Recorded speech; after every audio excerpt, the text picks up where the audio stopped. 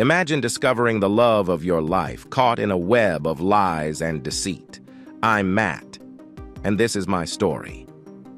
One sunny afternoon, my drone revealed a horrifying truth. My wife, Faye, entangled in a scandalous affair with our neighbors, Taylor and Brianna Hennings. The betrayal shattered me, but I refused to crumble. Instead, I devised a ruthless plan for revenge, exposing their darkest secrets. Join me on this gripping journey of heartbreak, vengeance, and ultimate justice. The sign on the frosted glass door said, Matthew J. Singletary, Director of Corporate Systems Analysis. That's me, Matt, to my friends. I'm almost 6 feet tall, heavy, blue-eyed, confident, and a pretty well-respected businessman. At only 29, I believed I was the only one with that title in the whole business world. When people asked what my title meant, I used to shrug. No one told me either. But my role in the company was clear. My job? Well, if the business world was an old Western movie, I was the quick-draw cowboy who came to clean up the town. My boss, the owner of Reese Donaldson Enterprises, used me like a hired gun. He sent me to different parts of his business to check everything from top to bottom. I had the power to make many changes right away. If I recommended something big, like firing a top manager, I sent my suggestions to Mr. Donaldson. He almost always agreed with me, and when he didn't, he explained why. I wasn't sure if I was at the top of management or the bottom of the executive group, but it didn't matter. The only person who could tell me what to do was the big boss. More than once, I settled office arguments by calling his private number, which I had, and many didn't. I had some natural skills that helped me see problems, spot slow spots, and find cheats costing Mr. Donaldson money. I used these skills every day for him. I was good at my job, very good. People knew not to get on my bad side because I could see lies quickly. At least I could do these things at work. Unfortunately, not so much in my personal life. It was the day after Independence Day, and I was busy packing my briefcase. It was only 10:30 a.m. on Friday, but we were all getting an early start on the weekend because Mr. Cummings had just said he was closing the office and sending everyone home. The boss said most of the businesses we worked with were already closed. He figured we wouldn't get anything done, so why keep the office open? Sounded good to me.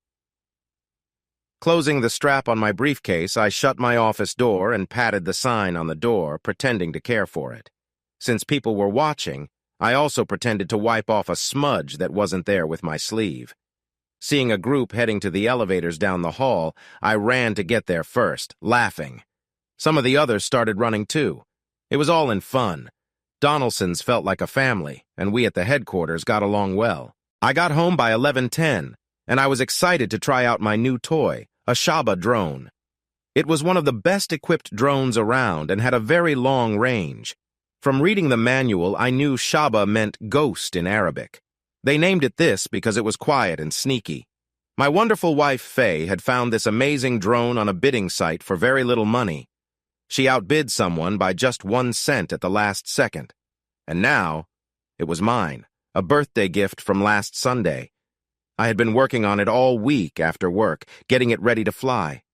All I needed was to check it one last time and wipe off some fingerprints. It was ready for its first flight. I just needed Faye, my lovely wife of 3 years, to be with me. Faye had told me in the morning that she would be showing houses to clients but would be home in the early evening. I wanted her home earlier, like now. I didn't usually bug her at work, but I tried calling her work phone to see if she could come home early. It was a little after noon and she was probably still at lunch, but my call went to voicemail immediately. So did my next 2 tries. I didn't know why because Faye was a junior real estate agent at an office run by a kind 64-year-old named Martin Rutherford. The main office was on the southwest side of town, but I knew Faye wasn't there. I had called their landline first. I was a bit annoyed because Mr. Rutherford had a rule that Rutherford agents always be reachable by their work phones. Well, maybe she was in a part of town with a bad cell signal. It happens. Giving up, I decided not to wait for my wife. She might not be that excited about the Shaba's first flight anyway. Flying toys weren't her thing. I rolled the drone onto the driveway in front of our 2-car garage, started the small motors, and tested all the different functions. I decided to give the new gadget a quick test flight. I flew it back and forth in front of our house for a few minutes. This helped me get used to the controls and the camera on the big remote. I was really impressed with the clear video quality from the 1080p camera underneath. I landed the small machine on our driveway. While its rotors spun slowly, I took the remote control inside the house to get out of the sun. I hooked up the video feed to the big screen I usually use with my laptop. I liked using the bigger screen, and it worked great with the remote control for the Shaba. I quickly took off again, but this time from the comfort of my desk in our study. I guided the drone over the street, turned it to the right, and climbed to 40 feet. That height was enough to avoid hitting any poles or houses around. After seeing the world through the drone's camera for a few minutes, I started to relax and enjoy myself. It reminded me of the old days when I learned to fly. My Uncle Jake taught me when I was a teenager. I flew solo at 15 in a small plane, and at 17, I got a license for multi-engine planes so I could fly Uncle Jake's twin-engine Cessnas. Those were some of the best years of my life. Now, renting even the smallest plane was too costly. Faye and I were going through tough times, and I couldn't spend money on flying. This little drone was the closest I could get to being in the air, and I loved it. I flew the drone a few blocks without anyone noticing. It was very quiet and small. Most people only pay attention to things at eye level, so they didn't see it. But I could see them. Kids played in their yards, people washed their cars, and a golden retriever got a bath in one yard and clearly didn't like it. Everyone was busy with their daily activities on a warm summer afternoon. I stopped the drone just short of a nice brick home near a cross street and practiced hovering and changing altitude. I didn't want to keep moving east because I'd get close to Miss Kelly Sanderson's home. She was about the same age as Faye and me, though some said she had celebrated her 30th birthday many times over the past few years. We knew she had gone through her third divorce and was looking for another husband or a short-term relationship.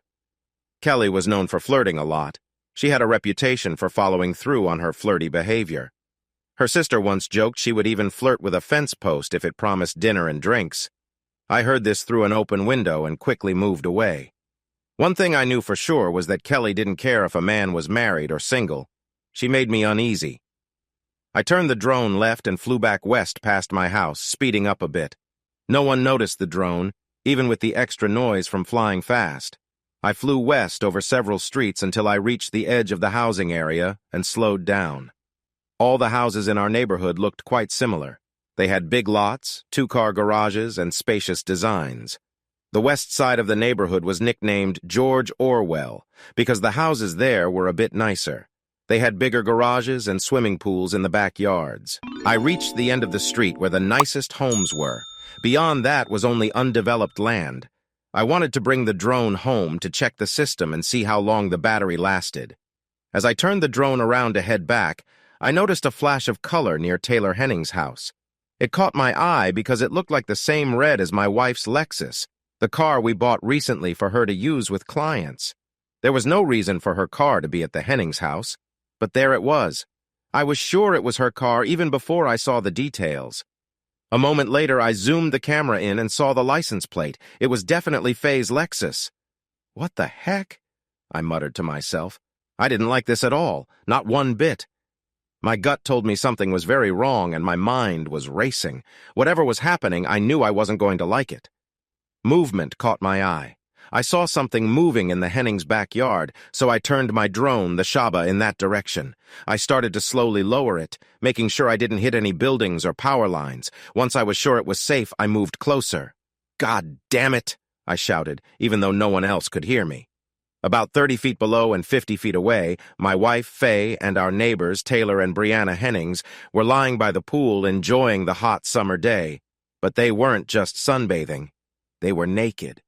"God damn, you!" I groaned, feeling my stomach tighten with pain. Faye and Taylor were together while Brianna was there too.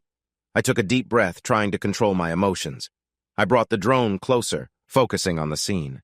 Brianna was lying on a poolside lounger and Faye was beside her. Behind Faye, Taylor was with her. I had to close my eyes for a moment. This wasn't a bad dream that I could wake up from. When I opened my eyes, it was still happening. I forced myself to watch for a few minutes, letting the betrayal sink in. Strangely, I managed to push my anger and sadness aside. After a while, it didn't bother me as much. It felt like I was watching a bad movie with poor acting. Taylor didn't seem impressive. He had a bit of a belly and didn't look very fit. I couldn't understand why Faye chose him. Brianna, on the other hand, was fit and had brunette hair.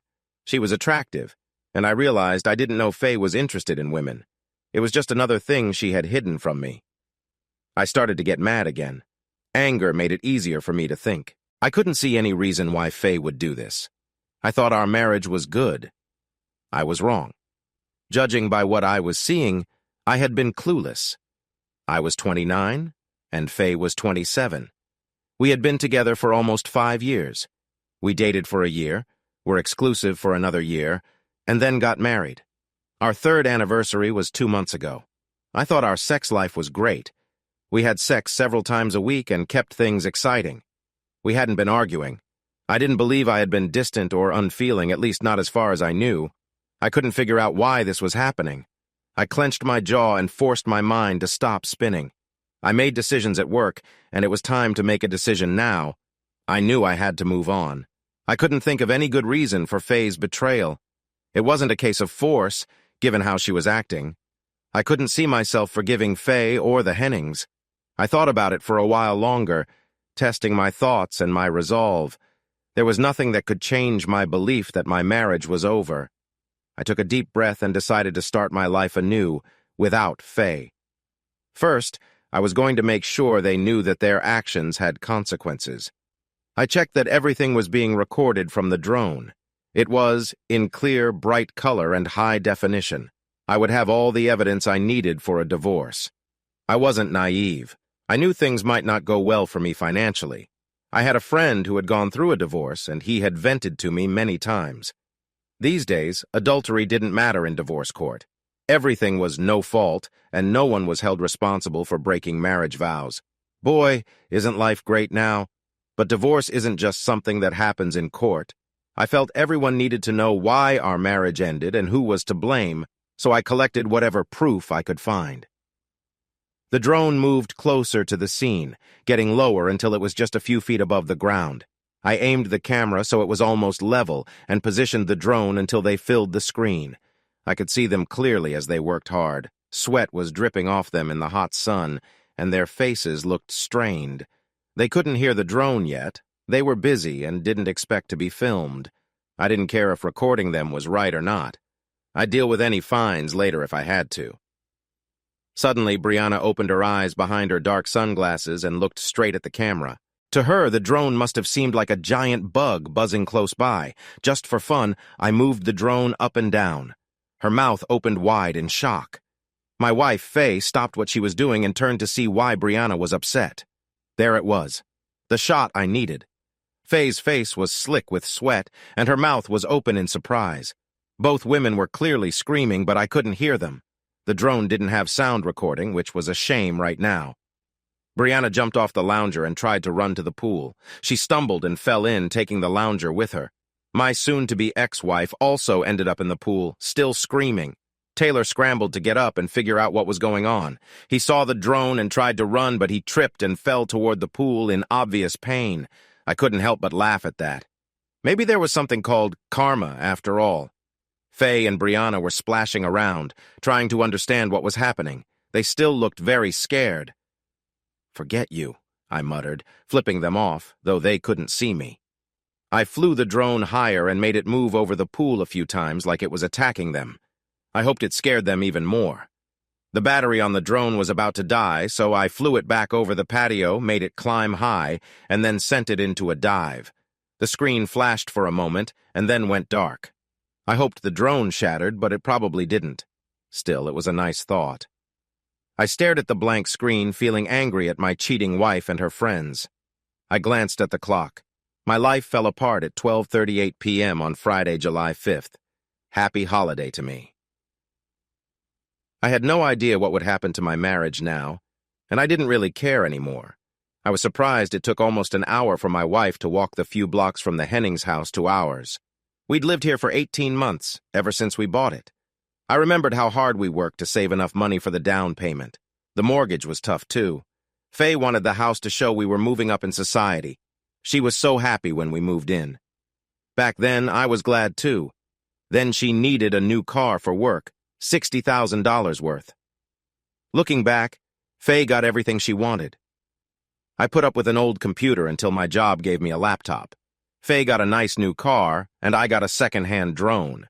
Now, Faye got to explore her new life, and I was left to wonder what happened to mine. While waiting for her, I watched the video I made of the three of them. I had some extra time, so I made a video of the best parts of my day. I thought maybe it would come in handy someday. Faye burst through the door, furious. Her hair was wet and clinging to her face. She was still wearing the suit she had on for work that morning, now stained in different spots. One of her heels was broken. She had it in her hand while wearing the other one on her foot. "What were you thinking?" she screamed at the top of her lungs. Her face was bright red and she looked furious. Her eyes seemed to be throwing daggers at me. It was clear she had realized the broken drone at the neighbor's house was my doing. I had started to wonder if anyone would ever figure it out, since it had been a while since it crashed. I let out a small laugh. Faye was trying a strategy I often used during tough interviews at work. It seemed she had heard that the best defense was a good offense. I allowed myself a small grin. This only made her angrier. "You could have killed someone with that thing!" she yelled. I just watched her, feeling distant. The loving woman I had married seemed gone. Faye was normally very pretty. She was 5'4" with shoulder-length brown hair. Her heart-shaped face had always charmed me with her cute nose and pink lips. She had a good figure and nice legs. But now, standing there soaked and angry, she looked like a different person. "What's wrong with you?" she shouted again. I don't know what I was expecting, maybe an apology, but I could play this game too. "You cheated on me!" I roared back. I'm almost 6 feet tall with a deep voice, so my shout got her attention. "Go upstairs and wash off whatever you did with them," I shouted before she could reply. "And use lots of soap." She didn't have anything visible on her face, but my words seemed to sting her deeply. Maybe she felt guilty? Without saying anything, she turned and limped upstairs, still in one high heel. I wondered why she hadn't taken them both off already. "And Faye," I added in a calmer voice, "when you come back, speak to me with respect. You've disrespected our marriage enough today. No more yelling, understand?" She didn't reply, but she went upstairs without arguing. I soon heard the shower in our bedroom start up. Faye came back down after about 15 minutes, quicker than I thought she would. Maybe she wanted to get this over with or plead her case. She was wearing one of my old sweatshirts, jeans, and sneakers. She seemed to be trying for a modest look. "Sit down," I said, motioning to the couch. I was sitting in my lazy boy chair. She slipped off her sneakers, sat on the couch, and started to speak, but I cut her off. "I want to understand something," I said. "Why did you decide to cheat?" Faye flinched. "Sorry," I quickly added. "I'll try to keep calm." I took a deep breath. "If you don't mind," I said more calmly, "can you explain why you decided to end our marriage by being with someone else? Two someones? And how long this has been going on?" "Matt, baby," Faye started, measuring her words. "I am sorry you saw that at the Hennings house.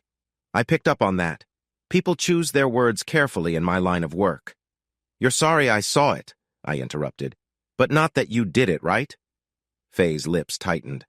"Honey," she said, avoiding my question, "this doesn't have to end badly. We can move past this, even make things better. I should have talked to you before. I understand that now." She leaned forward. "Listen, Matt, neither of us were virgins when we got married. I've only done things with Taylor and Brianna that I've done with you before, okay?" She paused, watching my reaction. "Listen, all we need to do is make a few changes and everything will be fine." She was watching me closely. I clenched my teeth and kept silent. Honestly, I wondered where she was going with this. She wasn't really apologizing. She was just upset I caught her. I motioned for her to continue. "And I'm not a bad person," she added, clearly upset by what I'd said earlier. "Don't you dare call me that." I didn't reply. "Look, it was just—" She started. "Oh, come on," I interrupted, slapping my knee in frustration. I shook my head, disappointed. "I read about stuff like this online. Did you know there are lots of websites where people talk about being cheated on for support?" I asked, not really expecting an answer. "It was just sex is the second most used excuse," I said. "I was hoping for the #1 excuse. The most common one is—" I made air quotes with my fingers. It's not what it looks like. Couldn't you be a bit more original, Faye? Faye's face tightened. It was just sex, really, she insisted. That's all it was. Just 3 people having some fun in the afternoon, nothing more? Fun, I shot back. I guess I misunderstood. Well, heck, I said. Should have known better, huh? I leaned forward in my seat. Hey, you know what? I asked in a mocking tone. I like fun, too. How come I wasn't out there? Can you tell me why I wasn't included in this fun? Faye looked down, showing a hint of regret for the first time. It was small and brief, but maybe there was a little hope. We were going to bring you in, she mumbled. Oh? Bring me in, huh? What does that mean, Faye? I asked mockingly. Were you 3 cool kids going to let me join your secret club someday? Is that it? I asked sarcastically. She didn't answer right away, so I continued.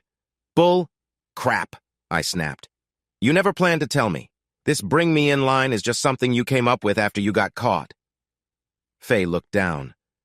Okay, she murmured, opening her eyes again but not looking at me. You're right. We didn't think. We should have included you from the start. No! I shot back before she could finish. She wasn't getting it. What you should have done is ask me if we, as a married couple, should even consider this. Shouldn't you have, Faye? I asked. Damn it, she retorted angrily. Okay. Yeah, I should have done that. I messed up. I'm sorry. Yes, you did mess up, I agreed. You decided alone to break our vows. Why don't I get a say in that? She looked frustrated. Baby, it's not too late, Faye pleaded. Yes, I should have come to you first, but we can't change what happened now. We can't go back. I shrugged. Just for the sake of discussion, I said. How come you didn't think to talk to me? What made you think it was okay to make this decision alone? Can you answer that?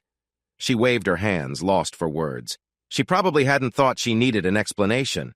Ah, I groaned, taking a deep breath. Well, okay, let me ask differently. Why didn't you bother asking if I wanted to join? You said it was just 3 people having fun, right? Like I said, I like to have fun too, I continued. Why didn't you think your husband might want to join? You might have convinced me if you'd explained how it was a good idea. Why wasn't my opinion important when you were setting things up, huh? I paused. Why? I don't know, Faye admitted, hanging her head. I guess I didn't think you'd actually join in, she added after a moment. Okay, now we're getting somewhere, I said. You thought I wouldn't want to do it? If that's true, why didn't it occur to you that maybe it was wrong? She didn't answer. She just looked more frustrated. There were many things Faye didn't want to talk about. Right and wrong were among them. So I brought the conversation back to something I had said earlier. I'm just an old stick in the mud, and you all are the fun ones, the cool ones who know how to have a good time. And besides, you're the smart ones. You get to do all the cool things us boring folks don't get to do, right? That's not how it was, Faye protested. I just didn't think you would. Here we go again. I wondered how to get through to her. Okay, so you didn't think I would agree to this, I said slowly. You figured your husband, your partner in this marriage, would not be okay with you being with others, but you did it anyway. Don't I have the right to think that was wrong? How did you decide that ignoring how I would feel was a good thing to do? Faye saw where my questions were leading. She didn't want to go there and shook her head in frustration. She tried to shift the conversation back to her own points. Matt, honey, you know I wasn't a virgin when we met. You even know who I was seeing back then, remember? And I know who you were with, too. It was Caitlin, remember? The girl you were with when I first met you? See? She watched me for a minute. When I didn't react, I guess she thought I agreed. I didn't, but I was beginning to see Faye was mixing up things that happened before we promised to be faithful with things that should not happen after. Matt, I know you aren't a prude or anything. You can't be mad at... She lowered her voice. What?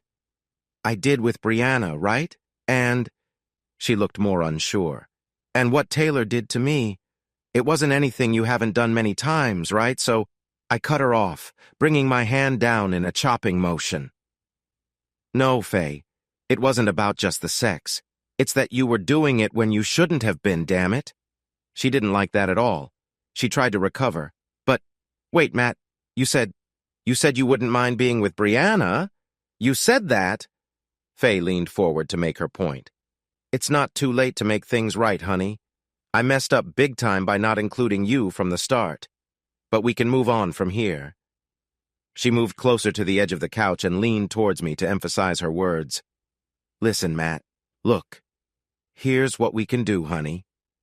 She reached out her hand as if to touch me, but stopped because I was too far away. My face must have looked really angry.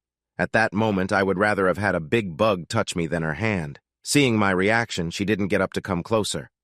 Taylor and Brianna and I were talking after, Faye said, after that thing happened over at their place. She was stumbling, trying to avoid making me mad again. Taylor suggested it, honey. What we can do is, you could have me and Brianna both, or just one of us alone, if you wanted it that way.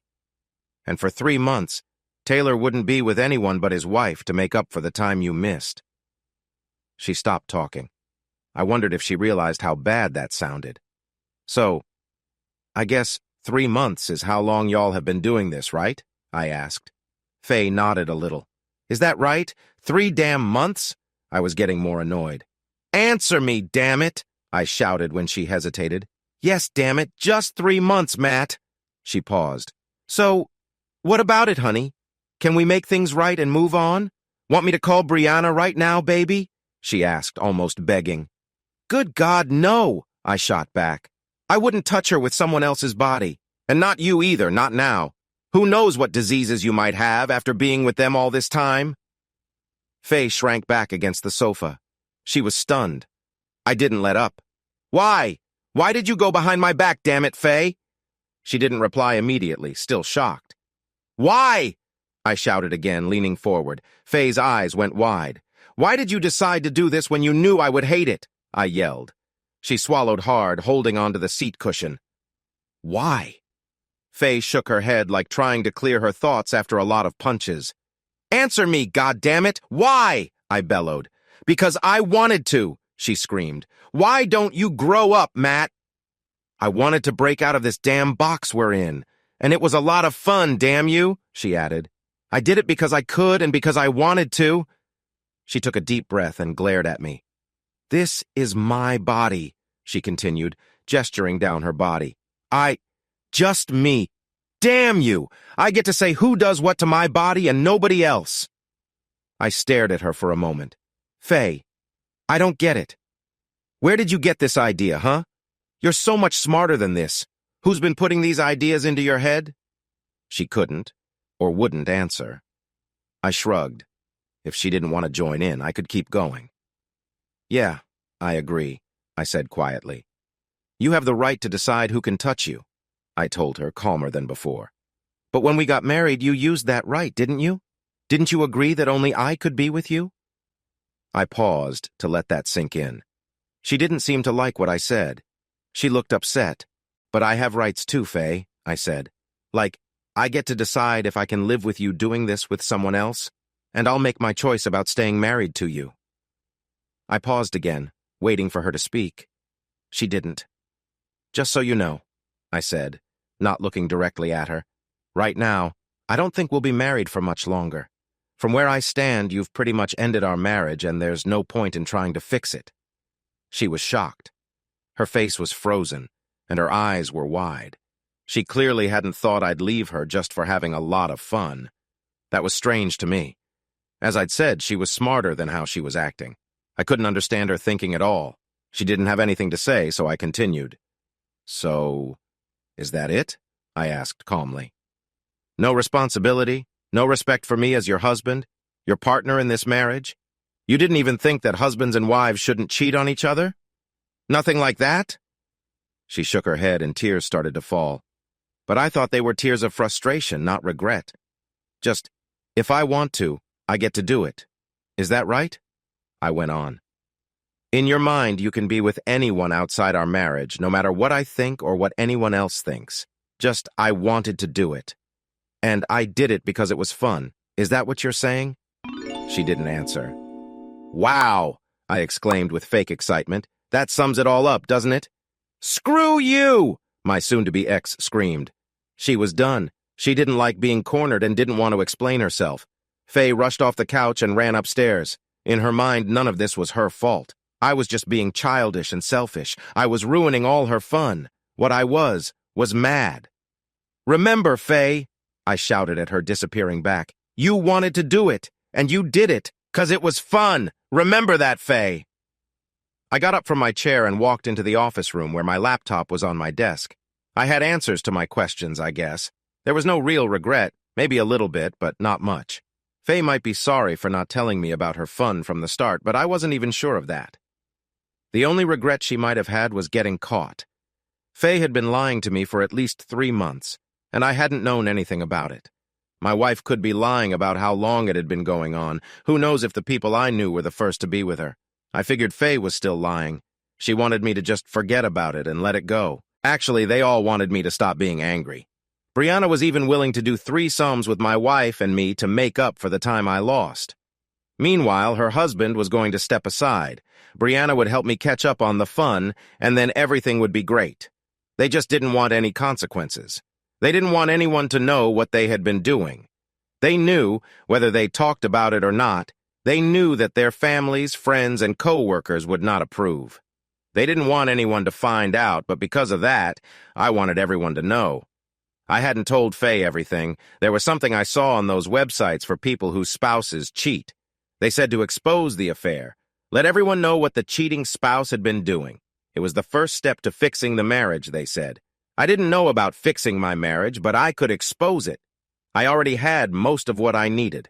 I'd reviewed the short clip from the drone and knew what to include in a video. The part where Faye looked at the drone, probably wondering what was happening. Her face was clear in that part of the video. Yeah, that would go right at the end, and I'd freeze it. It wasn't even 2:30 yet. There was plenty of time. I called Mr. Rutherford, the owner of the real estate agency where she worked. "Thank you for calling Rutherford Real Estate. How may I help you?" old Mr. Rutherford said when he answered. I knew his voice. It seemed he had given his secretary the afternoon off. "Mr. Rutherford?" I said seriously. "This is Matt Singletary, Faye's husband?" "Yes, Matt," he said right away. His voice was friendly. His office had a lot of success selling homes just before Labor Day last year. To celebrate, he had a big picnic on some land he owned outside town. Everyone from his office came, along with their families.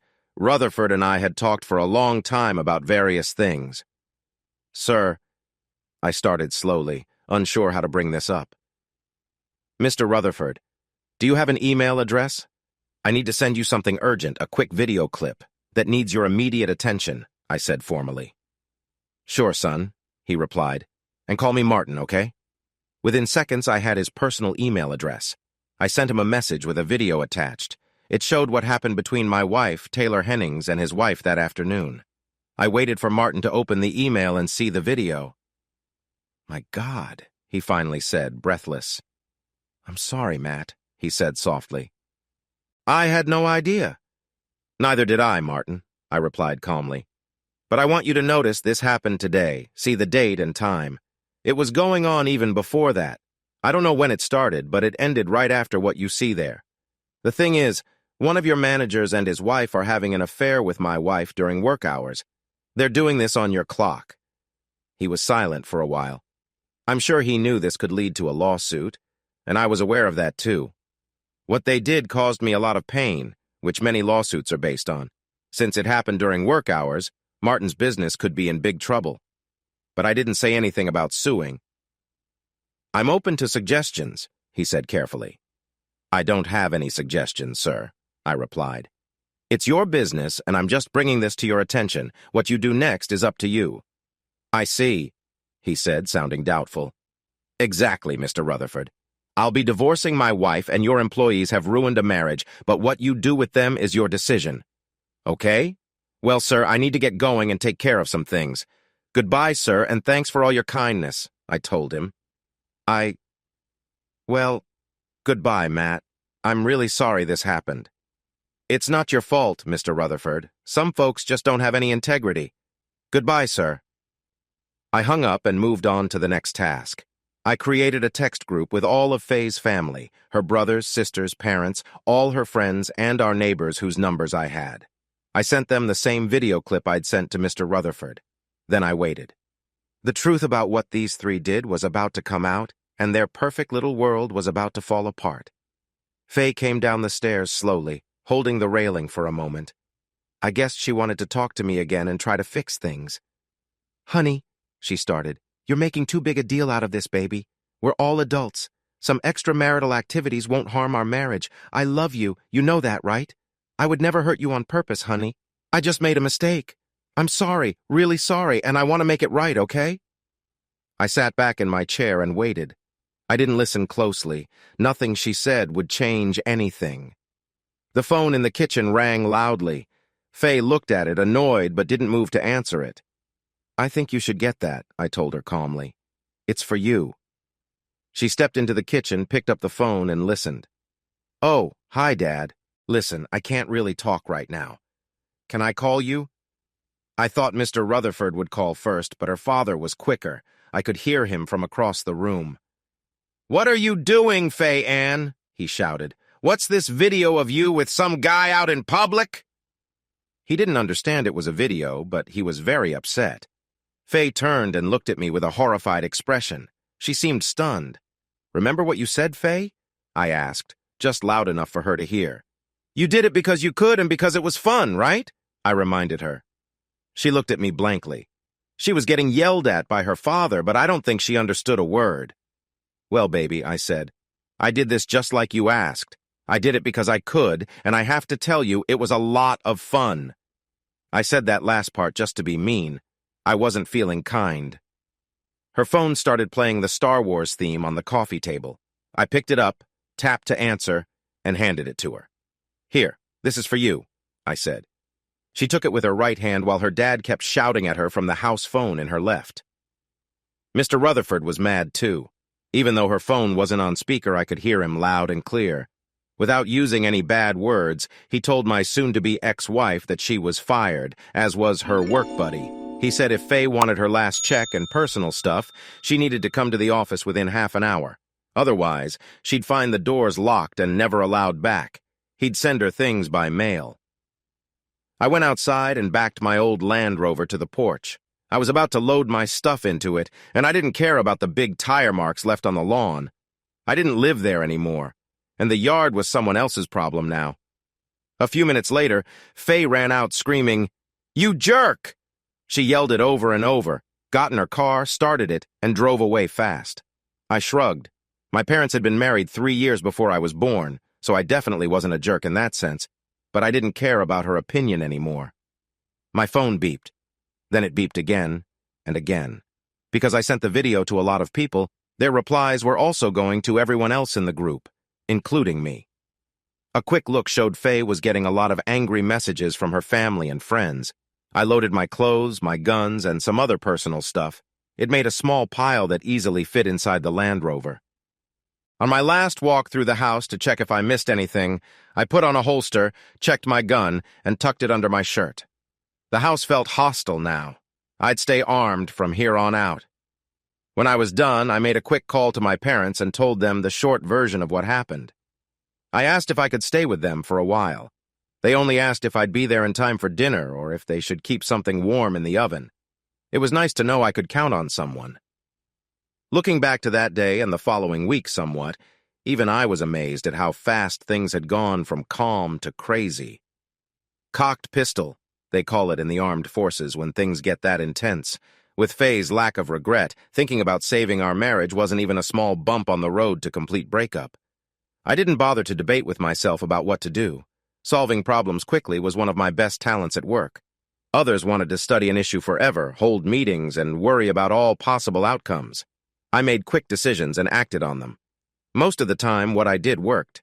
Sometimes it wasn't perfect, but it was always better than wasting time. Faye thought I was making a big deal out of nothing.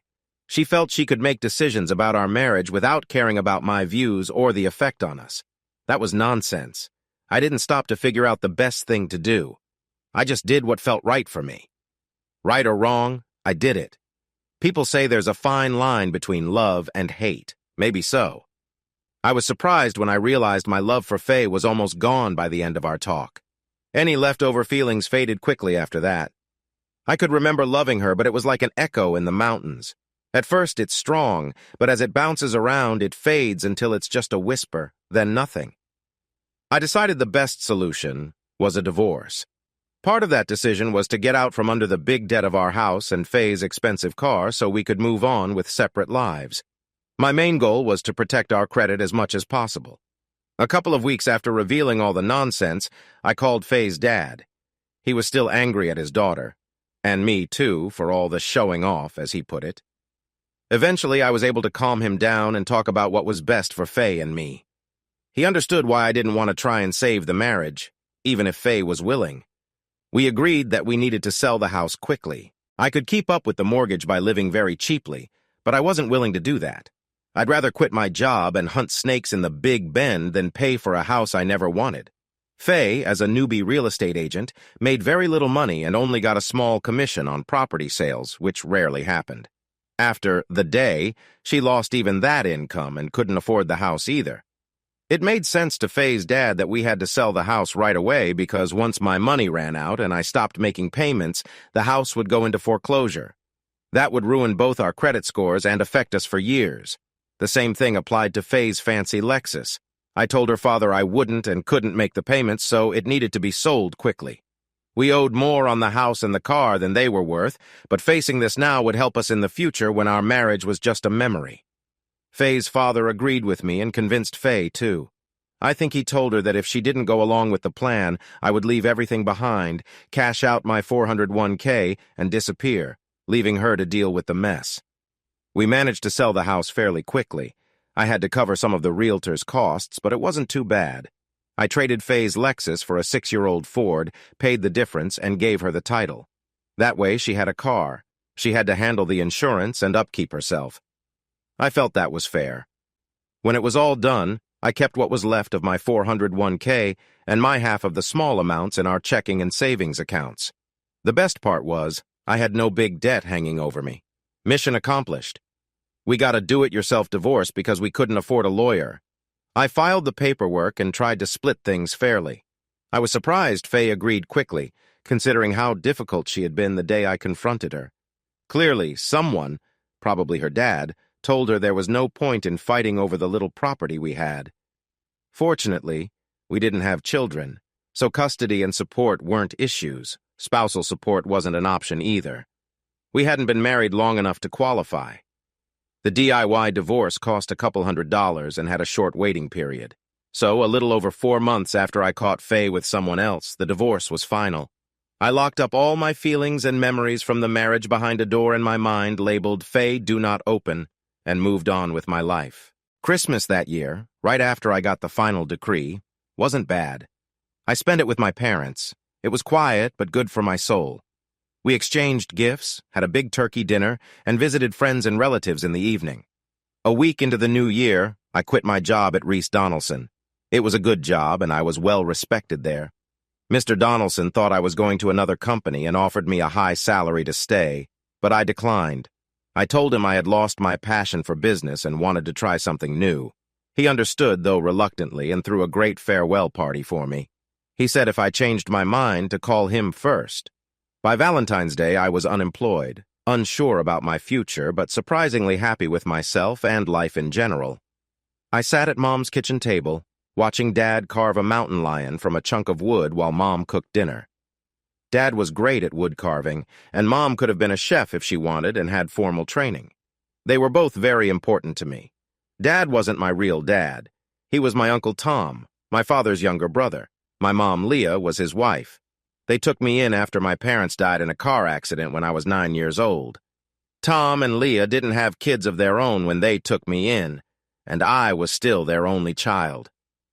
One of them couldn't have children, but they never wanted to know which one. They thought knowing might lead to blame, and they didn't want that in their relationship. They loved each other too much. They were very kind and caring to me.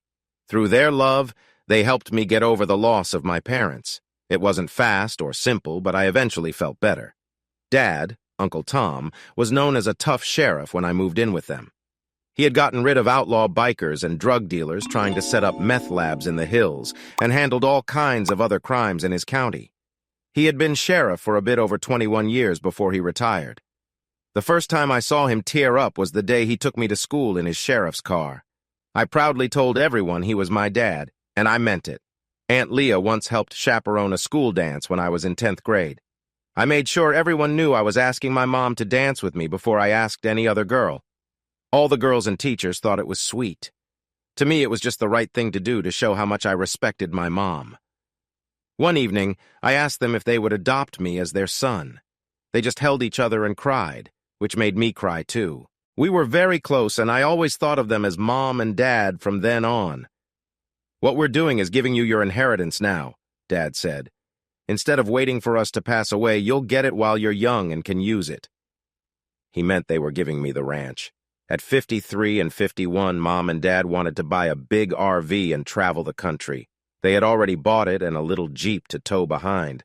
They planned to visit places like Glacier National Park and the Grand Canyon. "But Dad," I said softly, "it's too much. I know you want to travel, but you need a place to come back to when you're tired of being on the road." "Yep, we know that, son. That's why we bought a house in the north part of the city. It'll be there when we need it.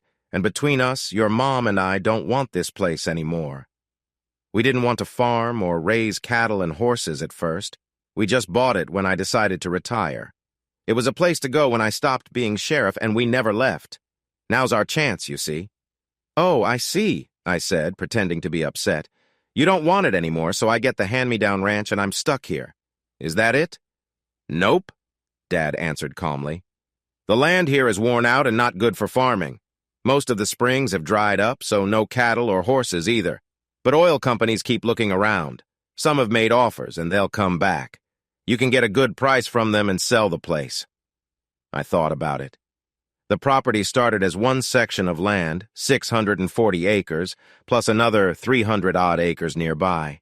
Grandpa, Dad's father, bought the section from a widow and the other land after a good harvest. Dad didn't like farming.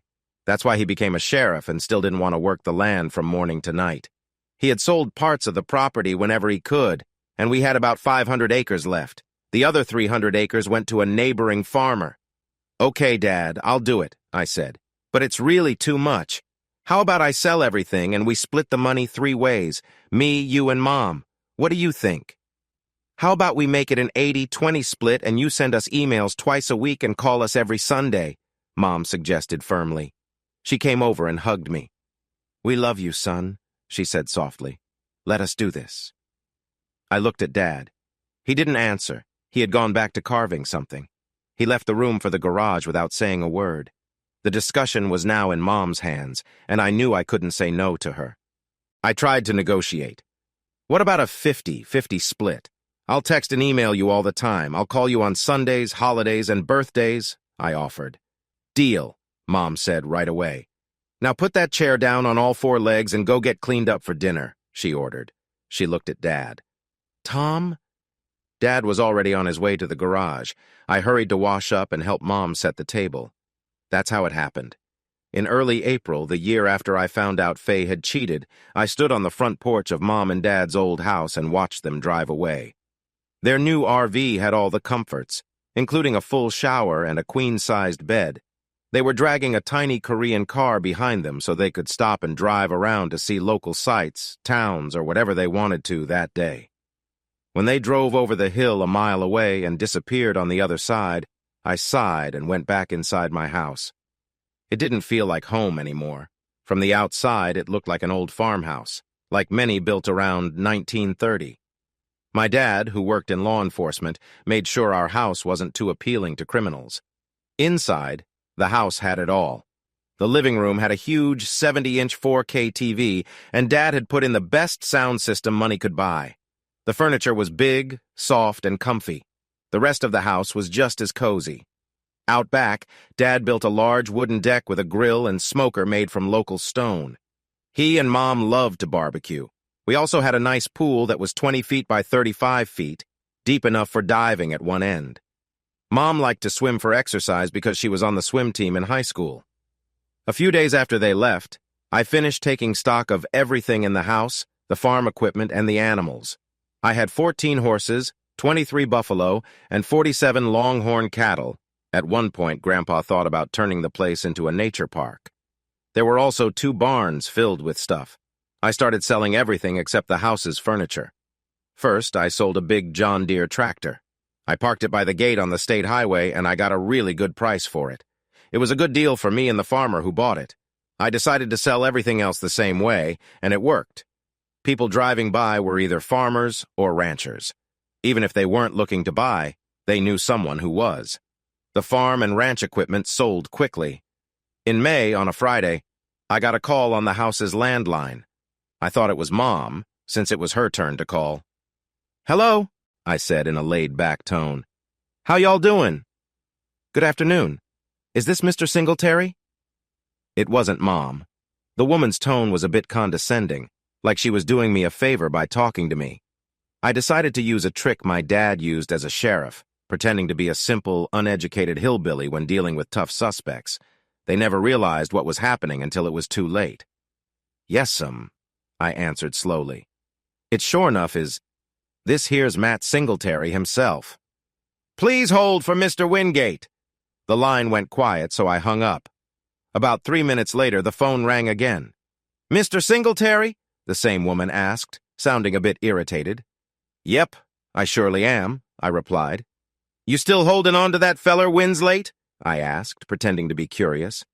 "No, Mr. Singletary. I meant for you to hold on, not—" "Oh, I'm just as sorry as can be, but I can't do that.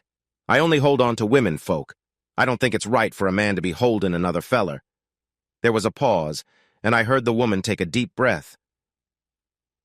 "No, sir, what I meant was, could you wait a minute while I get Mr. Wingate on the line? Would you mind doing that?" "Oh, you bet." "Yes, ma'am, I can surely do that." "How far do you need to go to get him?" I asked, pretending to be interested. "He'll be with you shortly," she said, ignoring my question. I couldn't tell if she was trying not to laugh or if she was holding back a scream. Either way, she sounded more human and down to earth now. It was longer than shortly. I bet she told Mr. Wingate about our earlier conversation so he'd know what to expect. "Good afternoon, Mr. Singletary. I'm George Wingate with the firm of Christopher, Stamp, and Presley. How are you this afternoon, sir?" "I'm doing mighty fine." "Mighty fine indeed," I told him. "And how are Christy Bump and Elvis doing?" I thought I heard a woman laugh quietly on the line, but maybe not. We're all doing well, thank you for asking, Tom. May I call you Tom?" "Well, you can if you want," I replied. "But my real name's Matt, so I don't know why you'd call me Tom. Actually, it's Matthew. But folks call me Matt. My friends do, anyhow." "Okay," Mr. Wingate said. "Can I please speak to Tom? Please?" "No," I answered firmly. There was a pause. "May I ask why not?" Wingate asked, sounding a bit annoyed. "He ain't here," I replied. Another pause followed. Before Mr. Wingate could say more, I decided to end the short answer game. I was getting a bit bored with it. My dad gave me the whole ranch, signed it right over, and then took off on a trip to who knows where. It was him and my mom both.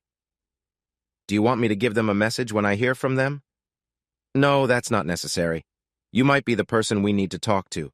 Did your dad give you the land title?" I hadn't mentioned my dad, so I knew he was trying to mess with me. He wanted to make me feel small without being obvious.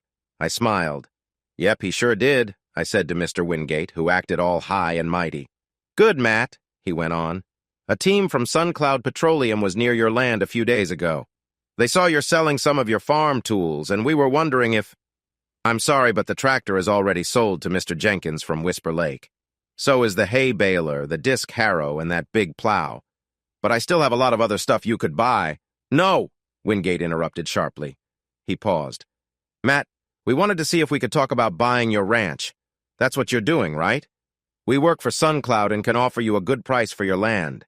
We can arrange a round-trip ticket to Oklahoma City for you so we can discuss this more." "Why would I want to go to Oklahoma City?" I asked, sounding confused. "Well, that's where SunCloud and our company are, Mr. Singletary." "Oh, wow," I laughed. "You really had me going there, but I can't fly in those airplanes. I get motion sickness very bad every time," I explained. "Why don't you and whoever you want just drop by my house whenever it's good for you?" He seemed to be checking his calendar. Maybe he had his assistant check others, too.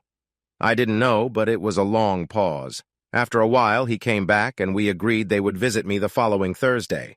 I was sure he thought it would make it easier to cheat me. I bet his idea of a good price was one that favored his company.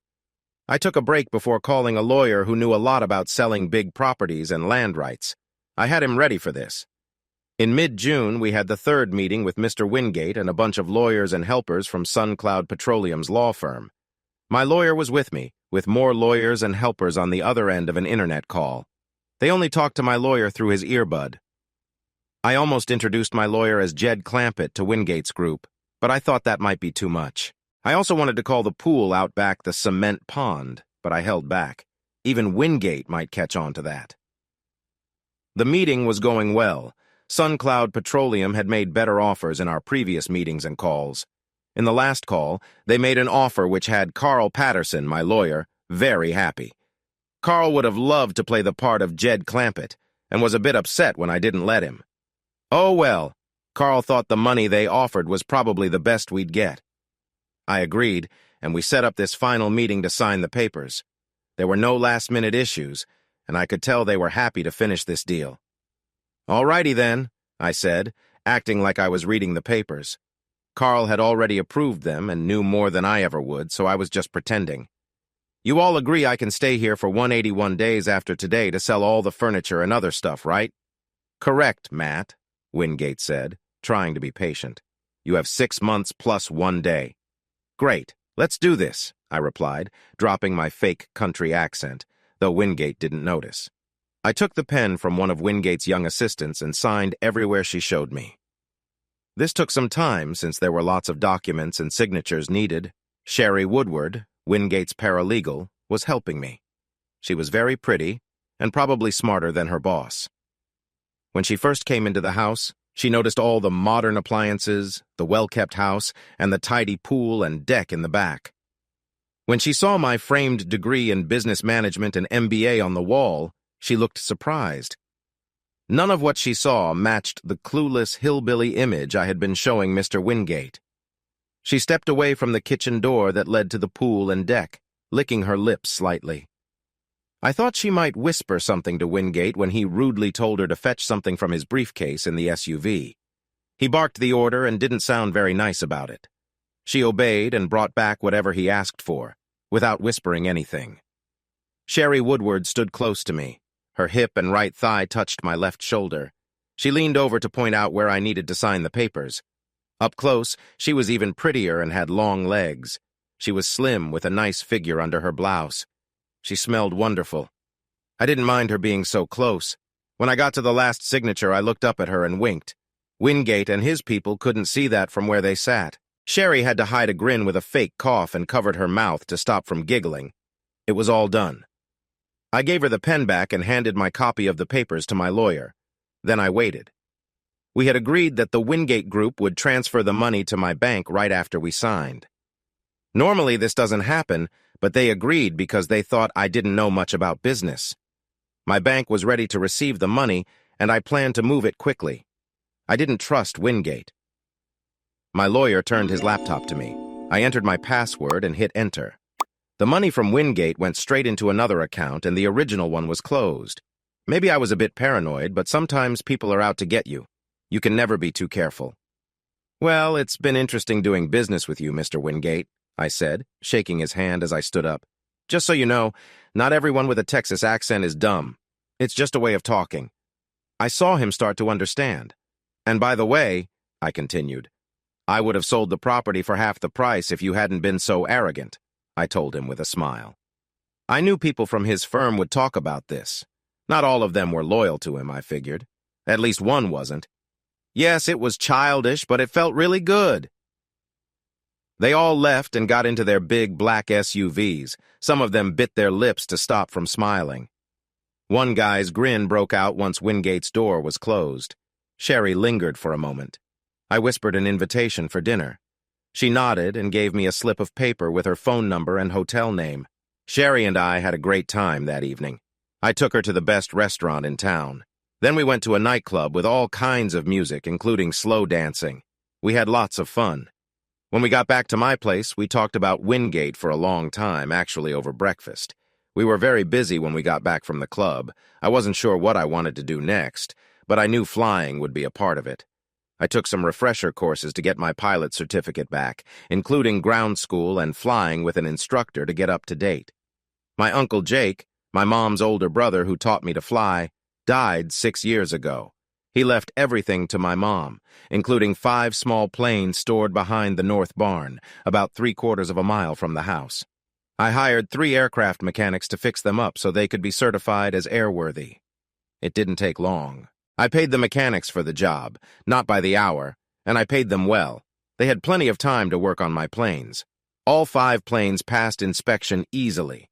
I started selling them to dealers, except for one I sold to a private pilot. He got a good deal because he reminded me of myself. I didn't make much money, but I didn't need to. Finally, only 1 plane was left, and I wasn't even trying to sell it. I loved flying Uncle Jake's old plane. Spending an hour or 2 up in the sky made me feel free. I was sitting at a picnic table under a big pecan tree. It was next to an old run-down building with a small sign that said, Jesse's. The locals all knew what it was. Jesse was an old man who looked like he had lived through a lot. No one knew his age, but it didn't matter. Jesse's had the best barbecue around, known only to the locals and a few city folks. It was late August and very hot in Texas. Just before noon, it was pleasant enough under the shade of the pecan tree with a gentle breeze blowing. A light smell of smoke rose from the barbecue smokers out back, making people hungry. Despite looking shabby, the place was clean, inside and out.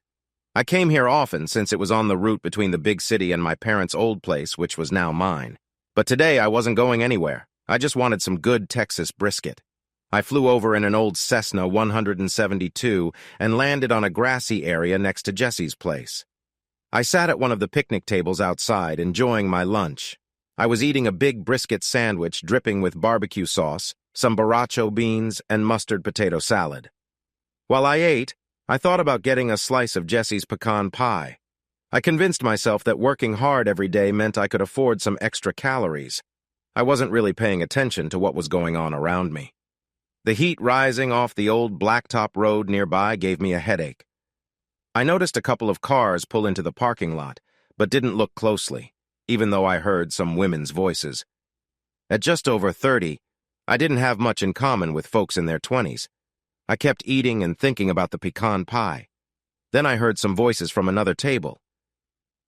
"You're going to just go over there and sit down with that cowboy?" one voice asked. That caught my attention. I was wearing cargo shorts, an old shirt, hiking boots, and a cream-colored Stetson hat, but lots of people in Texas wore those. "He's my ex-husband," another voice replied sharply. I knew that voice. I looked up to see my ex-wife, Faye, walking towards me. My first thought was, oh no, what does she want? She stopped a couple of feet from my table. "I know you probably hate me," she said, "but could I sit down and talk for a minute?" I put down my sandwich and took off my sunglasses so she could see my eyes. "I don't hate you, Faye," I said softly. Her friends were close enough to hear if I spoke loud, but this was private. "I hate some things you've done," I continued, "but hating you is too much work. So, no, I don't hate you."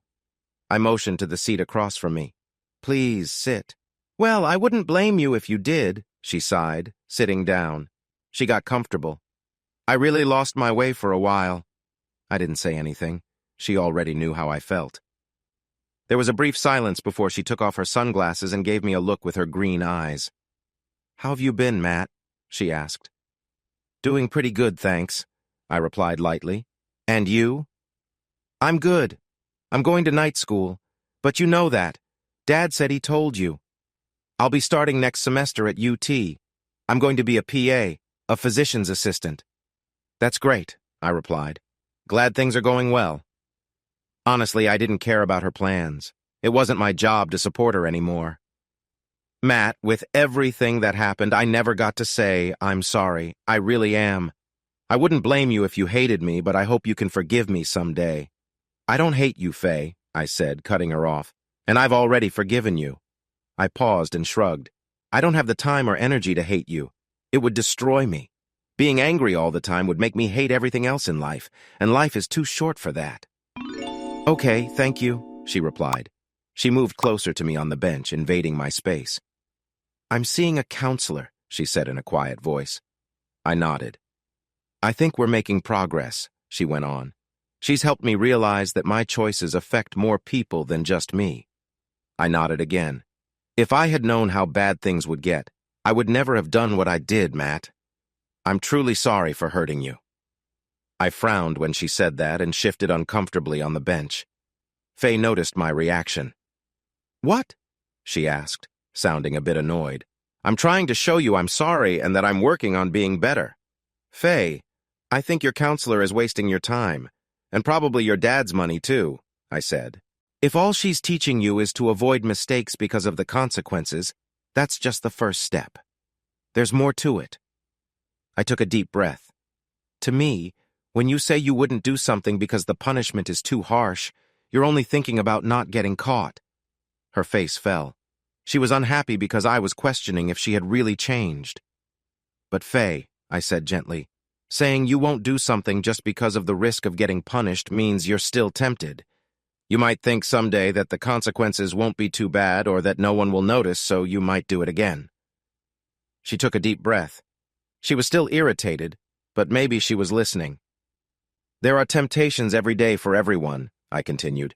We're all human and imperfect. But if your first instinct isn't to do the right thing without thinking about it, then it could lead to trouble again.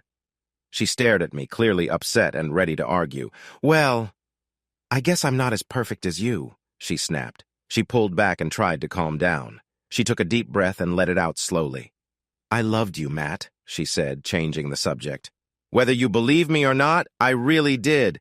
And I loved you, I shot back. I proved it by never cheating on you. If she was angry, I could be too. She winced and looked away. But telling everyone, you call that love? I snorted. Isn't that like blaming the messenger, Faye? All I did was tell the truth about what you and those guys were up to. It was like turning over a rock and watching the bugs scatter, you know? I was getting angry. I took a deep breath to calm down, relaxed my jaw, and slumped my shoulders. And about how it all happened, I said calmly. I just did what you did. She frowned, confused. Remember, Faye? You cheated because you could and because it was fun. Well, that's what I did too. Do you know how hard it's been for me since you told everyone? Faye started defending herself again. That wasn't my concern, I told her quickly. You didn't care about my feelings when you hurt me. She hung her head and stayed silent. I was done talking. This was painful and pointless. I put my sunglasses back on, stood up, and prepared to leave. Faye, I probably shouldn't have brought all that up. It's just what was on my mind. Maybe your counselor would have gotten there eventually. I hope I haven't messed up her plan. I need to get going. Enjoy your lunch, okay? Good to see you.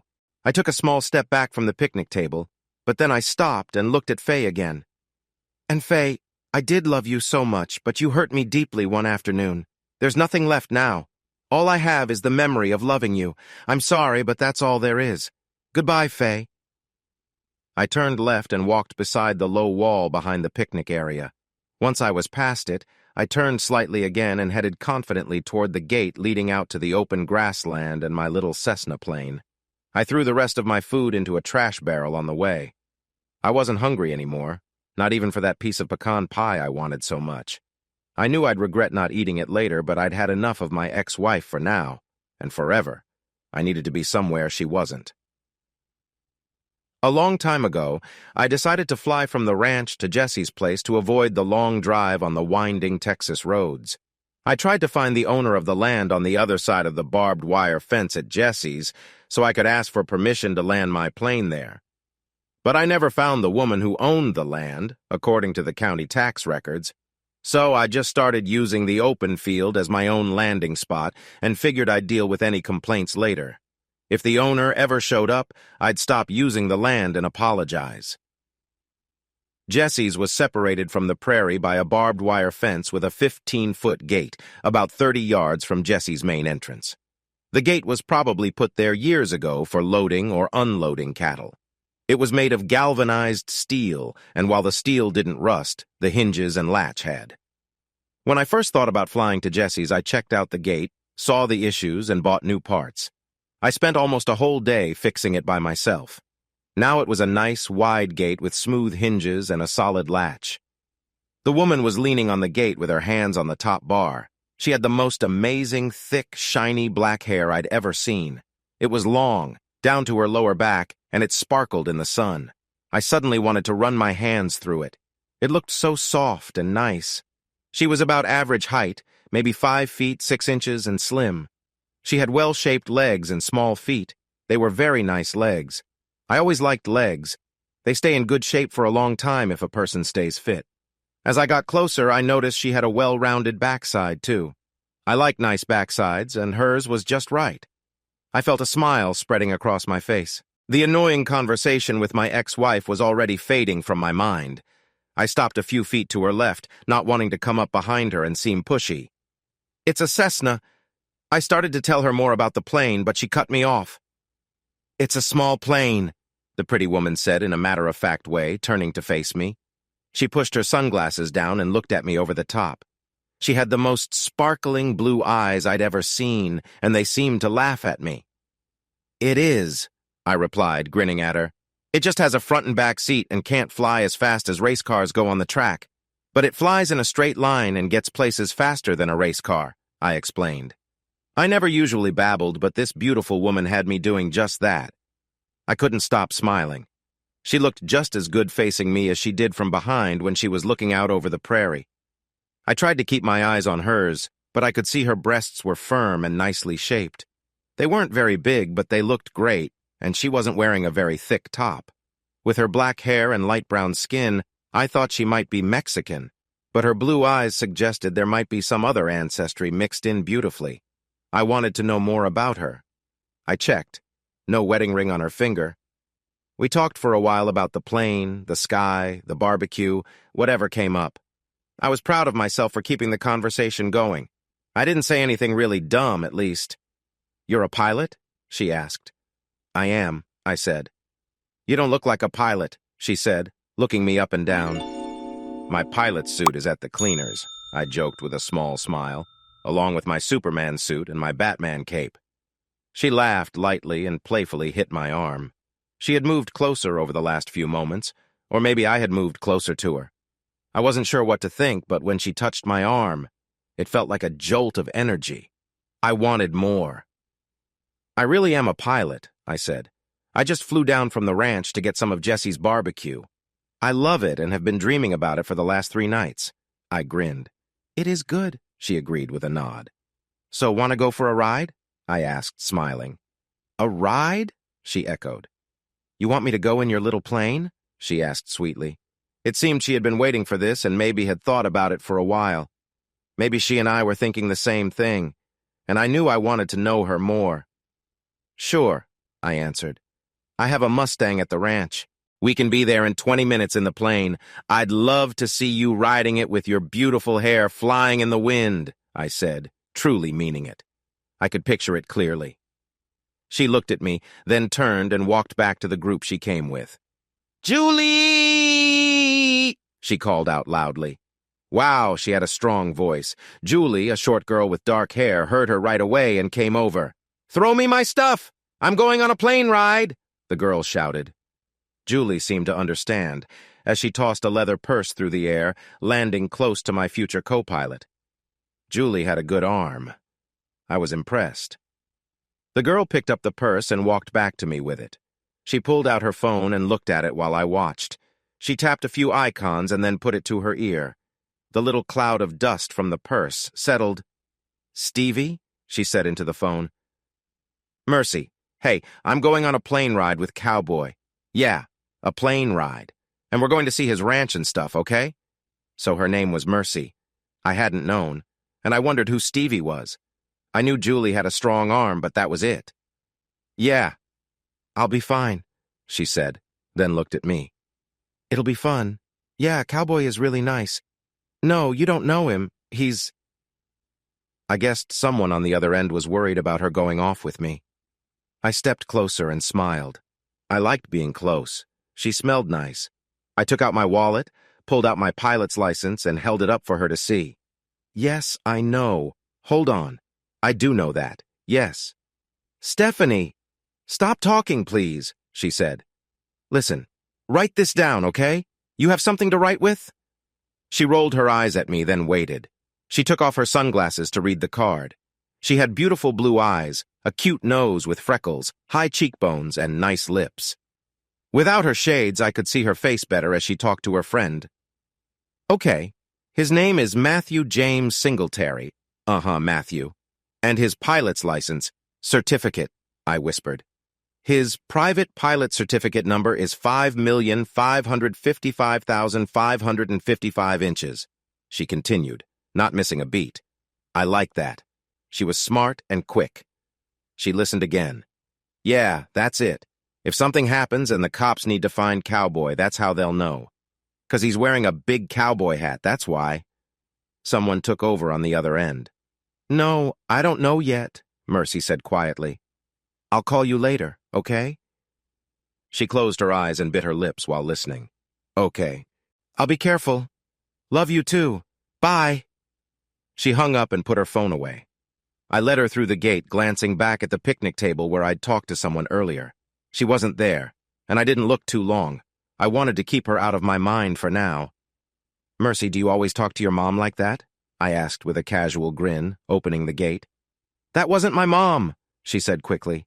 That was my roommate, Stephanie, but sometimes she acts like my mom. Well, it shows she cares, I said, closing the gate after she walked through. My real mom calls me Mercy sometimes, so now Stephanie does too. It's short for Mercedes, she explained. I thought about the name as we walked to the old Cessna 172. Mercedes, I said slowly, enjoying the sound as she got into the passenger seat. Do you mind if I call you Mercedes instead of Mercy? It's a pretty name, kind of special, and it suits you, I said, closing the door for her and making sure it was secure. I tried not to look at her too closely to see if she minded me using her full name. Since she didn't say anything, I guessed it was okay.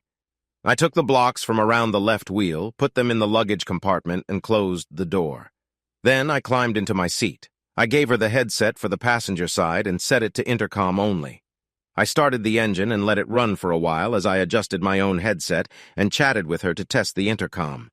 We moved away from the barbed wire fence on the big tires of the plane. I turned it into the wind and sped up across the prairie. We were in the air quickly. The way the Cessna responded was one reason I loved it. I turned in a wide, climbing circle to the right. Soon, we were flying over Jesse's restaurant, and the group of people Mercedes and Faye had come with. Mercedes was waving wildly at them from the right-hand seat. I tightened the circle so they could see her better and wave back. After a circle around them, I straightened the plane and flew south for a minute. Then, I circled back over Jesse's again, tilting the wings a few times to say goodbye. After that, I started climbing slowly. Our course was aimed at the ranch my parents had left me. We'd be there in about 20 minutes. I leveled the plane when we were high enough to avoid bird strikes, but low enough to stay off radar. As we flew, we talked. So, I said slowly, if you don't mind me saying, Miss Mercedes, you're the first Latina I've met with blue eyes. No offense. She glanced at me quickly. Well, first of all, I'm not Latina or Hispanic either, smart guy, she said with a quick frown. I'm sorry, I said, looking at her. I didn't mean to offend. She looked annoyed for a moment, then smiled. You, sir, are with a real Cheyenne woman, and the Cheyenne people are Native American, not Hispanic or Latino or anything like that. I studied her face for a moment and smiled. Okay, Miss Cheyenne Warrior Princess. I once read a lot of journals from mountain men from the early 1800s for a school project. I don't remember them mentioning blue-eyed Cheyenne women. I checked the instruments, then looked at the horizon again. So tell me the truth, I said. There must be some Celtic blood in your Cheyenne background. Mercedes stuck out her tongue but smiled. Okay, she said, grinning widely. My mother might be Irish on both sides of her family. Satisfied? She joked. Aha, I said, nodding like a wise man. So your dad met an Irish girl wandering around in the wilderness. Was this in Cheyenne, Wyoming, by any chance? Nope, Philadelphia, she said smoothly. And Mom says it was her doing. She says she ambushed a poor, wandering Cheyenne man and captured him. She felt sorry for him, and now he's all hers. I laughed, imagining the playful arguments between her parents. My parents had similar fun arguments often. I think I'd really enjoy having a coffee and a long chat with your parents. They sound like good people, I told her, patting her left hand lightly before returning my hand to the controls. I liked touching her hand. It was well-formed and nice. She could have been a hand model. Her skin was soft. Mercedes asked about Faye. She'd heard Faye say I was her ex. I told her a bit about my divorce from Faye and some of what we'd talked about at Jesse's.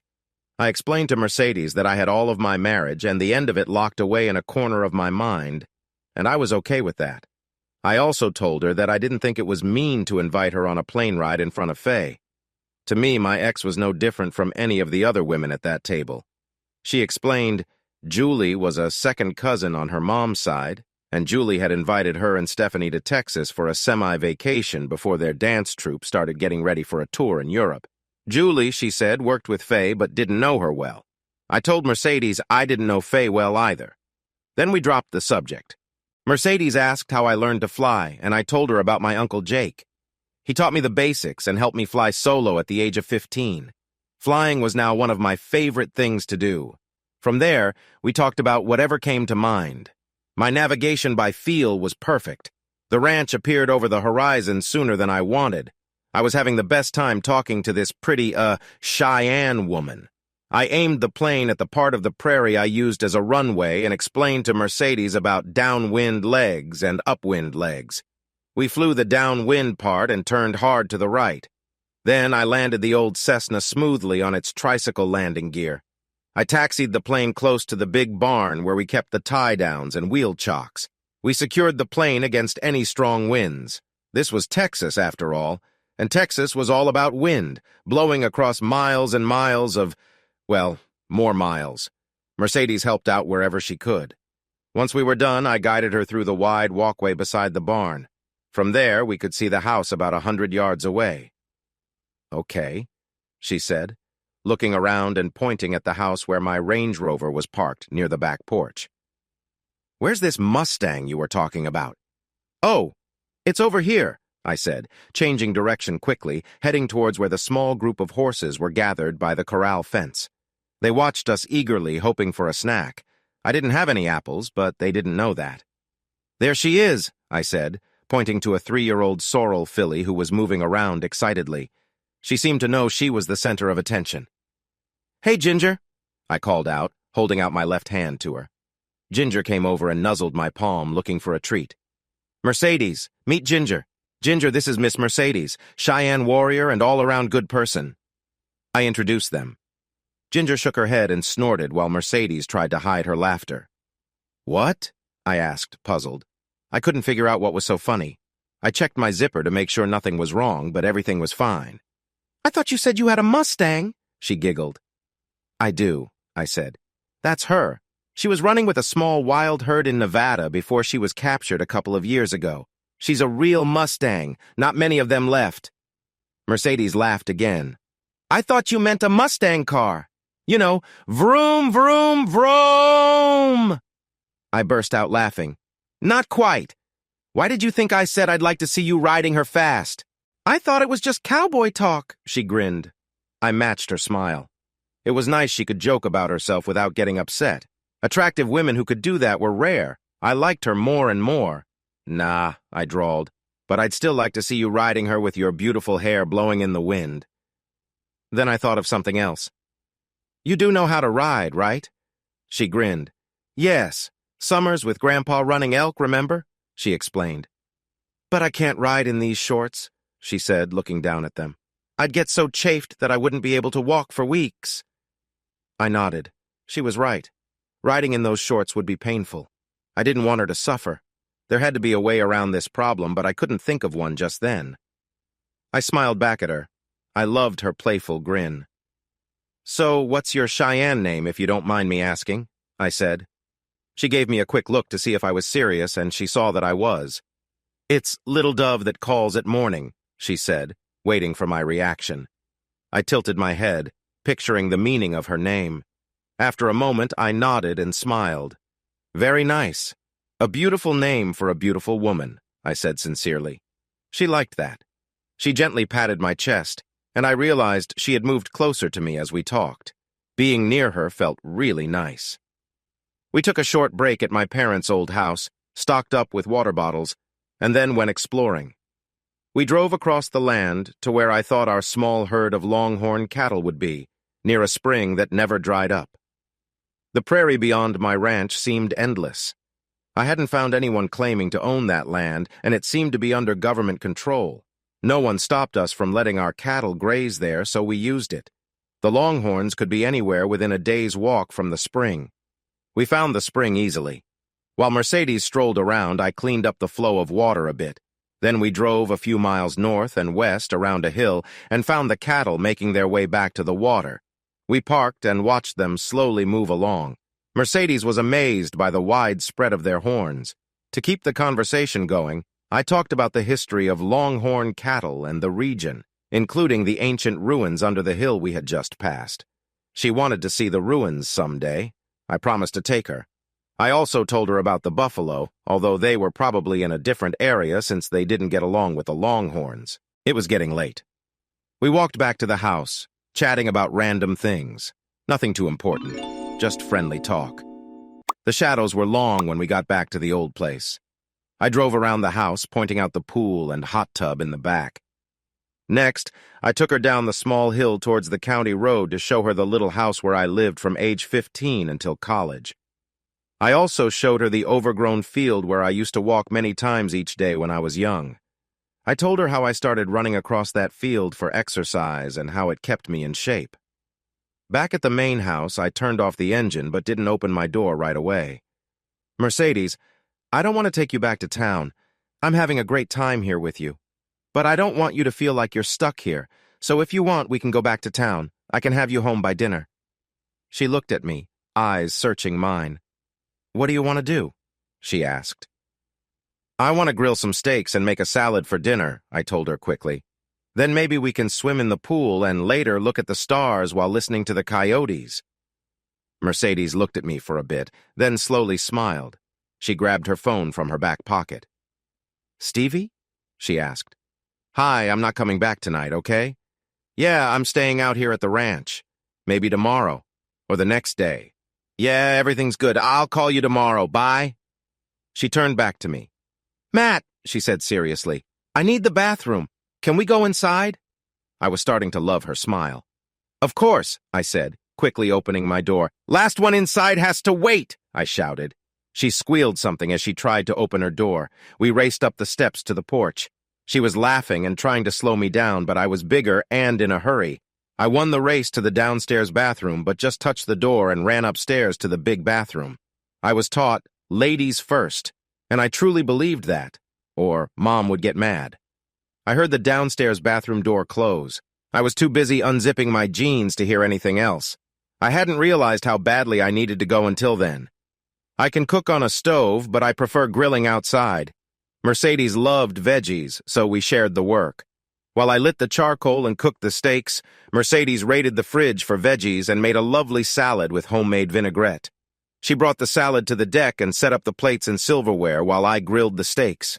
Sometimes we bumped into each other and our hands met as we moved around, sharing little touches and smiles. It had been a long time since I shared simple moments like this with anyone. I enjoyed it a lot, and I think she did too. Mercedes set our plates side by side instead of across from each other, and I liked that a lot. We talked quietly as night fell, not about anything important. We were just two people getting to know each other. For having known each other only a few hours, we were very comfortable, sharing thoughts and ideas, and sometimes touching each other's hand or shoulder. After dinner, we cleared the table and put the dishes in the dishwasher. Then we moved to 2 lounge chairs on the deck. I had already pulled them close together, and she didn't mind. We watched the night sky, guessing the names of stars and constellations, and wondering if the bright moving spot was the space station or a UFO. Neither of us really cared. After a while, I placed my hand on hers, feeling the softness of her skin. She didn't pull her hand away. When it got a bit chilly, we went back inside. At the door, Mercedes stopped suddenly, and I bumped into her. She turned and was suddenly in my arms. We shared a long, comfortable kiss. She pulled back a little but kept her arms around my neck and her body close to mine. I never do this on a first date, she said, smiling. That's okay. I wouldn't know how to ask for this on a first date, I told her. I hadn't thought of this as a first date. I wasn't sure what this or it was, but it didn't matter. She smiled and kissed me again. This time, our tongues touched, and we kissed for a long, sweet moment. My hands ran up and down her back and her breathing got faster. She pulled away and whispered, "Cowboy, honey?" I hummed, enjoying the moment. "You remember when you showed me around the house this afternoon?" "Yeah," I answered, kissing her chin and moving to her neck. "Think you can find that big bed upstairs again?" I didn't answer with words. I knew what she meant. I locked the back door and took her hand. We walked through the living room, turning off lights as we went. I let Mercedes go up the stairs first. Watching her move was like seeing poetry in motion, as the song says. When we reached the bedroom, I turned down the covers. Mercedes pulled off her top and shorts quickly. Our clothes ended up on the floor, however they fell. We kissed again, deeper this time. I gently pushed Mercedes onto the bed and knelt down between her legs. I love making a woman happy this way. It's like taking control and helping her feel good. If you do it right, she can't think of anything else. My Uncle Jake taught me that women warm up slowly and cool down slowly like a tub of water. If you match their body's responses, you'll never lose a woman. Faye was the only exception I knew. Uncle Jake taught me to fly, and during long flights we talked a lot. He loved to talk about flying and women. He was never married but always had many girlfriends. They were all good-looking, and some were as young as recent high school grads, while others were older but still very attractive. Sometimes, Uncle Jake would ask one of his girlfriends to show me how certain body parts fit together. My parents would have been furious if they knew what happened at his house. I wanted to use everything Uncle Jake taught me to make Mercedes happy. I breathed softly on her and kissed her thighs. "Shave?" I asked, noticing she was smooth. "Laser," she replied. I could feel her moving softly on the bed. Then I started again from the beginning. "If you tell anyone about this, I'll call you a liar," she whispered softly. "But you have to stop now. I'm so tired," she said. She moved a bit to get comfortable, gasped, and then relaxed with a soft sigh. "I didn't do that," I said, amused. She giggled a happy, playful sound. "I think I just made myself happy again," she said, pleased. We lay together, talking quietly and sharing kisses now and then. "So, why didn't you do this with your ex-wife?" Mercedes asked after a while. "Excuse me?" I said. "I did all this and more whenever I could," I replied. She was quiet for a moment. "Then she must have been really foolish," she said with a laugh. "Ha!" I replied. "Just so you know, I'm really, really interested in you, woman." She thought about that. "Well, you do have your moments, cowboy," she whispered. "You're finally getting it right." I started tickling her, which led to a playful wrestling match. That ended with her on top of me, moving together until we both reached another peak of pleasure. When I woke up the next morning, Mercedes's hair was spread over my chest, her head on my shoulder, and her legs wrapped around mine. Earlier, just before dawn, she'd woken me by moving on top of me, sharing another sweet moment together. She began to wake up, and I kissed her forehead softly. She purred, raising her head for a kiss. "Ouch," she complained. "What?" I asked. "I'm lying on my hair," she explained. "I got tangled in my hair again," she laughed. We untwisted ourselves and freed her hair from under us. She sat up and gathered her long hair. "Down, boy," she said when she noticed me looking at her, but she was smiling. "I need a shower badly," she said. "Well, just so happens," I replied. "So do I, and—" She jumped off the bed, held out her hand, and we hurried to the big bathroom that once belonged to my parents. She wouldn't let me get playful in the shower, saying if we started, we'd be there until dinner, and she was too hungry for that. Later, I earned points by washing her long hair and brushing it out gently. She was very happy by the time I finished. We had a hearty breakfast of bacon, scrambled eggs, toast, and jam. She mentioned being a proud member of the Carnivores Association of North America, which I had never heard of. I believed her because she loved her steak last night and now cleared all the bacon. She finally admitted there was no such group, and I joked we should start one.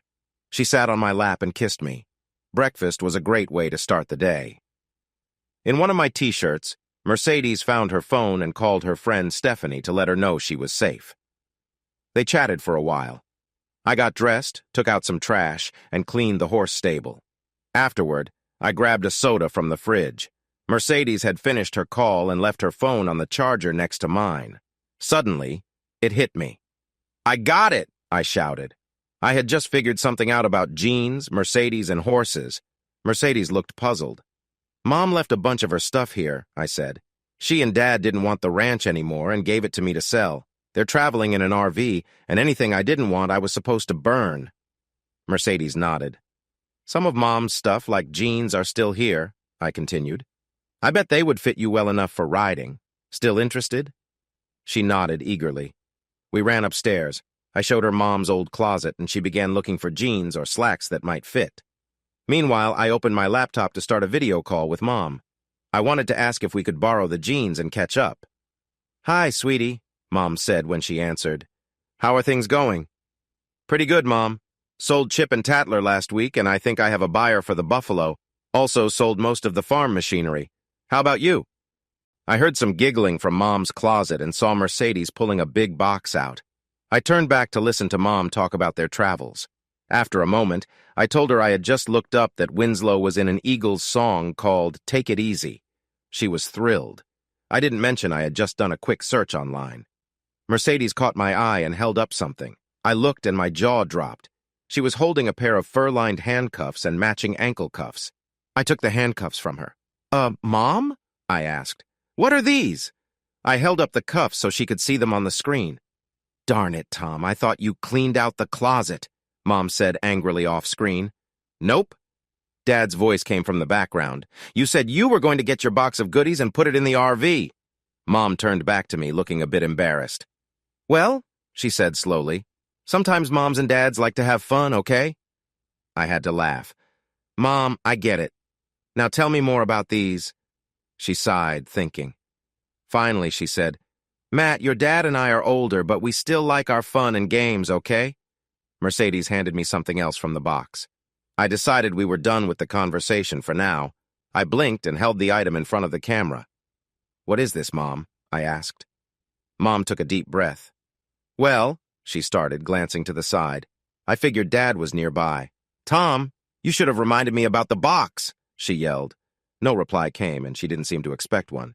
"Sweetie, so on your dad's birthday sometimes, one of my friends comes over and we—" Too much information, but I was having fun teasing Mom. There were many things I didn't know about my parents, though I knew they were a loving and adventurous couple. A memory popped into my mind. "Oh, like when Aunt Janet came over and stayed the night?" I asked. "Aunt Janet wasn't really my aunt, just a close friend of Mom's, maybe closer than I thought." Mom mumbled. She didn't exactly say yes, but didn't say no either. Wow, I couldn't get over it. "So, that time you sent me to my cabin on Dad's birthday, you guys were—" "Don't be rude, Matthew," Mom warned. "I won't, Mom, I promised. But why?" "Because I believe if your dad gets something, I should get something too." I stayed quiet, totally shocked. "Hi, sweetie," Mom said. I was confused because she had already greeted me. "Is my son treating you right?" she asked. "Shouldn't you introduce us, Matthew?" I was puzzled. Mercedes wasn't in the camera's view, and she was silent. "Son, you know the mirror is behind you, right?" Mom asked. I looked back. The old full-length mirror stood there, and I saw Mercedes in its reflection. She was looking at something. I pulled my t-shirt down to cover Mercedes behind. I sighed. Things were complicated. "Mom, meet Mercedes. Mercedes, this is my mom," I said. Mercedes waved at the mirror, then moved next to me so the camera could see her. "Hi, Mrs. Singletary," she greeted. Mom chuckled. "Call me Leah, like in Star Wars," she joked, smiling. "Okay, Leah," Mercedes replied. "It's nice how you and your son can talk so openly." They talked, and I tuned out. I was sure Mom couldn't see me holding Mercedes' hand under the table. Then Dad's face appeared and greeted Mercedes before disappearing again. Mom lurched back, grabbed the table, and then came forward. I was confused. "Mom! Is Dad?" Mom smiled mischievously. "Baby, you didn't think only Uncle Jake taught you, did you?" she asked. She gasped and hunched forward again. I was shocked. Did Mom know that Uncle Jake taught me all those things? "Sugar, I gotta go," Mom said unsteadily. She glanced at Mercedes and added, "Don't do anything we wouldn't do, okay?" She was about to end the call. "Mom," I shouted, "what would you not do?" She thought for a moment before answering sweetly, "Honey, I'll get back to you on that." She turned off the camera. I closed my laptop and looked at Mercedes. I was shocked but not upset. "Cowboy," Mercedes said softly. "How about we go for a ride?" she asked, walking towards the bed with a playful look. I moved quickly towards her. She was on the bed in no time, smiling up at me. We didn't end up horseback riding that day or the next. We eventually did on the fourth day, needing a break. Throughout the weekend and into the next week, things were wonderful. Then on Thursday, something changed. "Honey, Matt," Mercedes said softly during breakfast. She had been quiet all morning, and I could tell something was wrong. "Yes?" I asked, ready to hear her out. "You know Stephanie, right?" "I know who you mean," I replied. Mercedes nodded. "Could we invite her to stay with us? Would that be okay?" I was surprised. Things between us were perfect. We did everything together. Farm chores, meals, walks, horseback rides, and just enjoyed each other's company.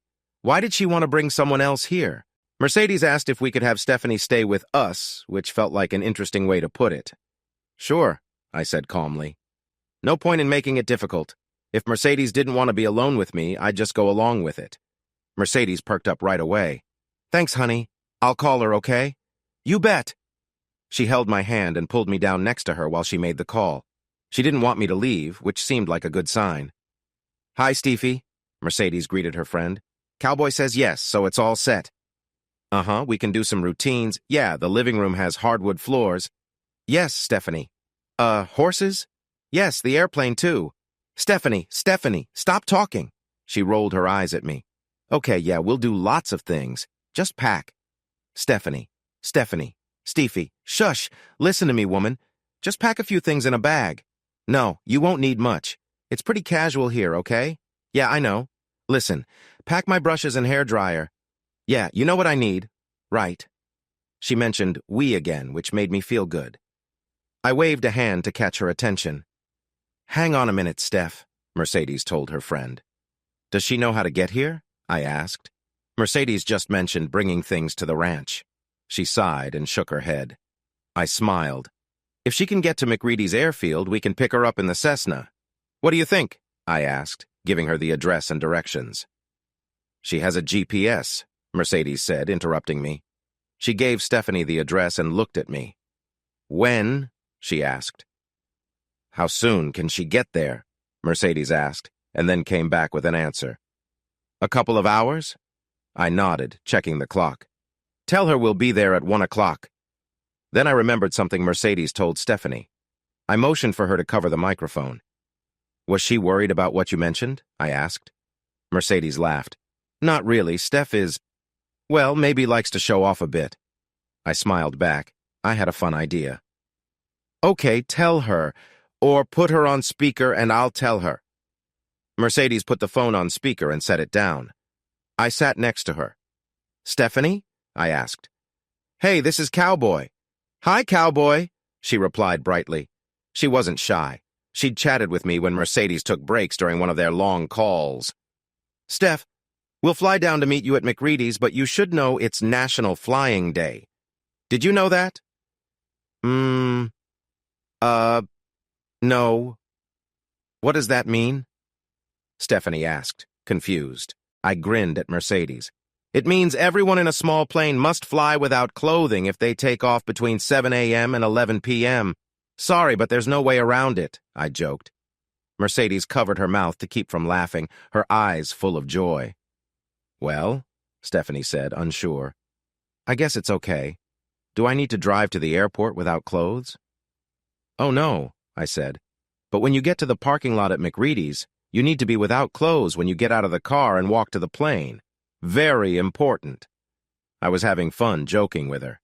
"Wait in the car until you see us taxi up to the side of the field near the parking lot, okay?" "Okay," Stephanie said happily. I went to the kitchen to make sandwiches. We had a nice beef roast last night, and I wanted roast beef sandwiches. Mercedes helped me do a quick check on the Cessna. We did put a change of clothes in the luggage compartment, but we flew only wearing sandals. "Are you sure this'll be okay?" Mercedes asked, yet again. "Honey," I replied patiently, "I've never been stopped by sky cops while flying. Not once." I grinned. This was going to be great. McReady's was a small airfield outside the city. It didn't have a control tower and wasn't in the big city's airspace. It was quiet and mostly for weekend flyers. I knew the owner and staff well. We liked each other. I flew over the airfield looking down at the parking lot. It was almost 1 o'clock and... There! A small car pulled in. I banked the plane so Mercedes could see. "Is that Stephanie in that green car?" I asked. "It's not that bad of a color." "Yeah, that's her," Mercedes told me. I straightened up, flew a downwind leg, and landed the Cessna. As we taxied toward the parking lot, a pretty blonde got out of the car, wearing only sandals. She walked to the edge of the grassy airstrip, carrying 2 small bags. She approached the Cessna with confidence, accepting my signals to go around to where Mercedes was. In moments, Mercedes was out of the plane, handing me the small bags, which I quickly tossed into the passenger seat behind me. Stephanie got in and settled into the remaining back seat, while Mercedes climbed into the front seat next to me, buckling her seatbelt with clear excitement. We were all smiling, feeling a bit mischievous. I started the engine, taxied out, and got the plane in the air a couple of minutes later. "Victor Papa Romeo 319er, said a voice on the radio. It was Gene, the airfield's owner. He wasn't an air traffic controller, and the airfield didn't have a control tower, so this was likely just a friendly call. I motioned for Mercedes and Stephanie to put on the headsets I had set out for them. "Victor Papa Romeo 319er, I replied, smiling. "Ah, 319er. Request you return to McReady Field for, passenger check-in and inspection copy?" Gene could barely hold back his laughter. I could hear chuckles in the background. I grinned even more. "Negative, McReady," I replied. 319er is headed home for a very important sunbathing session, 10-4. There are a lot of people here who would really like you to stay and socialize, Matt," he said, dropping the formal tone. "I understand, Gene," I said, "but it's very, very important for me to get where I'm going, copy." "You scoundrel," he laughed back. "Woof, woof," I responded, chuckling. "Victor Papa Romeo 319er out." I set the course to fly home and showed the girls how to switch their headsets to speak with each other. "Okay, what's going on?" Stephanie asked. Mercedes giggled. "You got tricked, girl," she said to Stephanie. "There's no such thing as nude flying day." "Very glad to see you, Miss Stephanie," I joked, offering a handshake. "Ang," Stephanie replied, swatting my hand away. "Like that man said, you scamp." But she didn't sound too upset. Mercedes had told me Stephanie liked to show off, and that seemed kind of true. She sure had a lot to show, in my opinion, with her blonde hair, impressive figure, and long legs. What puzzled me was that Mercedes had told me Stephanie thought she was attracted to women, but then she said, at least, she thought she was. Stephanie seemed comfortable being undressed in the small space of the Cessna, but what did I know? I didn't mind, though. I was just happy to be with 2 very attractive young women. We spent the afternoon showing Stephanie around the house and the grounds. She met Ginger, our dog, and my horse, named Hoss, and I suggested a horse she could ride if we decided to go riding together. Most of the afternoon was spent by the pool, where the 2 girls caught up on their lives. Mercedes included me in the conversation, helping Stephanie and me get to know each other better. By the time the sun was setting, we were all comfortable with each other, and Mercedes began moving closer to me, touching my arm and getting into my personal space. She kissed me now and then, probably to let Stephanie know we were close. When we locked the doors for the night, Mercedes took Stephanie and me by the hands and led us to the bedroom. There hadn't been any talk about what was next, but it seemed like the plan had been set from the moment Stephanie joined us on the plane. I didn't object or hesitate. As we entered the bedroom, Mercedes whispered in my ear, "Remember, she thinks she's attracted to women, okay?" Mercedes had said this before, but I wasn't sure what it meant. Did Stephanie just think she was, or was she definitely attracted to women? I decided I'd figure it out as things went along. Anyway, Mercedes knelt on the bed, pulling both Stephanie and me down beside her. She lay back, legs slightly apart, looking first at me, then at Stephanie. She let go of our hands and placed her fingers on us. "Please, I want you both," Mercedes whispered. There was a pause as Stephanie looked at me and I looked back at her. "Steffi, will you help me show Mercedes some love?" I asked softly. I hoped using her nickname wouldn't offend her. Stephanie thought for a moment, then nodded and kissed Mercedes. And that's how our night began, with a new chapter unfolding in our friendship. We took a shower together, but agreed not to touch each other in that way since we were all very hungry. We joked that we'd used up a lot of energy and would need more before changing the sheets and maybe turning the mattress over. For the next 15 days, the three of us had a great time both in and out of bed. They helped with chores and we went riding. I watched Mercedes ride Ginger at full speed, her long hair flowing. We swam in the pool and rode jet skis at the lake. We did many activities together. When we weren't out, we shared intimate moments in many different ways. Sometimes I was with each of the girls alone, and other times they were together. We were intimate in every room of the house, outside in the tall grass and on picnics. We tried many things. We also did other fun activities. I took them dancing in the city and to fancy dinners. We went into town and packed up all their stuff from their apartment. I spent just over 3 weeks with Mercedes, 1 week with her alone and 2 with both her and Stephanie. Those weeks were amazing. On the last night, we had planned to be intimate again, but decided to just hold each other. Mercedes and Stephanie were leaving the next morning, and it was hard for us to deal with it. "You know why I asked if Stevie could come out here, right?" Mercedes asked quietly. I nodded in the dark room. The only light came from the moon outside the window. "If you and I had spent more time here alone," I said. "Saying goodbye would have been even harder," I replied sadly. "And Stevie needed to figure out her feelings," I added. "Looks like things worked out. But I'm not sure about her, causing trouble between us." I stayed quiet for a moment. "Did it work out for you?" I asked gently. She sighed. "I don't know," she said sadly. "Maybe," she thought quietly, "if we can make it through tomorrow, maybe it did. Just a little, at least." "But I didn't expect Stevie to fall for you like I did," Mercedes continued with a light tone. "Or you for her. There was nothing I could say. Everything was so complicated. We sat in silence for a while. And do you know about Stevie and me and dancing?" "I do.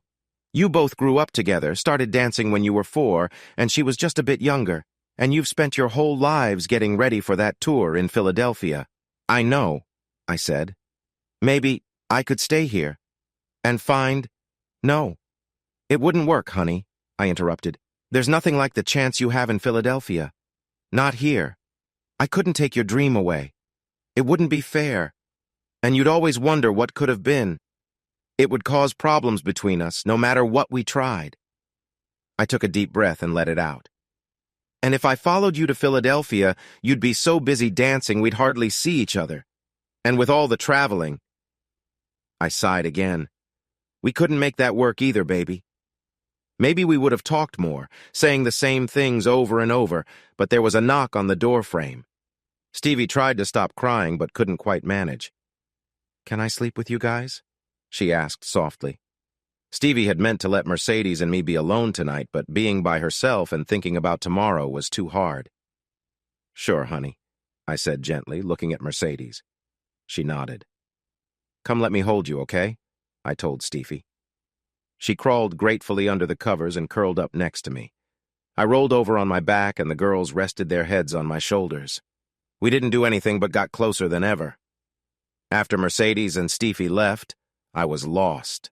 Completely. They didn't call or text, and I didn't try to reach them either. We all agreed that would make things harder and solve nothing. It still hurt a lot, though.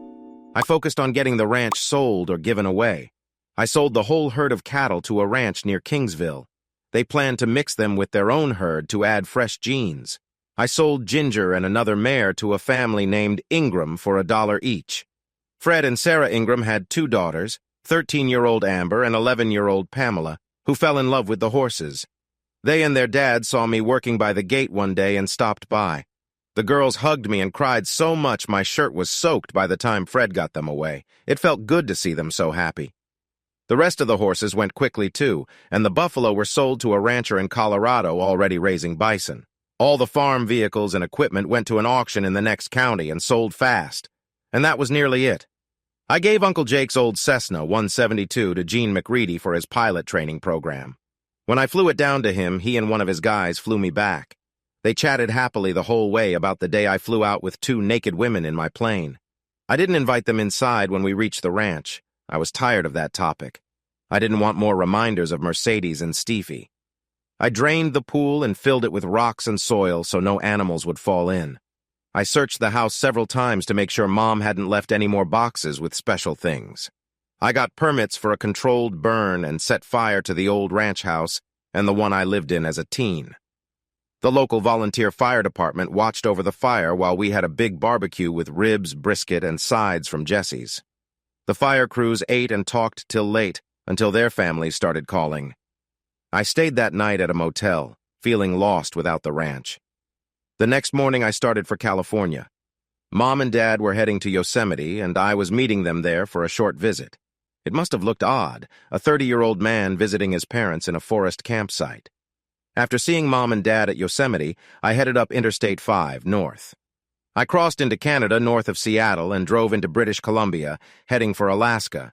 Dad and I had talked about starting a small flying business in Texas and other places. I could have found a small market in Texas, but big airlines already had many small airlines bringing passengers and cargo to their hubs. It would have been hard. I had no interest in becoming a commercial airline pilot. I used to think airline pilots were just like bus drivers, but in the sky. I wanted to fly small planes to faraway places where few people went, but I also wanted to make money. Alaska seemed like the right place to do that. In Alaska, I quickly found a job. Living there was expensive, so I needed to work. I ended up flying small planes for a company based in Anchorage. Frederick Simpson owned 6 otters. He used them to fly small groups of people to remote villages and deliver items like food that spoils quickly. This job was perfect for me. I got to fly a lot and learn about running a small business. I'm not sure if time heals all wounds, but it does cover them up. The last few years had been different. I found my wife cheating on me with her boss and his wife. Even though I was no longer angry, the end of my marriage still affected me. I also wondered a lot about what could have been with other women like Mercedes and Stephanie, but time was helping me move on. Some memories still hurt, but I was learning to accept things as they were. Nearly a year after I arrived in Alaska, my birthday came again, and I was used to flying almost every day. I turned 31 years old. My dad used to say I was old enough to know better, but young enough to do it anyway. I wasn't sure what it was, but his words seemed fitting. I flew an old but tough de Havilland otter to a new spot on the north slope of Alaska. I was taking 9 tourists to a tiny village called Barron. People went there to see huge herds of caribou, ice-covered coastlines, and oil drilling. I couldn't understand why people paid for that, but they did. This place had a restaurant with soups and sandwiches for lunch. The furniture was brand new, but the food was questionable. Since it was the only place to eat, I had no choice but to go there. I was eating a chicken salad sandwich that didn't taste much like chicken. I hoped the onion soup would taste better. "May I sit with you, please? All the other seats are—" I looked up, happy for the company. It was a young woman I had flown to Barron a few days ago.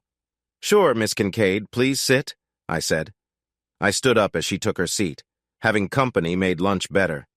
Sharon Kincaid was a few years younger than me, maybe in her late 20s. She was not stunningly beautiful, but she wasn't plain either.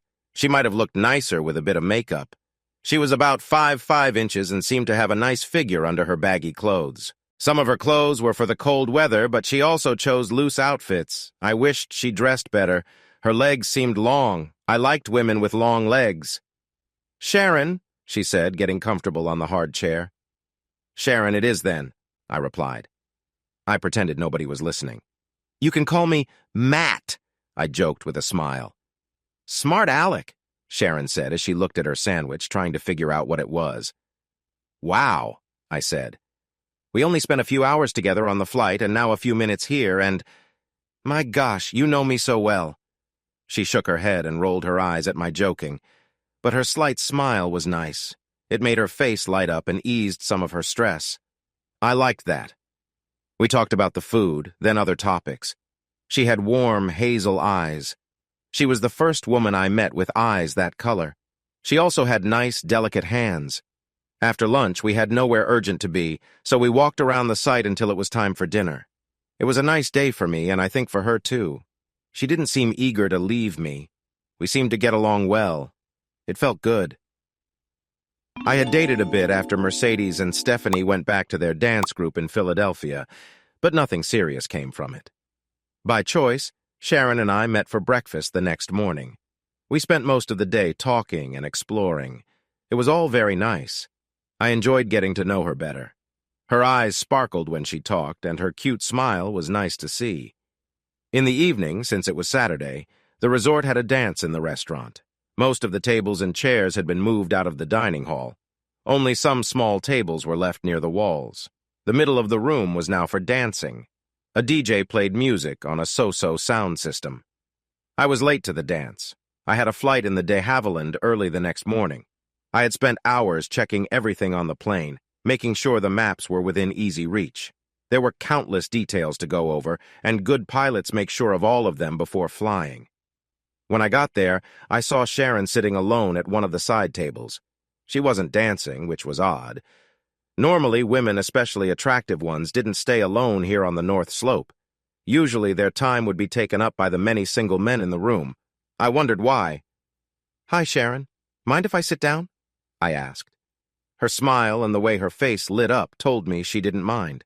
She sat up and waved her hand toward the empty chair. I liked her smile. She should do that more often. It made her eyes sparkle. She looked stunning. She wore a blouse and slacks. Skirts are rare out here. Her long legs were covered by the slacks, but she wore shoes instead of boots. I noticed her delicate ankle, and it looked lovely. I ordered a Diet Coke instead of a beer. I had to fly the next morning and didn't want any alcohol in my system. Sharon and I ended up dancing most of the night. We took short breaks to talk while sitting at the table. Mercedes and Stephanie, who were pro dancers, had taught me some basic dance steps. We spent a few weeks together, and I became fairly good at dancing, good enough to keep up with a lively partner. Sharon and I danced well together. I felt great on the floor with her. It was wonderful to be with her. When the DJ announced the end of the night, I was shocked at how fast time had passed. I know she saw the surprise on my face. She seemed pleased that I was sorry the night was ending. Holding hands, we walked back to her small cabin. After she unlocked the door, I took her in my arms naturally, like we'd done it many times before. She lifted her face and we shared our first kiss. It wasn't a short peck or a deep kiss, but it was nice. Her lips were soft and very kissable, so I kissed her again. Sharon, at first shyly and then more eagerly, put her arms around my neck and kissed me back.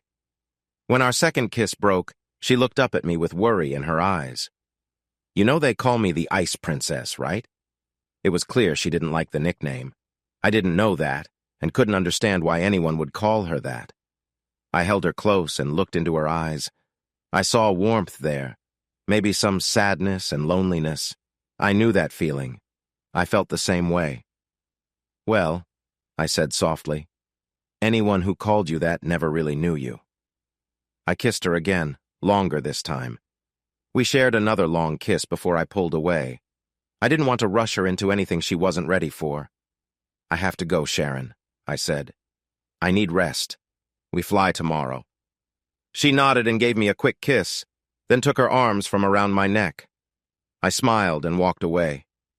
I didn't hear her door close and wondered if she was watching me, but I didn't turn to look. As I walked to my small room near the hangar, I thought I could have convinced Sharon to let me stay, but I knew I didn't want to push her. I liked her too much to risk ruining what we'd started. I was almost asleep when I remembered I had called her honey, and she hadn't minded.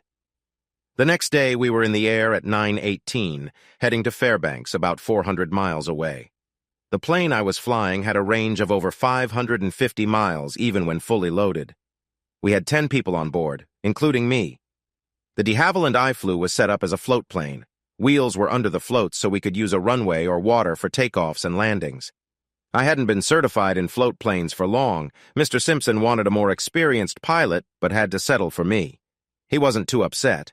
I actually enjoyed landing on water, though it wasn't easier than concrete if something went wrong. Sharon Kincaid was in the co-pilot's seat for the trip. I invited her as she boarded, hoping she wasn't mad at me for last night. She wasn't. She gave me a sweet smile and climbed into the seat smoothly. She looked around the cockpit with interest. She looked wonderful. I wondered how I'd missed that earlier. I could get lost in those bright hazel eyes of hers. After I finished the routine captain to passengers announcements, Sharon and I chatted over the intercom for a while. The others weren't wearing headsets, so they couldn't hear us. Sharon and I were getting good at talking to each other easily. We were learning more about each other, and it felt nice.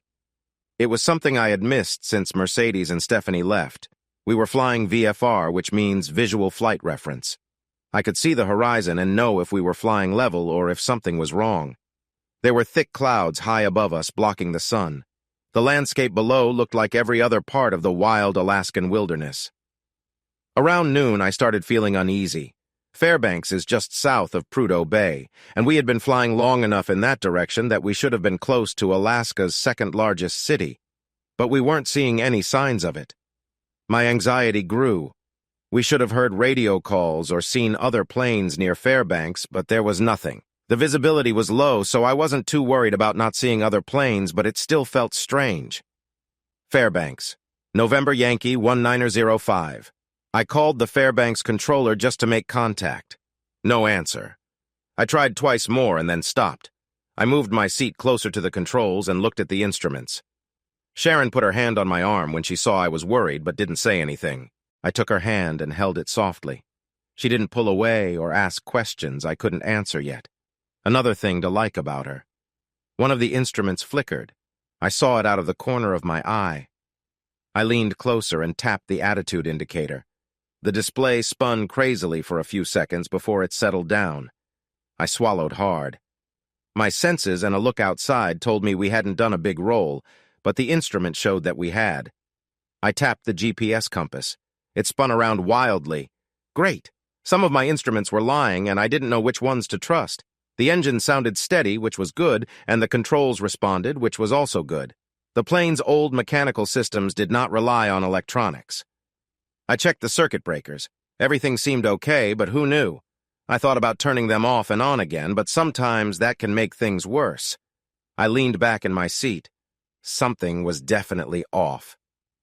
"Sharon," I said over the intercom while squeezing her hand, "we're in trouble. Get everyone's attention, please." She did exactly what I asked without any unnecessary questions. She turned in her seat, waved to the other 8 passengers, and yelled at them. When some didn't react, she screamed louder. She had a strong voice. I was glad I had a headset on to protect my hearing. I pulled back the throttle until I felt we were in a slow, shallow dive, though the altimeter wasn't working right to confirm this. Slowing down reduced the noise so I could talk to the passengers in the back. I turned as much as I could in my seat, though it wasn't easy with all the controls in front of me. "We are in trouble," I shouted, spacing out the words so they understood. They all looked at me right away. The mood among us changed at once. "My instruments are dead. I can't tell what direction we are going, if we are going up or down Oregon. Our speed, nothing. We might be lost." Suddenly, we could see the sunshine again. I turned back. We had flown out from under the thick clouds. We were flying straight into the sun. Oh no! At this time of day, that meant we were flying east. A huge range of mountains was coming into view ahead of us. Without thinking, I turned the plane to the right and aimed southwest. The sun doesn't rise exactly in the east or set exactly in the west, especially here, but seeing it gave me a rough idea of our direction. Changing course even roughly was better than staying on our current one. "Okay. We just found out we've been going east, but we should be heading south," I yelled to the passengers.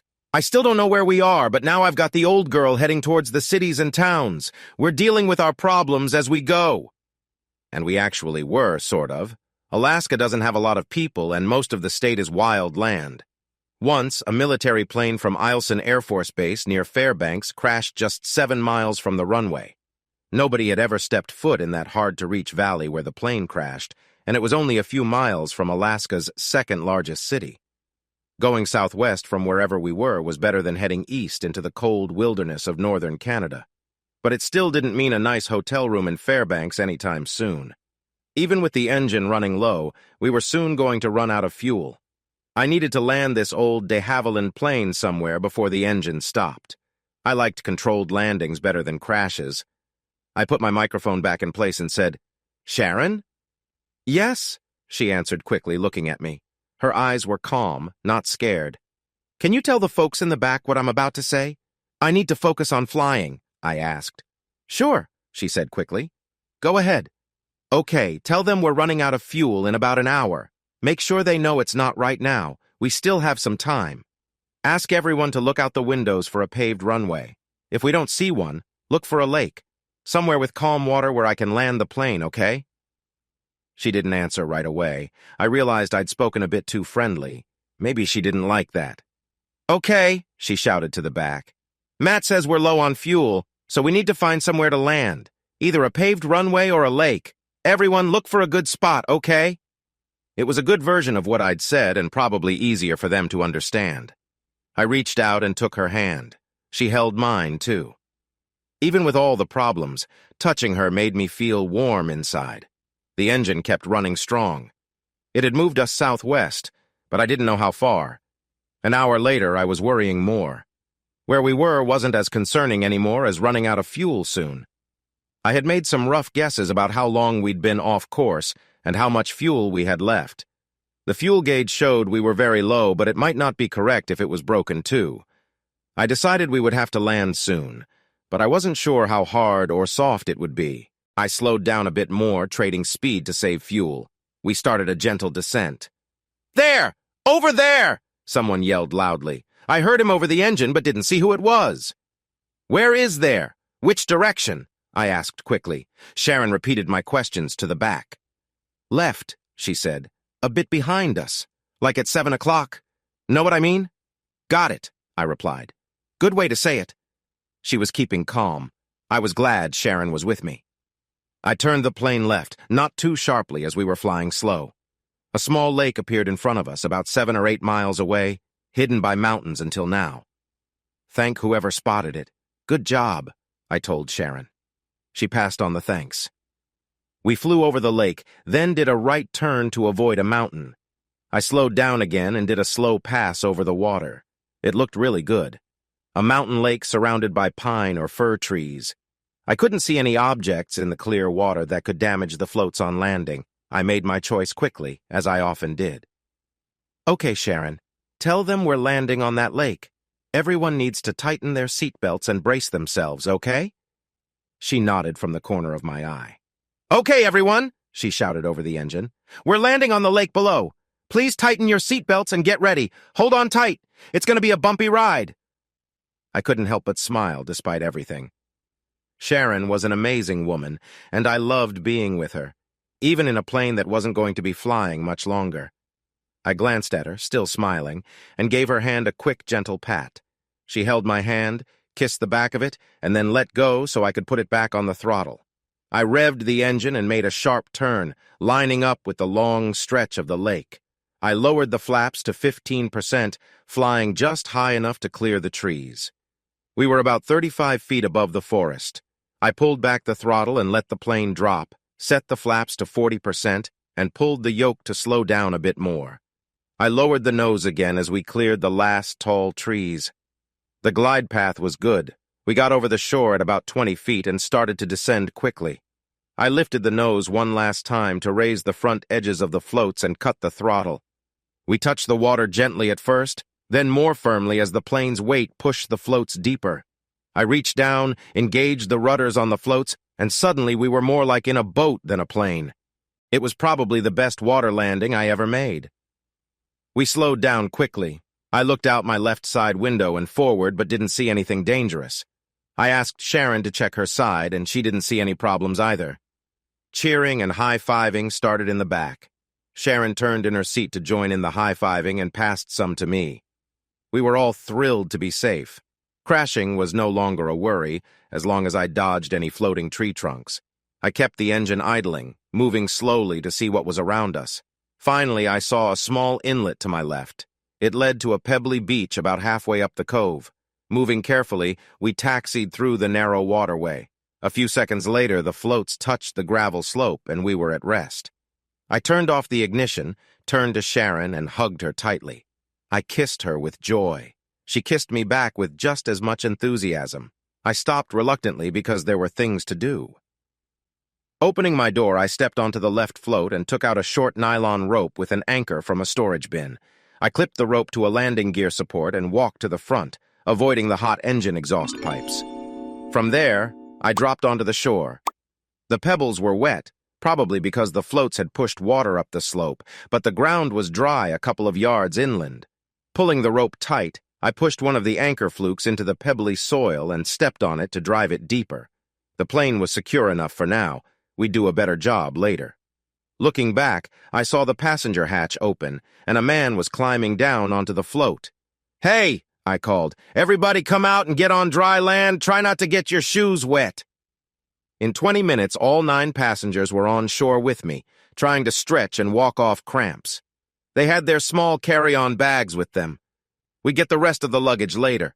While they stretched and relaxed, I climbed back up and checked the fuel with a dry stick.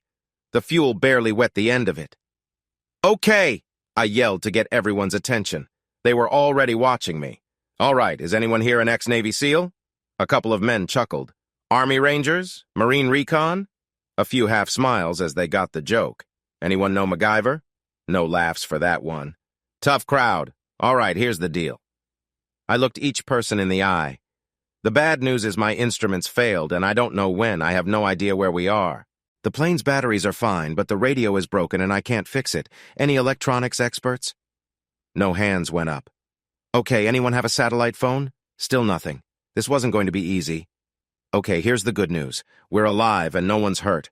Second, every bush plane has a survival kit in the tail. We've got all the standard gear, plus some extras I brought. We have flares, some freeze-dried food, and survival gear like snares and fishing nets. And I have a .357 revolver and a rifle. We can live off the land and manage fine until we're rescued." Everyone thought about what I said. I didn't tell them that the chance of a rescue team finding us was almost zero. We had flown for hours over the empty, cold Arctic landscape, and even after adjusting our course, we still saw nothing but the same barren land. It told me we were completely off track. Anyone searching for us would start by looking along our expected route, and a little bit on each side. They would have to move slowly. Finding something as small as a person or even an aircraft would be very hard from a height or at any speed. I was sure we were really lost, as in way off the map lost. I thought I'd give them a couple of days to get used to the wild before telling them we had to walk out and save ourselves. We kept busy. We set up 2 strong ropes, took useful stuff out of the plane, and explored the area. Evening came before we knew it. One of the guys had checked the nearby woods and found a nice, clear area about 50 yards from the water where we could set up camp. We left the old otter plane where it was. It would be fine. At our new campsite, there was a small spring within walking distance with very cold water. Downhill from the camp, we made our bathroom, some holes in the ground. I sent everyone except Sharon to look for branches to use as firewood. Sharon and I cleared a section of the forest floor of pine needles and plants and brought rocks from the lake shore to build a fire pit. In my survival gear, I had a steel and flint fire starter and some plastic cigarette lighters. I gave everyone a lighter and told them to keep it safe in a zipped pocket. Being able to start a fire easily would be a big help. I used my own lighter to start our first fire. We had 2 small aluminum pots to boil water and enough freeze-dried meals to last us several days. When the sun set, it got very dark. There were no lights at all. The fire helped a lot. It pushed the darkness back, making a cozy circle of light. We gathered around it to talk and get to know each other better. We were no longer just travelers. We were survivors now, working together to stay alive. I started the introductions. "Okay, if you all don't mind, I think we should introduce ourselves and tell a little about who we are. I only know you as names on a list, and you know me as the pilot with the cowboy hat," I said with a smile, tipping my hat. "I'm Matthew Singletary, but call me Matt, please. I'm from Texas, born and raised. I've been flying since I was a teenager. My uncle taught me. I came to Alaska to fly these small planes. I used to be a businessman, but I don't miss it at all." I pointed to one of them randomly. "Hi, I'm Parker Anderson," he said quietly. "I'm a Baptist minister in Omaha, Nebraska," he continued, then stopped. "And I'm Michelle Anderson," said the short woman with brown hair next to him. "I handle everything for Parker's ministry except the sermons." That got a little laugh, and the 2 of them smiled. The others introduced themselves too. April and Ryan Delaney were from Waycross, Georgia. Ryan ran a small business for the logging industry there, and April worked at an upscale restaurant. Lyle and Penny Martin were from Albuquerque, New Mexico.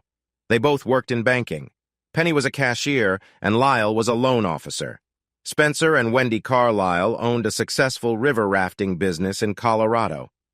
"I'm Sharon Kincaid," she said when it was her turn. I live in Anchorage and work for charities. People call me the Ice Princess. But I'm really picky about who I spend time with. She looked around the circle. I think I'll like everyone here. No idiots at all. She said it with a grin, but she didn't look very amused. She said a few more things, then stopped talking. I looked around the circle and up at the sky. The stars were out, like tiny diamonds. Okay, let's figure out which way is north, I said thoughtfully. There's the Big Dipper. There's the little one. And that star at the end of the handle is the North Star. We need to mark. Sharon was dragging a long, straight branch and placed it near the fire. I used a shorter stick to mark east and west on the ground. In the morning, we'd have a rough idea of which way to go to find help. After talking for a while, I gathered some small branches and got my sleeping bag ready. Sharon walked back into the camp area and stood watching me. I was setting up my sleeping spot just a few yards from her tent. I had a really warm sleeping bag meant for very cold places, but I didn't have a tent. The other couples and Sharon each had a tent and sleeping bags. Not having a tent didn't bother me too much. The tall trees around us would lessen any rain that might fall during the night. "What are you doing?" Sharon asked with a hint of humor in her voice. "Oh, I'm putting branches and leaves down to keep me off the ground. They're a bit softer than the bare earth, too," I said. "I know that," Sharon replied, sounding a bit annoyed. "I have some branches under my sleeping bag, too, but mine is inside a tent," she finished. "Don't be silly. Come inside the tent so you'll be dry and get some sleep." "I'll be fine," I remarked. "The trees will block most of the rain if we get any." "There won't be any rain inside my tent," Sharon said firmly. Her face was lit by the firelight, and I could see she was set on helping me. Her eyes were wide, and her soft hair gently moved in the breeze. She was quite a sight. "Yes, dear," I replied with a grin. She chuckled softly, not sounding too irritated. A small smile played on her lips. I gathered up my sleeping bag and walked to her tent, pushing it inside. It was going to be a tight fit, but we'd manage. I sat on a fallen tree to take off my boots. Sharon already had her boots off, and she moved inside the tent. Just as I was about to go in, my sleeping bag came flying back out. "Hey!" I said, not quite sure what else to say. "We don't need it," Sharon said quickly. "We'll be warmer sharing body heat." She was right in a way, but it wasn't cold enough in early May Alaska to need body heat for survival. "There's no room for your sleeping bag in here anyway," she added. I peeped inside and saw she was right. "Yes, dear," I muttered. "I heard that," she teased. "I know," I murmured, but I was smiling, and so was she. I crawled into the tent to find her double-sized sleeping bag taking up the whole floor. She was holding out the pants and top she'd worn all day. "Could you hang these on a branch or something, please?" she asked kindly. I took them and draped them over a low branch. They were still warm from her body. "And Matt?" she called, just as I was about to come back in.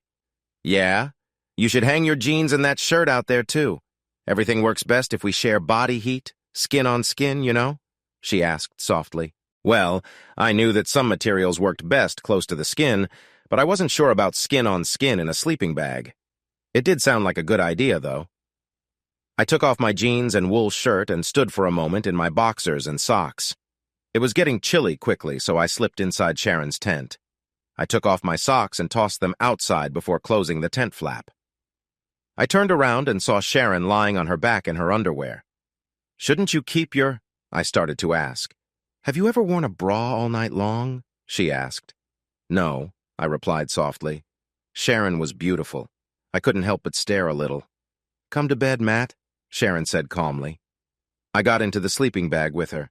Sharon pulled the top over us and cuddled into me. Her warmth against my chest felt nice. She made sure the sleeping bag covered us both well. I faced her and she faced me, and we held each other like we'd done it many times before. Her arms went around my neck. We spent a few minutes kissing. They were gentle kisses, warm but not too intense. My left arm was under her neck and my right around her shoulders. "You know," she murmured softly, "you could have been in my sleeping bag last night if you'd just asked." I wanted to be honest. "I want our first time together to be special, something we both decide on," I said quietly. Sharon looked me in the eyes in the light of the moon. She seemed satisfied with what she saw. She kissed me gently, went back to lying on her side, and sighed happily. We slept in each other's arms and woke up the same way. I got more kisses then, too. "Hey, Matt, what should I do with this big box?" Spence yelled. He preferred being called Spence. He was at the back of the Otter trying to find anything useful inside the plane. At first, I had no idea what he was talking about. Then I saw him lift a big box from the last seat in the passenger cabin and hold it up. It looked pretty heavy. I adjusted the heavy pistol on my hip. Many people in Alaska carry guns openly, but I wasn't used to it yet. "No idea," I called to Spence. "Bring it out here and let's see what it is." I remembered when I saw it on the ground in front of me. The boss had given me a package to deliver to an old friend working at a drilling company in the ANWR oil reserve. When I tried to contact him from the resort, I found out he'd gone home 3 days before I arrived. I was taking the box back to Anchorage, but now it wouldn't get there. Turned out the package was full of white bars of soap and toothpaste. We split everything and put our shares in our backpacks. We spent the whole second day getting more used to our little piece of wilderness. Reverend Anderson, who asked us to call him Parker, loved fishing. He took charge of the nets in my survival gear and caught us plenty of fish for dinner. Actually, he caught so much that we didn't need to use any of our precious freeze-dried meals, and we were all full and happy. Sharon and I shared her sleeping bag and tent again that night. None of the married couples seemed to notice that the 2 single members of the group were getting along quite well. It was a comfortable setup for me, and I think for Sharon, too. The next day was our third as survivors in some remote part of Alaska, or maybe northwestern Canada. It started like the second day, except everyone was getting restless. At lunch, which was more fish cooked on flat rocks in the fire's hot coals, I brought up the topic I'd been avoiding for the past 2 days. We weren't going to be rescued, I told them, because we were too far from any search areas. I then suggested that we had to save ourselves. We had to hike out of the mountains to civilization. It went over well. They were smart adults, and our situation was clear. Actually, things went so well, I didn't have to convince anyone. We began splitting up gear and putting it in our backpacks to see what we could carry on a long hike. I had the only big backpack. Everyone else had small day packs they used to view the caribou herds. I would be carrying more than my share of the group's belongings. On the other hand, my backpack's carrying harness was designed to spread the load, and it was probably as comfortable to carry 50 or 60 pounds in my pack as it was to carry 25 pounds in their day packs. I was lifting my backpack to put it on when I heard a loud scream from the camp behind me.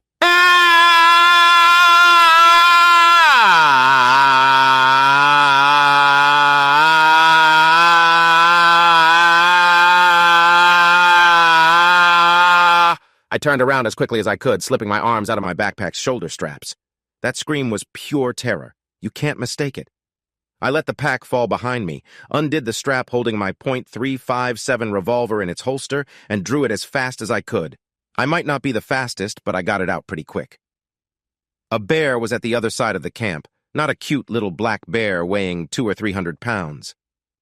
This was a grizzly, a big one, 8 feet tall on its hind legs and maybe 800 or 900 pounds. He was wandering into camp between Sharon's tent and the Delaney's bright one, just strolling through, until the scream. Then he got upset. Standing straight up, he sniffed the air and didn't like what he smelled. From his reaction, we were in his territory, and he wasn't happy. Everyone on that side of the campfire was scrambling to this side. Mr. Bear didn't like the fire at all and shied away from it. Dodging the fire pit put him on a path straight to me, and I didn't like that. Using a two-handed grip like I was taught, I started shooting, trying to hit the monster in the head. Anywhere else, he'd just absorb the bullets and keep coming. Aiming at his head wasn't much better. It was like bullets bouncing off armor, and it only made him angrier. He opened his huge mouth and roared, and that gave me my chance. I'd heard of grizzlies being killed with tiny .22 bullets if they went through an eye and messed up the bear's brain. I was trying to do the same thing, but aiming for the bigger target, his open mouth. I wanted to hit a front tooth with a .357 round that would go through to his brain and stop him. His head was moving, though. Even less than 30 feet away, it wasn't easy to hit the exact spot I wanted. He took all 6 rounds from my pistol, and I backed up, opening the cylinder and trying to find the loose bullets in my jacket pocket. Suddenly, the rifle I had in my survival gear was handed to me. I grabbed it from Sharon, who took my pistol at the same time. Her hand was in my pocket as I turned around with the rifle. The Remington 700 is a bolt-action rifle, so I couldn't fire it as fast as the .357. But when a .300 Magnum bullet hits something, it does serious damage, even to an 8-foot-tall grizzly. Mr. Grizzly didn't like the first shot which bounced off the top of his skull, or the second one which took a chip off his left forehead. The magazine only had 3 bullets. I couldn't hit his mouth, so I aimed the third bullet at his chest. It hurt him. He staggered, touching the wound, but kept coming. I dropped the empty magazine. I had a spare in my backpack, but I wasn't sure we had time to get it.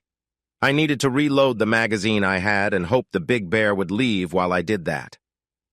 Sharon handed me my revolver and took the rifle. I moved closer. The bear saw me and turned to face me. I knelt on the forest floor to make sure my bullets would go upwards. Sharon was next to me, holding the rifle, ready to help. Somehow she had found the spare magazine and reloaded the rifle. I fired slowly, aiming carefully. They always say to squeeze the trigger gently. I did my best as the bear moved forward, slow and hurt. I hoped the bullet near his heart would kill him. My third shot hit just above his mouth, and the bullet went up into his brain. The bear collapsed about 12 feet from where I was kneeling. An hour later, we decided to leave this campsite and not come back. It was a mess. The bear had bled everywhere, and we knew other animals would come to eat it. This thought made all of us uneasy. We packed up quickly, putting our tents on top of our backpacks. Our other gear went into our backpacks or was tied to the outside. We didn't look back and moved in a southwest direction towards a distant peak. We walked until sunset. Then we stopped for an hour, made a fire, and boiled water from a creek. We used it to prepare our freeze-dried meals. After eating, we put out the fire and walked for another hour until it was too dark to see well. We cleaned up in the creek with the soap we had found from the plain, which made us feel a bit better. We found a clear hill a bit off our path and set up our tents there. None of us wanted any animals to get too close. We gathered enough firewood and made a big fire. The fire wasn't really for warmth. We just wanted light in the dark wilderness. When I got into the tent, I found Sharon lying on her sleeping bag, looking tired but relaxed. We didn't say much. We were just relieved to be alive and safe after what happened. We talked a little about how glad we were to have made it through the day. Then we pulled the covers over us and tried to sleep, holding each other close for comfort. Towards dawn, Sharon woke me by gently shaking my shoulder. She smiled, happy to see the morning light. We both knew today would be another tough day, but at least we had survived the night together. When we finally fell asleep, she rested her head on my chest. "We'll need to share your sleeping bag tonight so mine can air out," Sharon said with a cheeky grin the next morning. "But mine is only a little bigger than a regular single bag." "Not a big double like yours," I replied. "So?" she responded with a laugh. I understood her meaning. We didn't try to stay apart at night. Also, I didn't want to lie in a wet spot. Her bag definitely needed to dry out. Ours wasn't the only sleeping bag needing to air out that morning. Sharon and I hadn't noticed, but other couples in camp had also been busy the night before. We all felt a bit tired, but in good spirits. We smiled at each other knowingly. We heated creek water in 2 small aluminum buckets. Each bucket held about a gallon. We mixed the hot water with cool water and washed off from last night's activities. This became a routine for the rest of our days in the wilderness. The soap we found in the plane's cargo helped a lot. Though it took a couple of hours, cleaning up was worth it. Washing ourselves started another habit. We stopped worrying about modesty. We had no choice but to live close together. And we were still fearful after the bear attack, so someone always stood guard when another needed to use the facilities. We didn't see the need to discuss it. It felt necessary. Modesty disappeared further when we realized we'd be changing clothes outside every night. No one wanted to sleep in sweaty clothes. Sleeping nude meant we'd get up the next morning without clothes and put on fresh shirts and pants outside the tents. All our tents were small and had no room to change inside. We had some extra clothes, but we also rinsed dirty ones in the river. Reverend Parker Anderson, our young theologian, never complained. He and his wife, Michelle, followed the same routines. I liked Parker. He stayed positive and was always there to talk to anyone feeling down. I asked if I could call him Padre, like naval chaplains in 1-2, and he didn't mind. The nickname caught on quickly with everyone. It just felt right. The day after the bear attack was our first full day hiking. We had rushed away from the bear the previous afternoon, putting as much distance as we could between us and its body. We succeeded, but our legs and backs ached the next morning. We didn't cover 10 miles that first day, even though we moved for 12 hours. Walking near the river made the journey easier, and we needed that to build our strength. We were lucky to be fairly fit, but our daily lives hadn't prepared us for long-distance hiking. It took a couple of weeks for our bodies to get used to the constant movement, climbing ridges and scrambling over boulders. By 3 weeks in, we had settled into a routine and no longer battled sore muscles each morning. We started to see individual strengths. Penny Martin, who worked in banking with her husband Lyle, had been a high school track and field competitor and kept running as an adult. She adapted quickly to hiking and could have outpaced all of us if she wanted to. Lyle, an avid fisherman, helped with the gill nets. Between him and the padre, we had plenty of fish to eat whenever we were near water, thanks to their skills. Ryan Delaney turned out to be the best cook and took on that role permanently. He cooked whatever Lyle and the padre caught, as well as any game we brought in. As we walked, we gathered berries, wild onions, and other edibles to add to the communal pot Ryan managed. I became the designated hunter, using the Remington rifle to try to down a deer, reindeer, or moose. I started with 30 rounds and had already used 3 on the bear. I was very careful with the remaining bullets, making sure each shot counted. Sharon became our camp guard. She usually carried my .357 Magnum and escorted people to and from the latrine trenches, guarded parties gathering berries, and kept watch over anyone who needed to go anywhere. Everyone found a way to help with our big goal. A month into our journey, I was in front with my rifle, hoping to find a deer or moose for dinner. We wanted to smoke the leftover meat to take with us, so I was also looking for firewood. I followed some animal tracks that seemed to go everywhere and nowhere at once. Coming down a ridge, I saw 2 big deer licking a rock about 100 yards below. I was moving against the wind so they couldn't smell me. I stayed low and moved slowly. They didn't know I was there. The bigger deer raised his head and looked around, and I froze, worried I had scared him. I crouched over a small rock and looked at the deer through my rifle scope. I knew where the bullet would hit. The big deer took a couple steps toward me and shook his head. I took a deep breath, let some air out, and squeezed the trigger. The rifle's loud crack echoed in the mountains.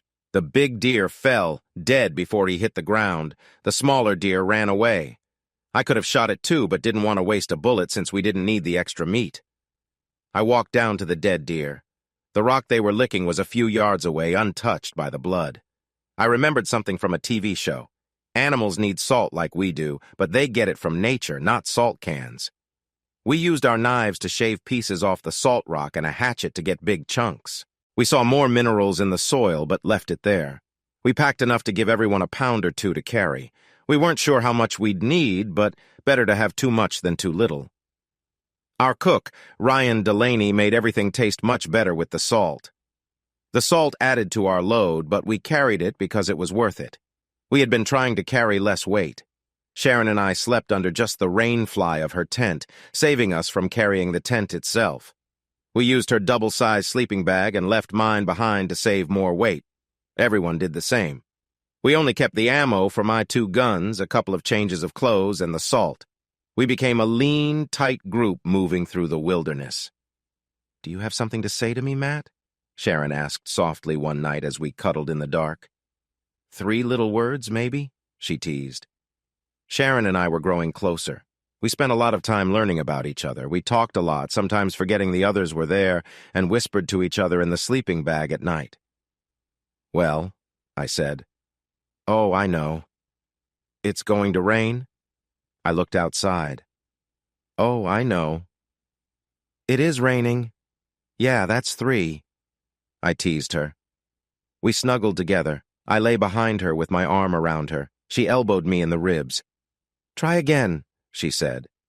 "Oh, I just don't know," I said, wishing I had some armor. I rubbed my ribs.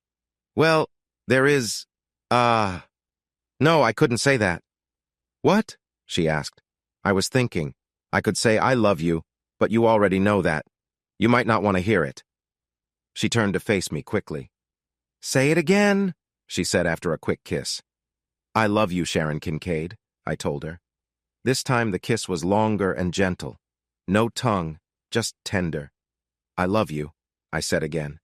I liked these kisses and felt I could live on them alone. "Why didn't you say that before?" she asked. "Why didn't you?" I replied. She kissed my chest and then tilted her face up to mine for another kiss. "Because the boy has to say it first," she giggled. "Hey, we're in the 21st century. Women can say, 'I love you' first," I said. "Nope," she said, shaking her head. "Has to be the boy." "Well, I said it now," I pointed out, "and you haven't said it to me at all." She touched my lips with hers and hugged me. "I love you, Matthew James Singletary," she told me softly, and kissed me again. "I love you so much." We didn't talk much after that, but we showed each other our feelings very well. After a while, she was beside me again, cuddling into my chest. Our legs were tangled together and her hands were making me feel both pain and joy at the same time. "I have 4 more words to say," I said softly. "They go right after those 3. "What are they?" she asked gently. "Well, let's try. I love you, and then 4 more words like, will you marry me?" Sharon was a tough woman. Our time on the trail made her even stronger. Just as I said the last word, she jumped on top of me, arms tight around my neck, and kissed me while crying her eyes out. After a few moments, I had to pause to catch my breath. "You could just say yes, you know," I suggested. "Yes, honey," she whispered. "Yes, now and forever." "Would you marry me tomorrow, if we could?"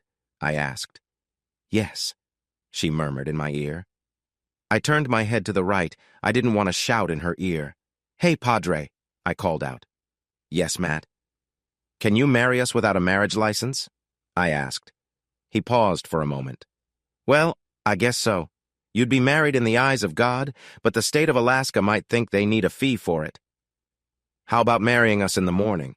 And I'll pay the fee when we get to town, okay?" "Okay," Padre agreed. "Right after breakfast," I told him, certain he could hear the smile in my voice. "About time!" someone piped up. I think it was Spence Carlyle. There was a faint slap. His wife, Wendy, didn't mind correcting Spence's manners now and then. Early the next morning, after breakfast from the leftover deer, the Padre led a small ceremony, marrying Sharon and me. We were high up on a ridge with snow-covered mountains in the background. Truly a beautiful place. I gave Sharon a wedding ring I had made from a small piece of pine with my pocket knife. It wasn't much, just a symbol. She seemed to appreciate it.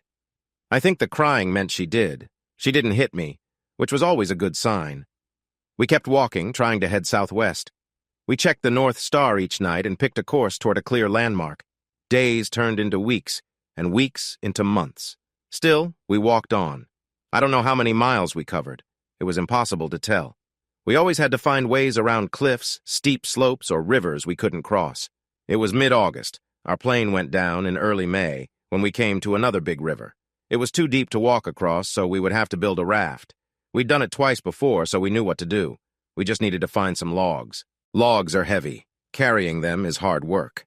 We needed to find a place where the forest was close to the water. I turned away from the river to look at the trees behind us. I was about to decide we needed to move to find a better spot when Sharon gasped. She hurried around behind me and started doing something in my backpack. "What are you doing, honey?" I asked. She didn't answer. She unzipped the bag, grabbed something, and ran toward the river. I turned to see. There on the river, about 50 yards away, was a boat. It was about 20 feet long and had the blue and gold colors of the Alaska State Troopers. The person steering the boat had probably already seen us, but I made sure. I pulled out my gun and fired 3 shots into the air. The loud bangs would get his attention. Sharon made doubly sure.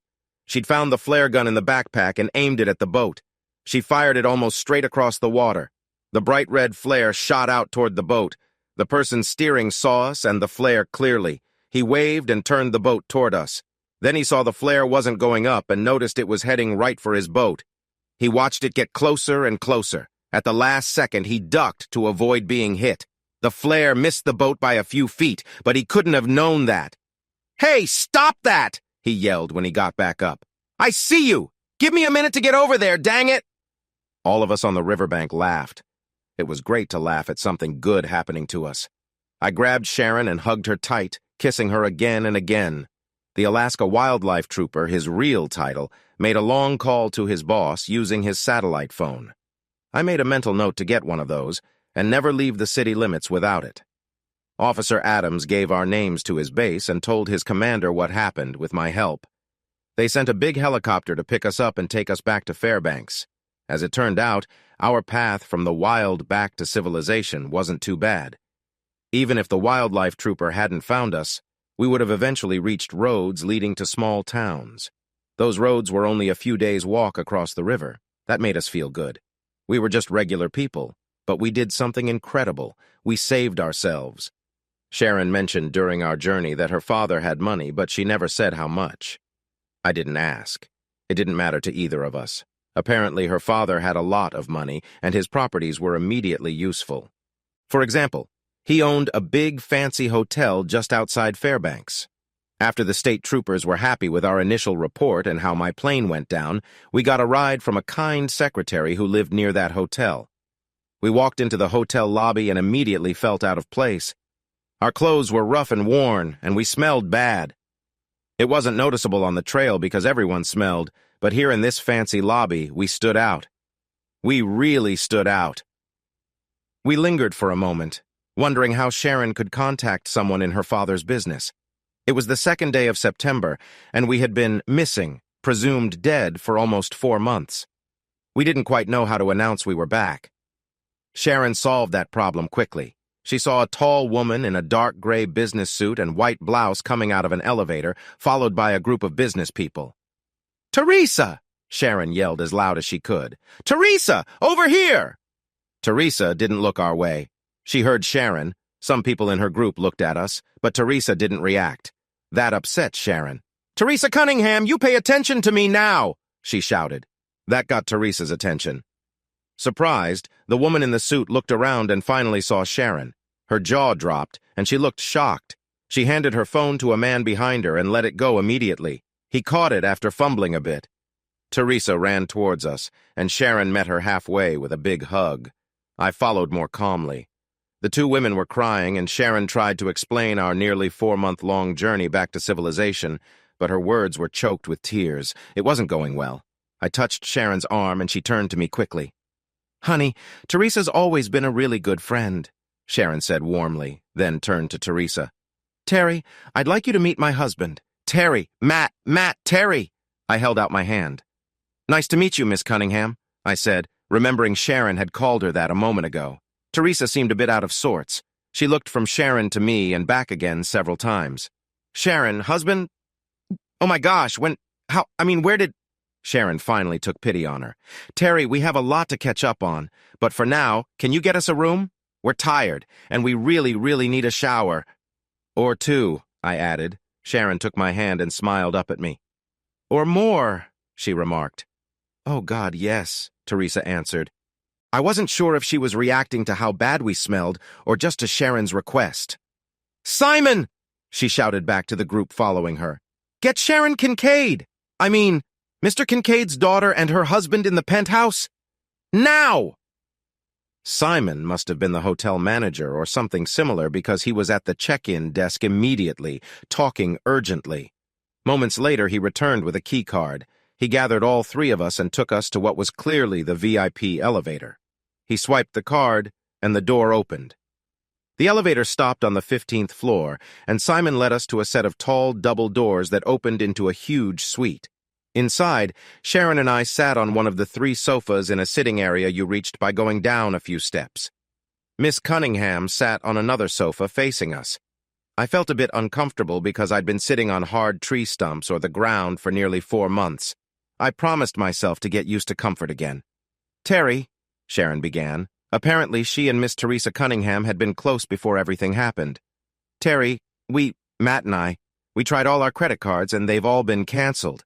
And I think Matt has a few 20s that got wet in the river, but I don't have any cash at all. Hey, can you ask Uncle Cal if we can get a couple of corporate cards until we get our lives sorted?" she said, laughing a little. "Oh, and I need to call Mom and Dad and let them know their daughter is back," Sharon added. Teresa blushed. "Of course, honey. I'm sorry, I'm just so shocked that I can't think straight." She seemed embarrassed she hadn't already thought of those things. Here, sweetheart, Teresa said, handing Sharon her cell phone. It's not locked. Your parents' numbers are in the contact list. You call them while I contact Cal, okay? Sharon took Teresa's phone and began looking through the contacts to find her parents' number. That left Miss Cunningham and me with nothing to do. We looked at each other for a moment. Teresa Cunningham was a good-looking woman, probably in her early 40s. She was tall with dark eyes and had a peaceful face. Her almost shoulder-length black hair framed her face nicely. I guessed she was a high-ranking executive. Her confidence and the way people acted around her confirmed it.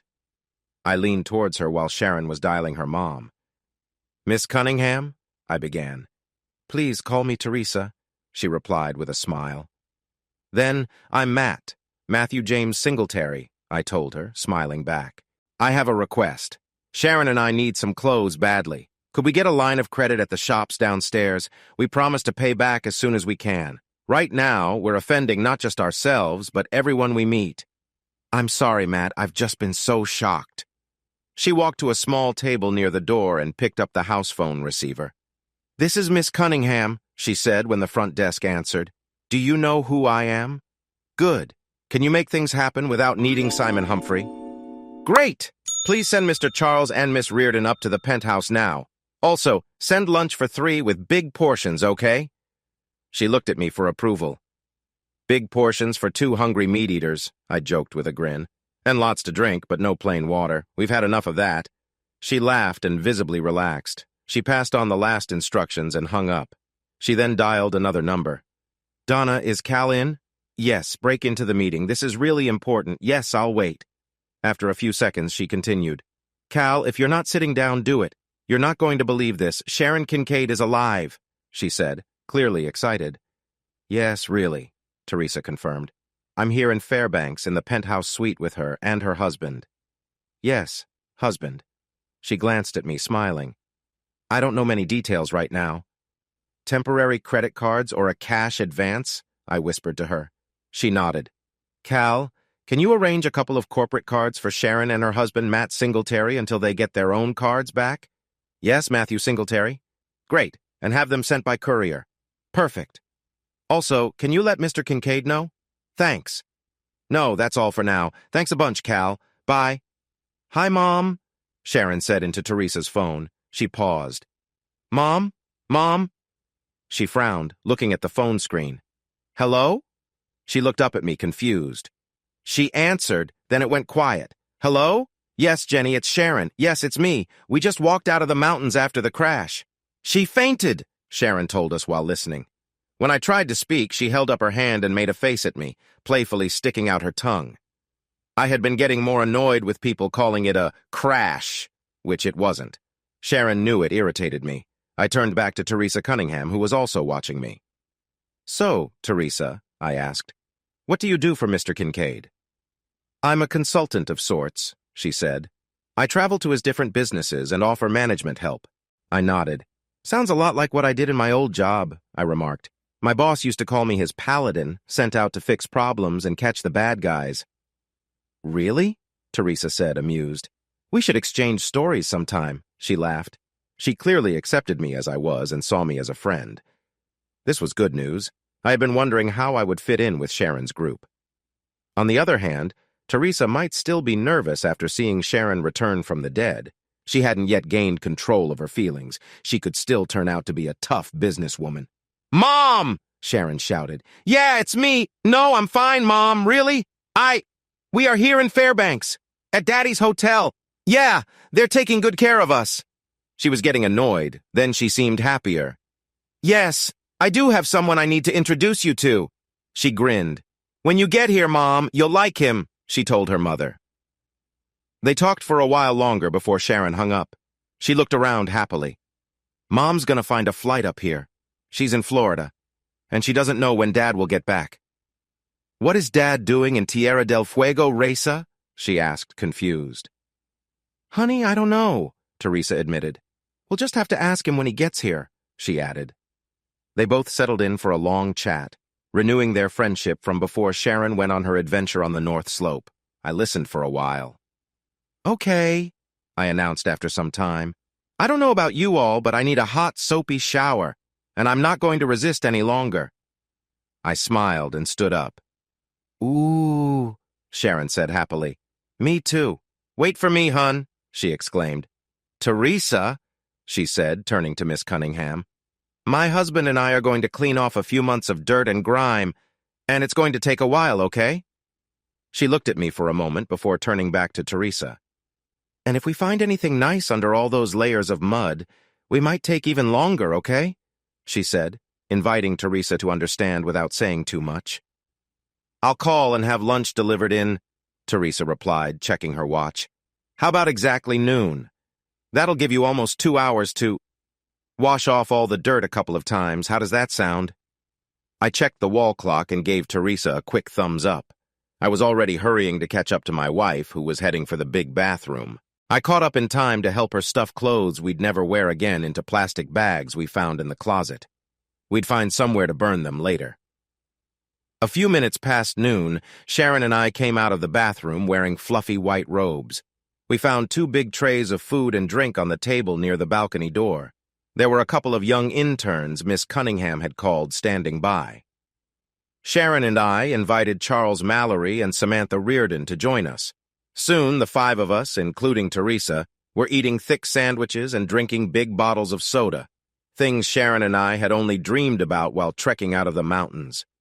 Charles and Samantha were interns, not paid well, and they probably dreamed about a feast like the one in front of us, too.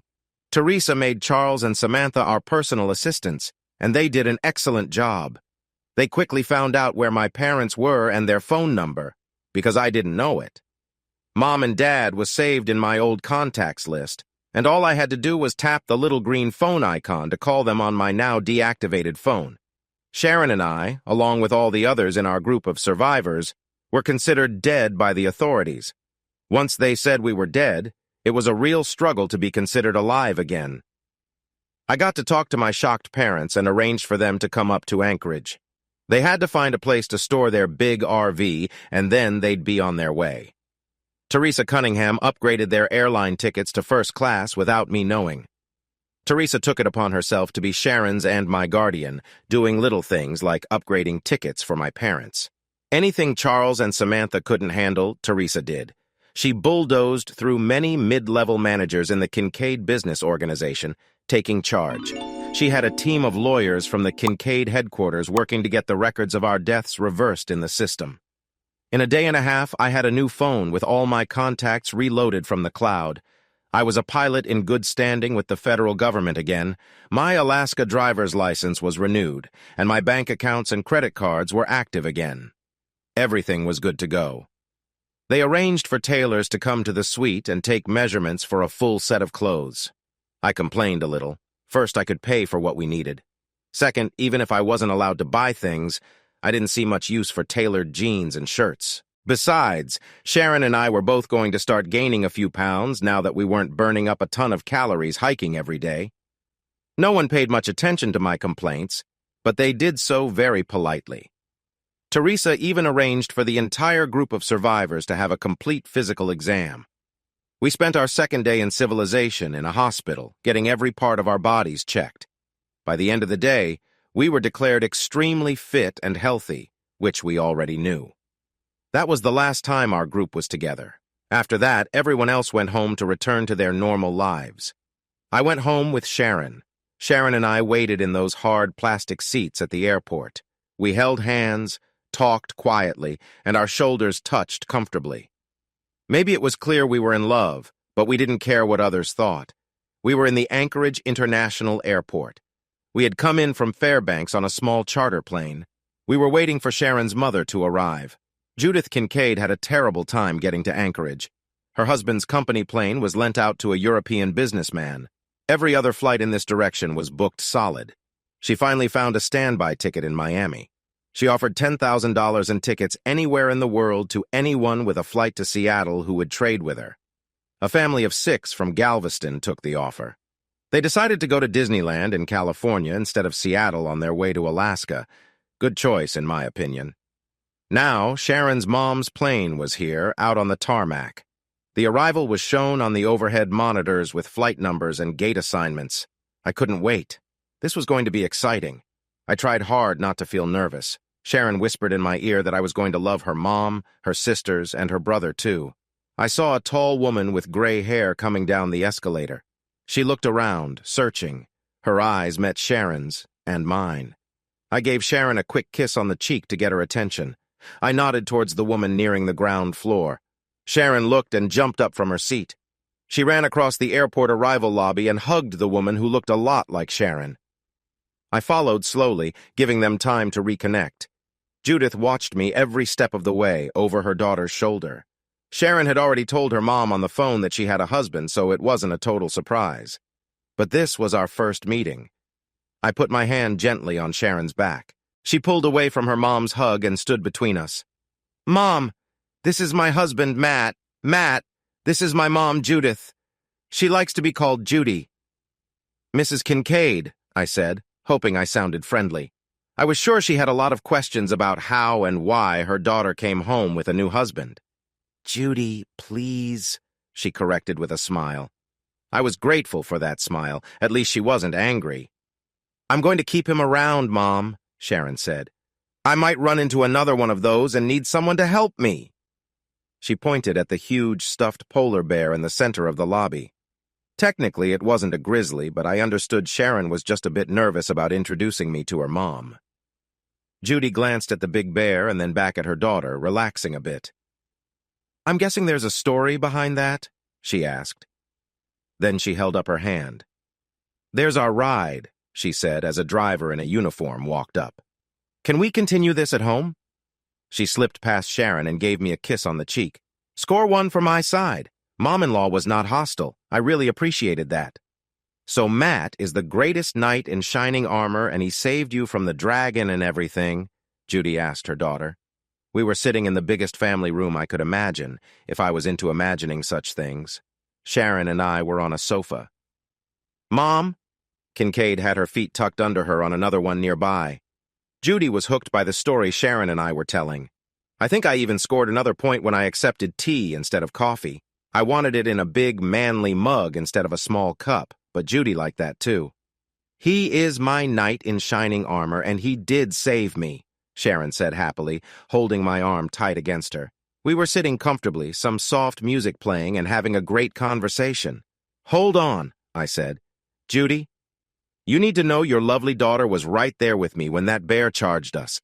I was shooting at it with my revolver, and Sharon found the rifle and brought it to me, walking straight at the bear. When I used all the bullets in my gun, she handed me the rifle and started reloading the pistol. By the time I used all the bullets in the rifle, she had the revolver ready again. She gave it back to me and loaded the rifle. I fired 3 more shots into the bear, and your wonderful daughter stood there, aiming the rifle at that beast until it finally went down. If there was a knight in this story, then there was also a warrior princess." Sharon brought her hand up to my cheek, turned my face to hers, and gave me a long kiss. She turned back to her mother with a contented look. "My husband," Sharon told her mother in a completely satisfied tone. She patted my leg warmly. We talked for hours, telling Judy about our trip. The mountains we climbed, the rivers we crossed, sometimes on rafts or just by wading through if they were shallow, and how we got married one morning while nature woke up around us. Judy wiped tears from her eyes when Sharon shared that. She came over to our sofa and hugged her daughter. Both had a good cry. "Thank you, son," Judy said after a while. "Thank you so much." Then she hugged me tightly, too. "Thank you for bringing my daughter home, Matt." "Well, we kind of brought each other home," I said with a rough voice. Judy patted my hand. "I see. I know. You two are a team, and you fit so well together. You obviously love each other, and no one in the world will ever mistake how you feel." "I do. I love him, Mother. I love him so much." Sharon was crying, which made her mother start crying again. "Well, hell," I protested as tears spilled from my eyes. "If you tell anyone about me crying like this, you'll ruin my tough guy reputation, you know?" Sharon and Judy laughed a little, and we all let go of each other, so I guess I lightened the mood. "I hope you know everyone I know will hear about your trip, about the bear, and how you two love each other. The whole state will know before I'm done talking," Judy promised. "Aw, Judy," I began. "Mom, Sharon interrupted with a beautiful smile.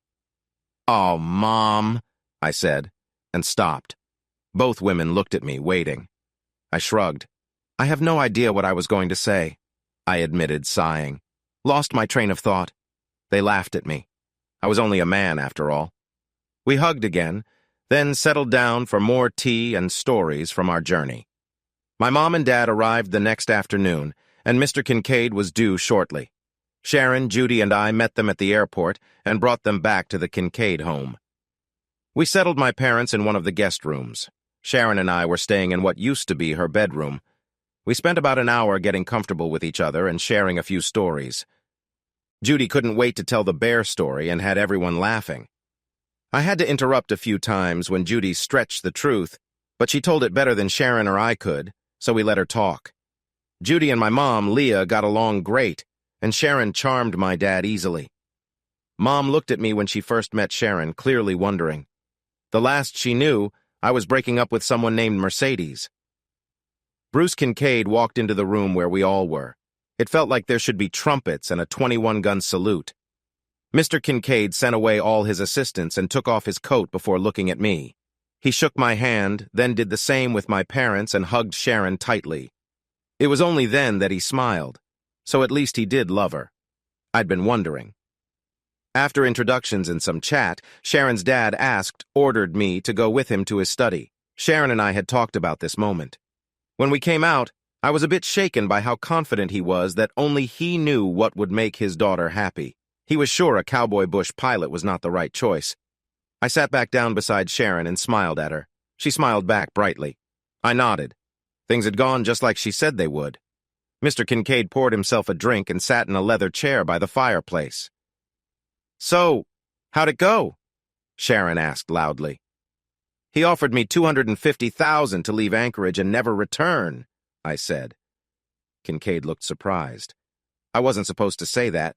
"Daddy!" Sharon shouted. "You only offered him that much." She covered her eyes as if crying. "I'm hurt." "Are you hurt?" she asked me. She stopped pretending to cry. "I am," I replied, nodding seriously. "Daddy!" she complained, turning back to her father. "How could you? 250,000? Don't you love me, Daddy?" She pouted. "I'm worth a lot more than that.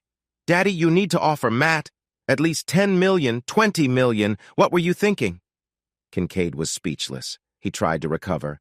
Sharon didn't let him speak. She walked over to him, her face serious. "Daddy, dear," she said firmly, "let's be clear. You have to accept that Matt and I will be together for the rest of our lives. Dad, you can have the Ice Queen back, making life hell for you and all your friends," she said firmly, poking her finger into her father's chest. "What's it gonna be, Dad?" she asked with a sharp voice. Mr. Kincaid looked around at all of us. He was smart. He knew his daughter set up the whole scene. He realized she wasn't going to let me go. He also figured out I had been playing him by listening to his offer. Caught in his own game, he gave in. "Welcome to the family, Matt," he said, raising his glass to me. "And good luck," he added, but he was relaxing and even smiled a little. Sharon sat beside me and I kissed her on the lips. "What?" she asked, confused. Sharon and I had an understanding. She was worried about her temper and thought she lost control too often. To help, I kissed her whenever she held back a smart remark or stopped herself from reacting. She had just yelled at her father, and a kiss wasn't meant to be a reward for that. "You were pushed too far," I whispered. "And you didn't hurt anyone?" I added, then kissed her twice more. We smiled at each other. "Besides, Dad," Sharon said to her father, "you'll want Matt here with me. And your new grandchild." The room went silent for a moment. I turned to her, amazed. "You mean, you're—" She nodded, smiling calmly. "We got the test results back from our exams this morning, remember?" I nodded. "Well, mine had a couple pages yours didn't," she explained. "I'm 3 weeks pregnant." "Oh my God," I breathed. Then I hugged her tightly and kissed her many times. "Why didn't you tell me?" I whispered. "I kept it to myself," Sharon murmured back, "just in case I needed it. Like if Dad was worse than usual," she explained. I kissed her again. She asked. "Nothing but kisses for you today," I told her. You defended me and our marriage, and you're having our baby. You can't do anything wrong today, love." Then Sharon was pulled away by our mothers to be hugged, kissed, and congratulated. I got handshakes and congrats from my dad and Bruce Kincaid, but no kisses from them. When the grandmothers-to-be were done with Sharon, I wrapped my arms around her and kissed her again. She hugged me back and kissed me too. Afterward, Judy sat on Bruce's chair arm. "Do they remind you of anyone? You and me, maybe?" Judy asked her husband after watching Sharon and me for a long moment. Bruce looked at us for a moment, then shrugged. "No, can't say they do," he replied. He got an elbow to the ribs for that. He winced, giving it a bit more drama. "Aha!" I laughed loudly. "That's where she gets it." Everyone looked at me, puzzled. "I always get elbowed in the ribs or pinched or something," I explained. "Now I see she gets it from her mother," I said accusingly. It got a little laugh. Tensions were easing off nicely after a rocky start. "So, just asking for advice, Bruce?" I continued. "Any chance a little spanking would help with that habit of using elbows to the ribs as a form of talking?" He thought about it. "I'll have to get back to you on that," he said, taking the easy way out. It earned him another elbow, but he grinned broadly. I was starting to like my new father-in-law, and I thought he was starting to like me too. My dad had been standing by the balcony door, looking at the view outside. As he came back to sit, I asked him, "Hey, Dad, do you think a spanking would work with Mom? Would it help with some of her, little pats and pinches?" Dad didn't respond beyond raising his eyebrows as he sat down. He tightened his lips but didn't reply. He shook his head. "Why not?" I asked with a grin. Mom had been looking at a painting and was coming back to her chair beside Dad. As she passed, she patted me on the arm. "Wouldn't work at all, honey," she said quietly. "I like it too much," she explained and sat demurely beside Dad. Dad shrugged and looked smug. Judy burst into loud laughter. She tried to cover her mouth with both hands, but she couldn't. "She likes it too much," Judy wailed. She fell onto her husband and tried to stuff his shirt into her mouth. My eyes got wide. I looked at Sharon. "Don't even think about it," she advised with a look. She leaned close to my ear. "I'm pregnant right now, you know," she whispered softly. Her eyes were sparkling. Our marriage in the woods was real, but it wasn't legal in Alaska or any other state. To fix that, we had a civil ceremony with a marriage license a week later. Sharon and I didn't want a big, flashy ceremony with lots of guests and stress, but we couldn't fully avoid it. So, a month after the civil ceremony, we stood before the preacher at the Kincaids' church and exchanged the same vows we'd shared before our friends and the minister in the wilderness. Mother Kincaid only invited 216 guests. Sharon's dad gave us a wedding gift, a travel pass for endless flights with one of the world's biggest airlines. We used it a lot. We chose warm places where we didn't need heavy clothes or boots, and where hotels had plenty of hot water for showers, baths, and jacuzzis. We loved all the hot water. After months of tough travel with little chance to clean up, we wanted to relax and enjoy ourselves. Thomas Bruce Singletary was born just under 8.5 months after we found out he was on the way. His sister Judith Leah was born 14 months later. They both had me wrapped around their tiny fingers from the start, and they knew it. We decided to wait before having more kids, so our first two could grow a bit older. I was sure Sharon loved me deeply, and I thought we were very happy together. We were until I learned that nothing between a man and a woman is perfect forever. Sharon was dying. She had been getting worse for almost a year. The cancer was very aggressive. It was eating her up. She held on for nearly 4 months longer than the doctors had expected. But this time, when I brought her back to the hospital, we both knew she wouldn't be coming home. Her breaths were short and quick. The morphine wasn't enough to ease her pain anymore. She was hurting a lot, but still trying to stay alive just a little longer for me and our 2 kids. But oh, how she was suffering. I got up from the plane chair the hospital provided next to her bed. I leaned over my wife of a few years and kissed her lips. I wasn't sure if she could still feel it, but maybe. Her breathing slowed for a moment, then went back to the same rough, weak gasps. I bent closer and whispered in her ear, "Honey, I'll always love you. Tommy and Judy know you love them, and they love you. We'll love you forever. You don't have to fight anymore. It's time to rest. I'll take care of the kids, and they'll look after me too. Don't worry. We'll be okay." I kissed her forehead and lips again, then stayed there, stroking her weak arms and face. A few seconds later, she breathed out softly and never breathed in again. The machines started making a loud, wailing sound, but they were telling me something I already knew. My Sharon was gone. Tiredly, I stood up straight, then bent down to kiss her one last time. I patted her hand and stepped away from the bed so the doctor and nurses could come in. I bit my lips and turned to face Sharon's parents. I hugged Judy, then Bruce. I moved aside so they could step to the bed and say goodbye to their daughter. Through my tears, I searched for the door. I left the room, going to find my son and daughter. I had to figure out how to tell a 3-year-old girl and her 4-year-old brother that their mom would never hold them again, that she was with the angels now and would watch over them forever. I drifted in my grief, but tried to be the best dad and mom to my 2 small kids. I had to help them through their sadness while dealing with my own and not letting our grief take over. I found myself hating Anchorage and all of Alaska. My in-laws lived there, and I had a great relationship with them, but there were too many memories of places and things I shared with Sharon. Like hurt animals looking for a safe place, my children and I moved back to Texas, where we wouldn't be reminded every day of what we had lost. Bruce and Judy, my parents-in-law, weren't happy with my choice, but they understood. They were wealthy and could visit us in Texas whenever they wanted. A trust fund set up by Sharon's great-aunt matured the year after Tommy was born. When Sharon passed, the money came to me.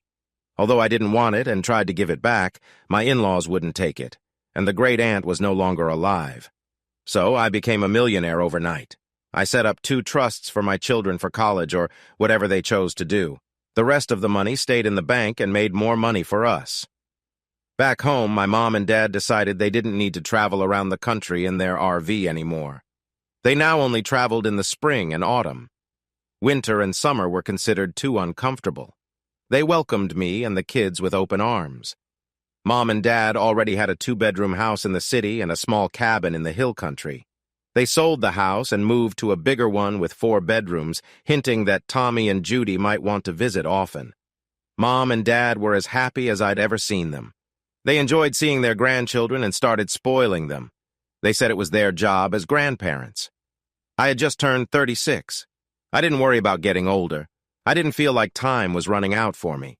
I had my son and daughter, and I was giving all my effort to caring for them. Thomas Bruce Singletary was 5 years old, and Judith Lee was almost 4. Times were hard just after Sharon passed. She had been sick for so long. Her illness felt like grieving even before she died. The kids didn't understand much. How could they? But they knew their mom wasn't hurting anymore. That was a good thing. It didn't make up for losing her, but it was something. I owned a business. Well, I was a partner in one. Sharon's friend, Teresa Cunningham, and I did similar jobs in the business world. I managed to get her to join me instead of working for my father-in-law. Together, Teresa and I formed a consulting firm. We would look at all parts of a business and write a report for the owners or the board of directors, pointing out any weak spots. Teresa handled most of the daily tasks. She only called me in if a problem might change policies or the company's direction. Most of our starting money came from the trust fund Sharon left me. I owned 51% of the company. Teresa and her husband Carl owned the other 49%. One day, I'd make it easier for them to buy out my part because I didn't want to work too hard. It's not that I was lazy. I just wanted to spend more time raising my 2 kids. And that's what I did. One bright, sunny Texas day, my son and daughter talked me into taking them to a place with what they called pizza. It wasn't very good, but they had lots of little games and rides for kids. Even at almost 4 years old, Judy knew how to put a game token in the slot. She would giggle during the startup of the game, clapping her hands with joy. Only then would she start playing the game or get on the ride. Sometimes I wasn't sure what the game was about, but my kids seemed to just get it. Whatever. They had fun, and that was what mattered. I sat in one of the booths, watching my kids a few feet away. They were on a small merry-go-round that turned very slowly. I would have been bored, but they seemed to like it. I helped them get on and then sat back down. I was always ready, of course. I carried my Glock 38 with me to protect my children. I looked around at the other parents who looked just as bored. I was waiting for a special pizza I ordered. I hoped it would taste better than the ones on the buffet. The kids would come back when the ride was over to help eat the pizza or choose something from the buffet. I guessed they'd pick the buffet. Watching their happy faces made me smile. We would always remember Sharon, but we were learning to live without her. It had been almost a year since she died. "Hey, cowboy," a woman said. "Got room for a couple of girls?" I wore a Stetson outdoors. It was next to me on the plastic seat. So calling me cowboy wasn't weird, but why would anyone? Then I half recognized the soft voice. I turned my head quickly to see a beautiful woman and a little girl standing beside me. "My God," I whispered. "Mercedes." I stood up without even thinking about it, facing a lovely woman with dark hair and bright blue eyes. She smiled shyly, then more confidently. I wasn't sure if I should hug her or not. I wanted to, but I remembered reading she got married some years ago. True, I also read she was getting a divorce, but I didn't know if it was true. "Hi, Matt," she said softly. She walked up and kissed me gently on the lips. That solved the problem. I almost hugged her back, but decided to just hold her elbows and brought her close for another kiss. I wasn't about to get involved with a married woman, and she knew how I felt about that. But she wasn't acting married. There was a tug on the knee of my jeans. I backed away a little from Mercedes and looked down at the cutest little girl, except for my Judy. I had to smile at her. She wasn't shy. She smiled back. "Are you my mommy's friend?" she asked in a sweet little girl voice. I squatted to her level. I always thought it was rude for adults to talk down to kids. "I think I must be," I said. She looked just like a little version of Mercedes. "Are you my friend?" she asked. "Forever and ever," I replied. Little Mercedes grinned happily, scooted closer and hugged me, giving me a kiss on my cheek. I hugged and kissed her back. "What's your name, sweetie?" I asked. "Matea," she said in her small voice. "But you can call me Maddie." I was shocked. It was like a girl version of my name. Was it on purpose?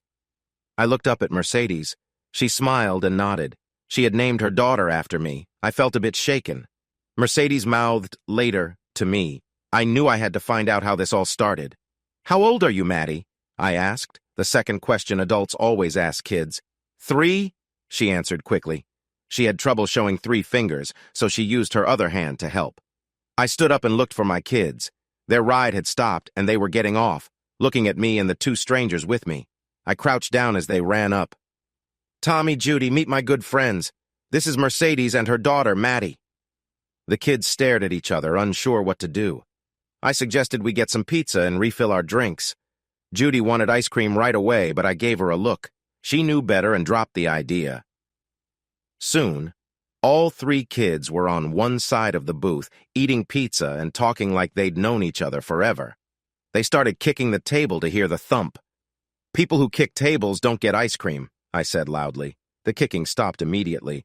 Between getting pizza for the kids and fetching my special order, Mercedes ended up sitting close to me. At first, there was space between us, but she moved closer. We were sitting hip to hip. It didn't bother me. I liked it, but I didn't get to ask, "What are you doing here?" I said, hoping to start a conversation. I didn't think to keep my voice down.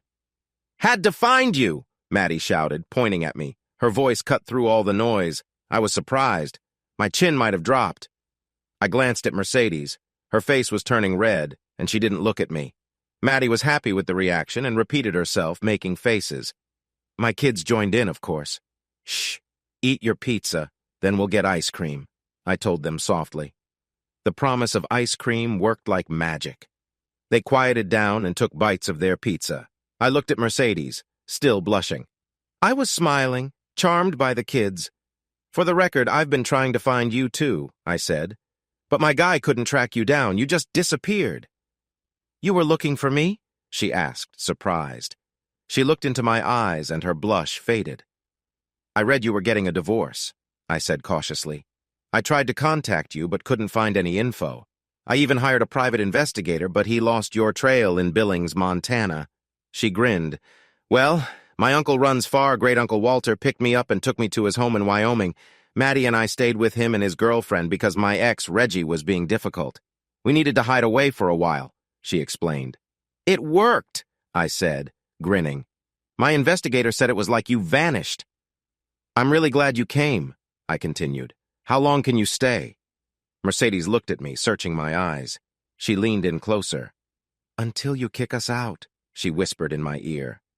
Instead of speaking, I kissed her softly, not too deeply. 3 pairs of small eyes watched us closely. What's that song? I asked. Until the 12th of never? I couldn't stop smiling. I kissed her again.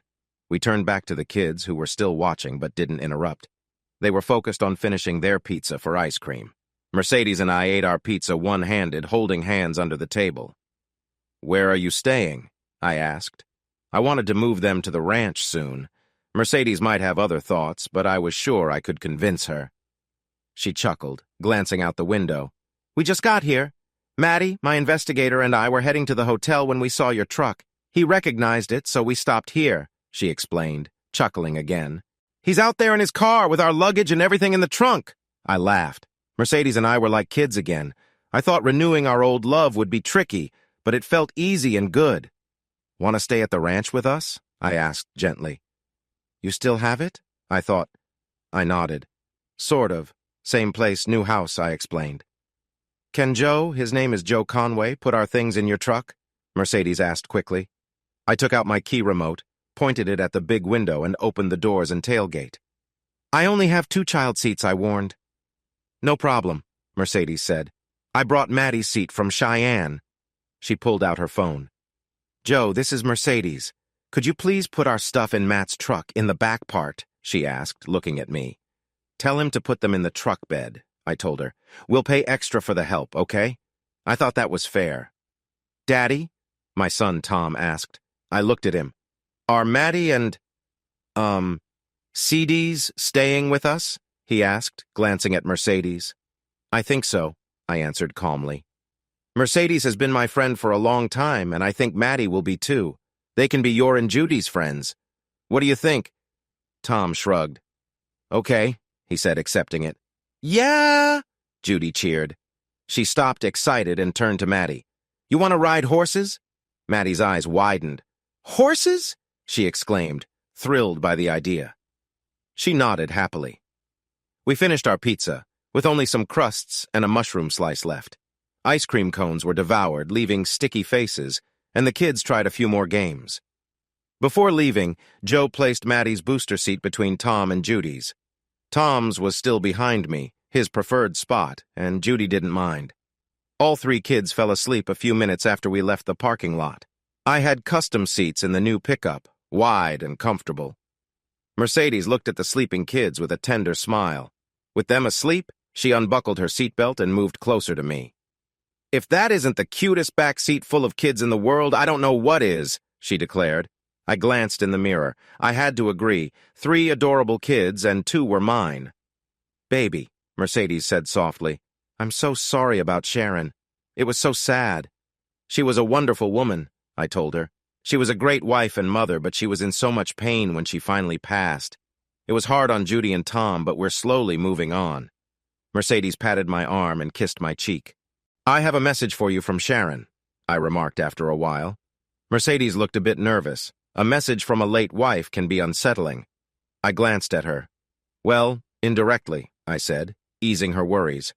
A couple of months before she died, Sharon asked everyone to leave and made me lie beside her. She wanted to talk without straining. I pointed at a building we were passing, Jesse's Barbecue, where Mercedes and I first met. She recognized it immediately. Oh, honey, we have to go there soon, okay? She asked happily. She was calling me honey again, just like before. I liked it. We will, I assured her, patting her thigh. We will. Anyway, Sharon told me that when she was gone, she wanted me to find someone to love me and the kids. She made me promise, I told Mercedes. Mercedes looked down. So, I continued, I don't want to scare you, but I promised her to love and to let me and my kids be loved, if that's not what you want. Stop! Mercedes demanded, pointing at a park up ahead. I braked and pulled in without waking the kids. Dust drifted past the cab. Mercedes turned to me, wrapped her arms around my neck, and kissed me. I want you, I love you, and I'm never leaving, she swore. I'll be here with you until you kick me out. Understand, Matthew James? I kissed her back and held her. You used the L word, I murmured. We didn't do that last time, even though I wanted to. I know, she said softly. I wanted to say it too, but if we had, we'd never have been able to go our separate ways and wouldn't have been able to do the things we had to do. My voice was heavy with emotion. But this time, little dove that calls at morning, it was her Cheyenne name. I'm going to say it morning, noon, and night, so if you're not ready for... Say it, she insisted. I love you, I replied right away. I love you. I love you too, she said with joy. She sighed happily and rested her cheek on my shoulder. We sat there a few more minutes, holding each other close but not talking. I put the truck back in gear and we got back on the highway. We didn't talk much as we drove. We didn't need to. Our relationship, which had a long break, seemed to pick up right where it left off. We were very comfortable with each other and already making promises to each other. After their nap on the way home, all three kids were full of energy when they woke up at the ranch. They wanted to do everything at once. The horses down by the corral whinnied, making it clear what the first activity would be. Mercedes and I took all three children down there after grabbing a small bag of apples. The kids fed the other horses while I saddled 2 Shetland ponies meant for my kids. I planned on getting another one for Maddie and told her about it. She was overjoyed. She gave me a big hug and plenty of kisses. Judy rode her gentle pony around the paddock by herself. She'd only been doing it for a month or so, and she was very proud. I put Maddie on the saddle behind Tommy, and my son took his new friend on a long ride. 3-year-old Maddie held tight to Tommy's waist while he guided his pony around. After a while, 5-year-old Tommy came back to where Mercedes and I were standing and had us move Maddie to sit in front of him so she could see better. She loved it. Tommy got a big hug and a kiss on the cheek for that. He didn't quite know what to do about Maddie kissing him, but he accepted it much like he did kisses from his little sister. He tolerated them but didn't return the kisses. After some time, the kids decided they wanted to go swimming.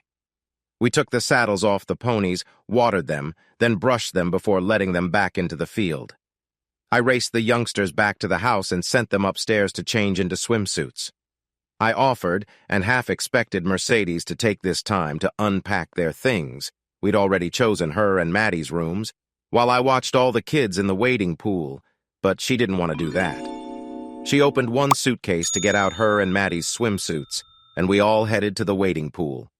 Mercedes and I watched as the 3 kids laughed and played in the sunshine and water. As the sun began to set, I lit the grill and cooked a couple of steaks for myself and Mercedes, and some chicken drumsticks for the kids. I made baked potatoes and roasted some asparagus tips and mixed veggies to balance out the meal. After dinner, the kids spent their leftover energy chasing fireflies in the backyard.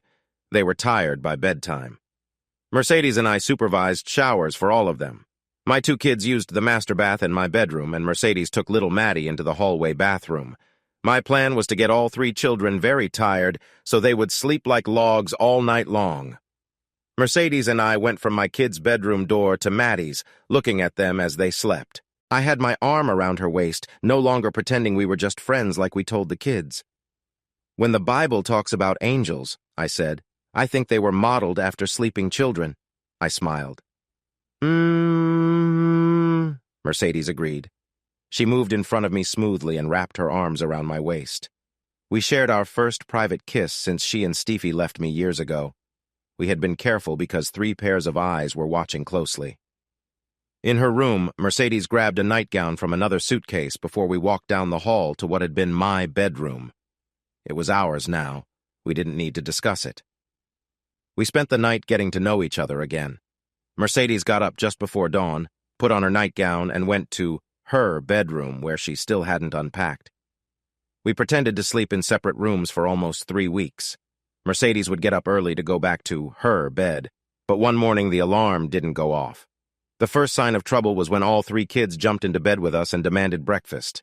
They didn't care who made pancakes and sausage, but it needed to be done quickly so they could watch cartoons. Mercedes was in a nightgown, and I was in my boxers. We were lucky we had put on something before falling asleep the night before.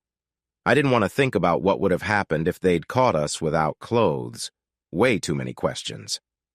I decided to change the batteries in the baby monitors in their rooms. I also turned up the volume so we could hear them better.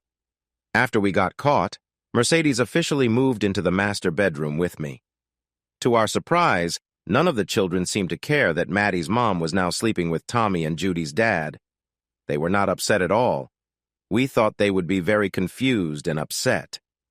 Because of this, we sat the kids down and talked to them about families. We told them we wanted me to be the daddy for all three of them, and Mercedes to be the mommy for all three. I told Tommy and Judy that their mother was in heaven watching over them, but Mercedes would take care of them daily. Judy and Tommy were okay with this because they liked Mercedes. Maddie asked if I would still read stories to her like before. When I said I would read even more stories and never leave, she was very happy.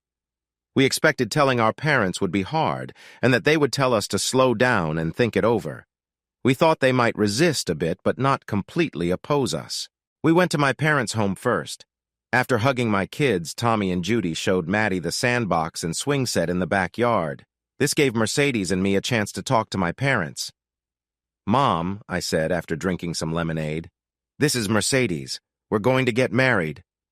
"Hi, Leah," Mercedes added before my parents could say anything. "We've met before in a video chat Matt set up years ago. Do you remember?" Mom looked surprised. I think she wanted to ask lots of questions but couldn't. She looked at Mercedes closely. No, honey, I don't think I—" "Maybe if I remind you," Mercedes said with a smile, "I was the one with some unusual items that you saw in that chat." Mom suddenly remembered. "Oh, wow," she said, blushing. "The girl in the mirror," Dad exclaimed, smiling. He shook Mercedes' hand. "Nice to meet you, young lady," he said, sounding pleased. Dad was on our side and brought us more lemonade. When Mercedes mentioned she was half Cheyenne, my parents were amazed. Mercedes shared stories about her parents. My parents loved her stories and became very fond of Mercedes and Maddie. By the end of the evening, my parents were trying hard to get Maddie to call them Grandma and Grandpa, which she did easily. Maddie's other grandparents had always been distant, so she quickly adopted Tommy and Judy's grandparents as her own. A week later, we flew to Philadelphia to meet Mercedes's parents. I enjoyed meeting them. They accepted us after some initial concerns since Mercedes's divorce was recent. I suspected Mercedes had told her mom about us years ago because her mom hugged me warmly before we even introduced ourselves. By the time we left, Tommy and Judy had another set of grandparents who loved spoiling them. Mercedes called her ex-husband's parents to ask if they wanted to see Maddie, but they said no. All five of us then flew to Anchorage to meet Tommy and Judy's other grandparents. The kids enjoyed the flight, charming the flight attendants who gave them extra snacks and attention. Mercedes and I held hands and napped. Meeting Bruce and Judy, Tommy and Judy's maternal grandparents, went well, although I was nervous. They knew about my late wife's wishes for us to find a loving family. They were surprised I'd done it so quickly, but they welcomed Mercedes with open arms. Meeting all the in-laws went really well. Mercedes and I fit together like puzzle pieces. From the start, we clicked. We never had a traditional first date. It went from just met to totally together instantly. When she came back, we restarted our relationship smoothly, always looking out for any problems, but we didn't find any. Feeling good about it, Mercedes and I got married 3 months after she and Maddie surprised my kids and me at the pizza place. Being married to Mercedes was an adventure, but a fun one. We agreed on many things, but we always had good talks. When we didn't see eye to eye, we talked it out and decided together. Sometimes I agreed with her, and sometimes she came around to my way of thinking. The only tough times were when Mercedes wondered, what if? She worried that focusing so much on her dance career was a mistake. She thought about where we would be if she hadn't left for her career. I saw it differently. What happened was in the past. We couldn't change it. Plus, we had 3 wonderful kids because of it, and we wouldn't trade them for anything.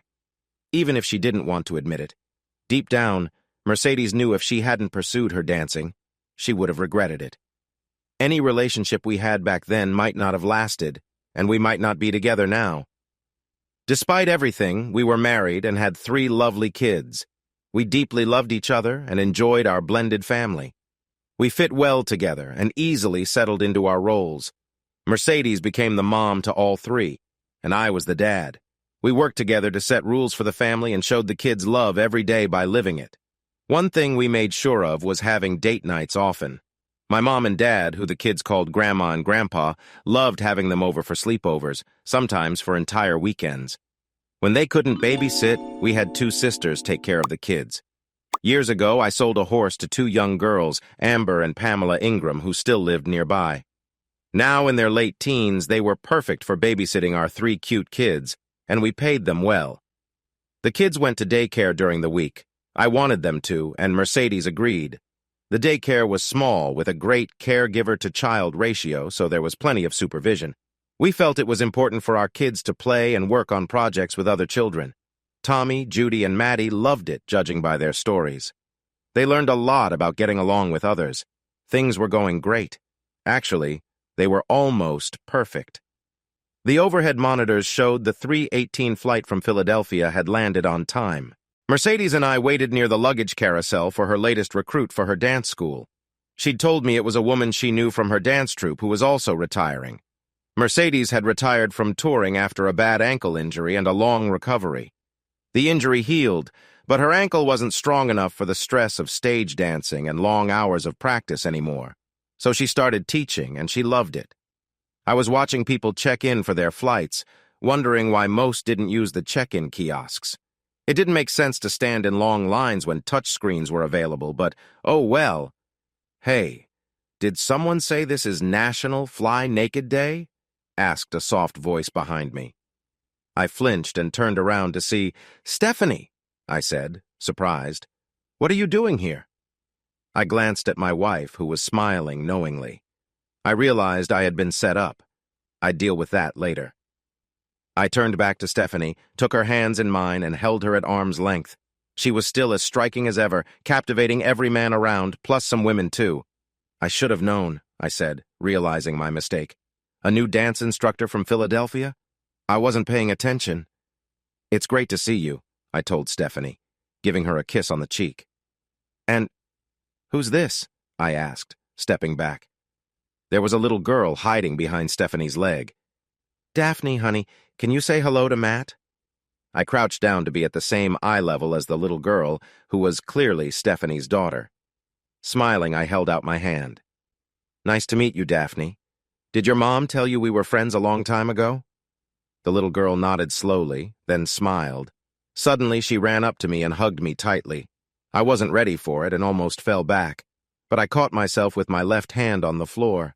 I settled back on my heels and gently hugged her back, giving her a small kiss on her cheek. So, let's play a game grown-ups do, I said. How old are you? She held up 4 fingers, beaming happily. And what's your full name? Daphne Mercedes Walton, she replied cheerfully. I glanced quickly at Mercedes. Do you know that lady? I asked, pointing at my wife. Daphne nodded eagerly. Aunt Mercedes, she said. I think Aunt Mercedes needs a hug too, don't you? I suggested. She nodded again and rushed to Mercedes. My wife bent down and picked her up, and they hugged tightly. When I stood up, Stephanie walked up to me and hugged me tighter than before. I've missed you, Matt, she whispered. She gave me a light kiss on the lips, pulled me close, then let go and moved over to Mercedes. The 3 of them shared a big group hug. A warning buzzer sounded and the luggage carousel started moving, carrying everyone's bags around. Stephanie pointed out her and Daphne's bags so I could grab them from the belt and place them next to us. Stephanie and Mercedes each took a large suitcase and rolled them towards the exit. I pulled 2 big duffel bags with wheels behind me. Little Daphne put on a tiny pink backpack with bunnies on it and walked with us to the parking lot. I loaded everything into the back of the pickup truck, got into the driver's seat, and adjusted my Glock in its holster. Airports aren't supposed to be dangerous, but you never know. I started the engine and turned on the air conditioning. Mercedes and Stephanie were already deep in conversation, and Daphne was listening closely. So, where are we headed? I asked, even though I was pretty sure I knew. The guest room's ready, Mercedes answered calmly. I knew we were going home, I just wanted to hear it confirmed. At home, Daphne met Maddie and was introduced to Tommy and Judy. They welcomed her right away. Tommy did ask if I knew any boys his age, but he didn't seem too bothered. Soon, all 4 kids ran outside to play on the playground in the backyard. Mercedes and Stephanie kept talking, and I sat on the deck to watch the kids play. Talk, I said to Mercedes when we were alone in bed. I'd rolled her onto her back and was leaning over her after a long cuddle. "About Stephanie?" she asked innocently. "About Stephanie," I said firmly. "What's going on?" "She needed a job, and I had one. She's like my little sister, you know that. I love her and wanted her to work with me at the studio. She agreed, came down here, and I want her to live with us so we can be close. Okay?" There was nothing worrying in her rushed explanation. She had probably rehearsed it.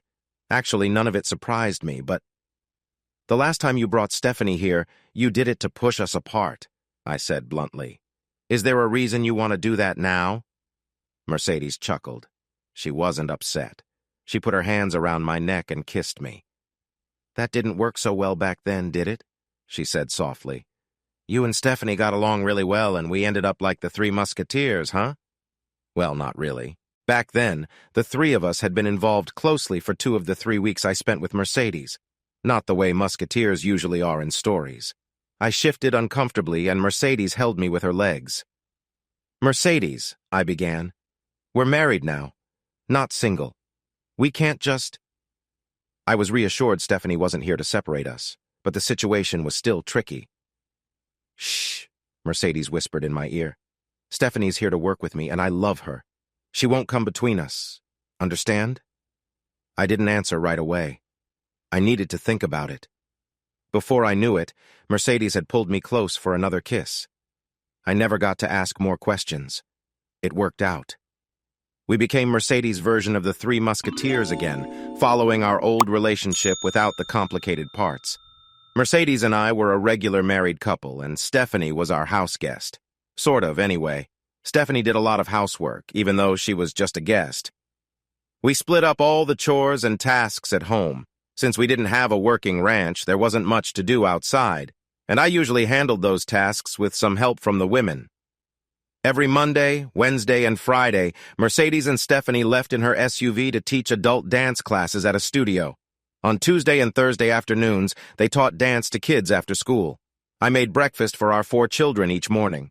I got them dressed for daycare if I had to go to the office, or into play clothes if we had a day free. If the weather was good, the kids played outside while I watched them from the deck. Sometimes they even got me to join their pretend games. On Tuesday and Thursday evenings, after an early supper, I took the kids to their dance classes. The girls loved learning to dance with Mercedes and Stephanie, though Tommy wasn't as excited but still enjoyed it sometimes.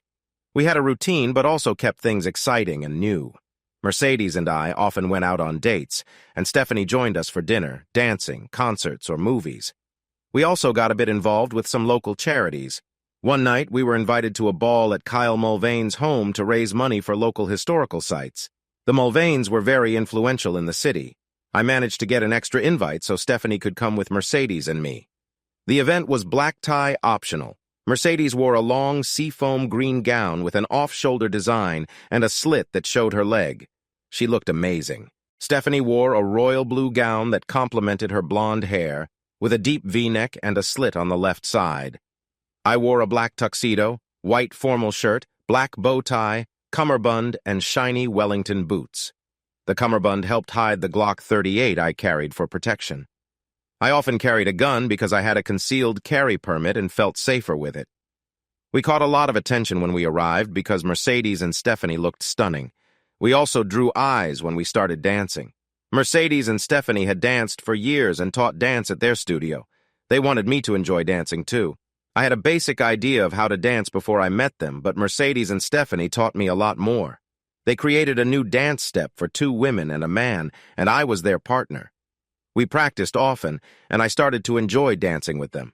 We danced in a way that kept us always moving and close together. After months of practice, I was confident enough to have fun on the dance floor. It was great. I was the center of attention with 2 beautiful women dancing around me. As we danced, more people noticed us. We ended up near the stage where the band played. When the song ended, the band leader smiled and clapped for us. I turned and saw many people had cleared the floor to watch us. There was nice applause for our dance. I bowed, and Mercedes and Stephanie curtsied, smiling. We then walked off the dance floor towards the bar. Dancing with those 2 girls was fun, but it sure made me hot and sweaty. The girls and I joined a group of men and women hanging out at one end of a long bar. Mercedes and Stephanie were getting tons of smiles and compliments. I decided to be helpful and went to the other end of the bar to get 2 glasses of white wine for them and a bottle of flavored water for myself. As the bartender finished pouring the drinks, I heard a loud commotion where I had left the girls. "Let's see 'em, lady. Come on. You've been showing off all night, so now—" I quickly turned around. A short, fat man was harassing Stephanie, grabbing her dress and ripping it down. Her dress tore enough that both her breasts were exposed. I moved before I even thought about it. Time felt like it slowed down. Suddenly, I was just behind and to the right of the man bothering Stephanie. She looked at me calmly, waiting for me to fix things. I grabbed the man's right shoulder, spun him around, and punched him hard in the stomach with my other hand. As he bent over, my right knee came up fast and hit his chin. He fell backward and hit the floor hard, unconscious and bleeding. I thought about kicking him while he was down, but it wasn't needed. He was already knocked out. I turned around and took Stephanie into my arms. She hugged me tightly around my waist. "You okay, honey?" I asked softly, pulling back to see her face. She nodded and pressed her cheek against my chest, holding on even tighter. After a moment, I pulled off my jacket and put it around Stephanie's shoulders to cover her up. The place was in chaos. People were asking what had happened, and others were explaining their version of events. Not everyone saw what actually went down, so there were a lot of different stories. I looked around for Mercedes. She was right beside me, looking concerned and a bit worried. Mercedes held up her phone. "I got it all on video!" she shouted. "That guy tried to hurt Stephanie right here. I recorded everything!" Her words silenced the room for a moment. I nodded and guided Stephanie towards the stairs leading to the door we had come in. Just before we reached the steps, a very tall and large man in a tight tuxedo blocked our way. "Mr. Mulvane wants to see the lady's phone, sir," he said firmly, pointing to a man standing by a column. This Mr. Mulvane looked very angry. "No," I replied firmly, "not going to happen." I tried to walk around him, but he blocked me with his arm and placed his hand on my chest. He gestured at Mercedes for the phone with his other hand. I moved, and the big guy grabbed my shoulder to stop me. "Look down," I said in a low, warning tone. He ignored me, confident he was in charge. I prodded him in the belly with my Glock. "Look down," I repeated. He looked down and quickly understood that the situation had changed. He was no longer in control. My hand was on the trigger, and it would only take a light squeeze to start firing. "It's aimed up at your heart," I said. "If I shoot, you're done. Understand?" He nodded and raised his hands to show he was unarmed. "You have a gun?" I asked. He nodded again. "Small of my back," he said. "Take it out slowly with your left hand using just your thumb and forefinger," I instructed. He did as I said very carefully. I took the gun from him with my left hand while keeping my Glock aimed at him. The people around us gasped, seeing the gun for the first time. "Get on your belly," I ordered. He dropped to the ground without hesitation. "Stephanie, Mercedes," I said, motioning them to my left. I then lowered my gun, keeping my finger away from the trigger to avoid an accidental shot. The 3 of us quickly went up the steps, across the lobby, and out the door. I dropped the bodyguard's gun on a shelf in the lobby as we walked by. The valet, who didn't know anything, brought our SUV to the entrance, and we drove away quietly. Everything went smoothly after that. No one tried to stop us. A few police cars sped past us going the other way a couple of miles down the road. They didn't pay us any attention. We drove to McReady Airfield without any problems. I'd owned the airfield for almost a year, but kept the old name because weekend pilots liked it and knew it that way. When we got there, we parked the SUV next to the hangar and got into our twin-engine Cessna. I started the plane while Mercedes and Stephanie were still getting buckled in. 42 minutes later, the plane was parked and tied down at our ranch house. We had a strong security system, so no one could bother us there. But that wasn't the end. The next afternoon, detectives in the city figured out who was involved. They teamed up with the county sheriff to come and talk to us. They came in 6 vehicles up to our main house. The sheriff himself came to our door holding his hat. He knew my dad had been the county sheriff during tough times, and many people still remembered him. When the sheriff saw Dad, he was very polite. Inside, Stephanie, Mercedes, and I gave the city cops written statements and answered their questions as long as they were just trying to get the facts. We also gave them a video Mercedes had taken with her phone. When the youngest detective asked a tricky question, one of our lawyers stopped the questioning. He said we wouldn't answer any more questions, and that was it. The young detective got some annoyed looks from his colleagues. One person there was from the district attorney's office. She seemed to know our lawyers. When a detective looked at her for help, she shrugged because there was nothing she could do. She knew our lawyers were excellent, and we paid them well for it. Another part of our legal team was at the DA's office in the city. They wanted to know why the guy who attacked Stephanie wasn't in jail yet and charged with attempted assault. There should have been a charge for being stupid, too. 3 weeks and 4 days later, it was over. The guy turned out to be Mr. Mulvane's youngest son. Mulvane tried to defend his son and blame Stephanie. Our lawyers quickly shut that down, warning Mulvane and the city's attorneys about victim blaming. Our lead attorney looked ready to tear them apart in court. Mulvane's team backed off. The DA charged the guy with 3 felonies and several misdemeanors. There were a dozen videos of the event, none of which helped the Mulvanes. The guy eventually pleaded guilty to attempted assault and got 6 months in jail, avoiding a longer sentence but still getting a felony record. At first, the DA wanted to charge him with a misdemeanor to help the Mulvanes, but our lawyers made sure the media knew what was happening. The DA didn't want trouble with me, so he backed off. They tried to accuse me of showing a weapon, but we argued the bodyguard's actions were dangerous, so my response was justified. A video showed the bodyguard pushing me, ending any claims against me. If the bodyguard had taken Mercedes's phone, it would have led to more charges for him. My lawyers were a bit disappointed. They saw a chance for more work if the DA had pushed on. Stephanie's lawsuit against the Mulvanes for creating a hostile environment was quickly settled out of court. She became a millionaire, and Mulvane even paid her legal fees. Our lawyers went back to Dallas, I stopped spending a lot of money on them, and peace returned to our ranch. I foolishly thought that was going to be a permanent condition. A few weeks later, my mom and dad came by to collect all 4 kids. Stephanie's little girl, Daphne, had long since been adopted as one of my parents' grandchildren, and the whole group was on a long weekend camping trip in Mom and Dad's big RV. I didn't count sleeping in a nice bed inside a big RV as camping, but each to his own. Judging by the video chat we'd had earlier in the evening with them, the kids were all having a ball. Mom and Dad couldn't stop smiling. Having 4 grandkids all to themselves without... I was doubly surprised when Stephanie stepped in the bedroom right behind my wife. Both women were dressed in sheer black nightgowns that didn't hide much. I made sure the blanket was pulled up to cover me because I was starting to feel a bit awkward. "Matt, dear, we have a problem," Mercedes said in a serious tone. I could almost hear Scooby-Doo saying "Roo-row" somewhere close by. Mercedes sat on the bed on my right side and took the TV remote. Stephanie sat on the bed to my left, but didn't try to get close to me. She just sat there looking calm and beautiful. Okay.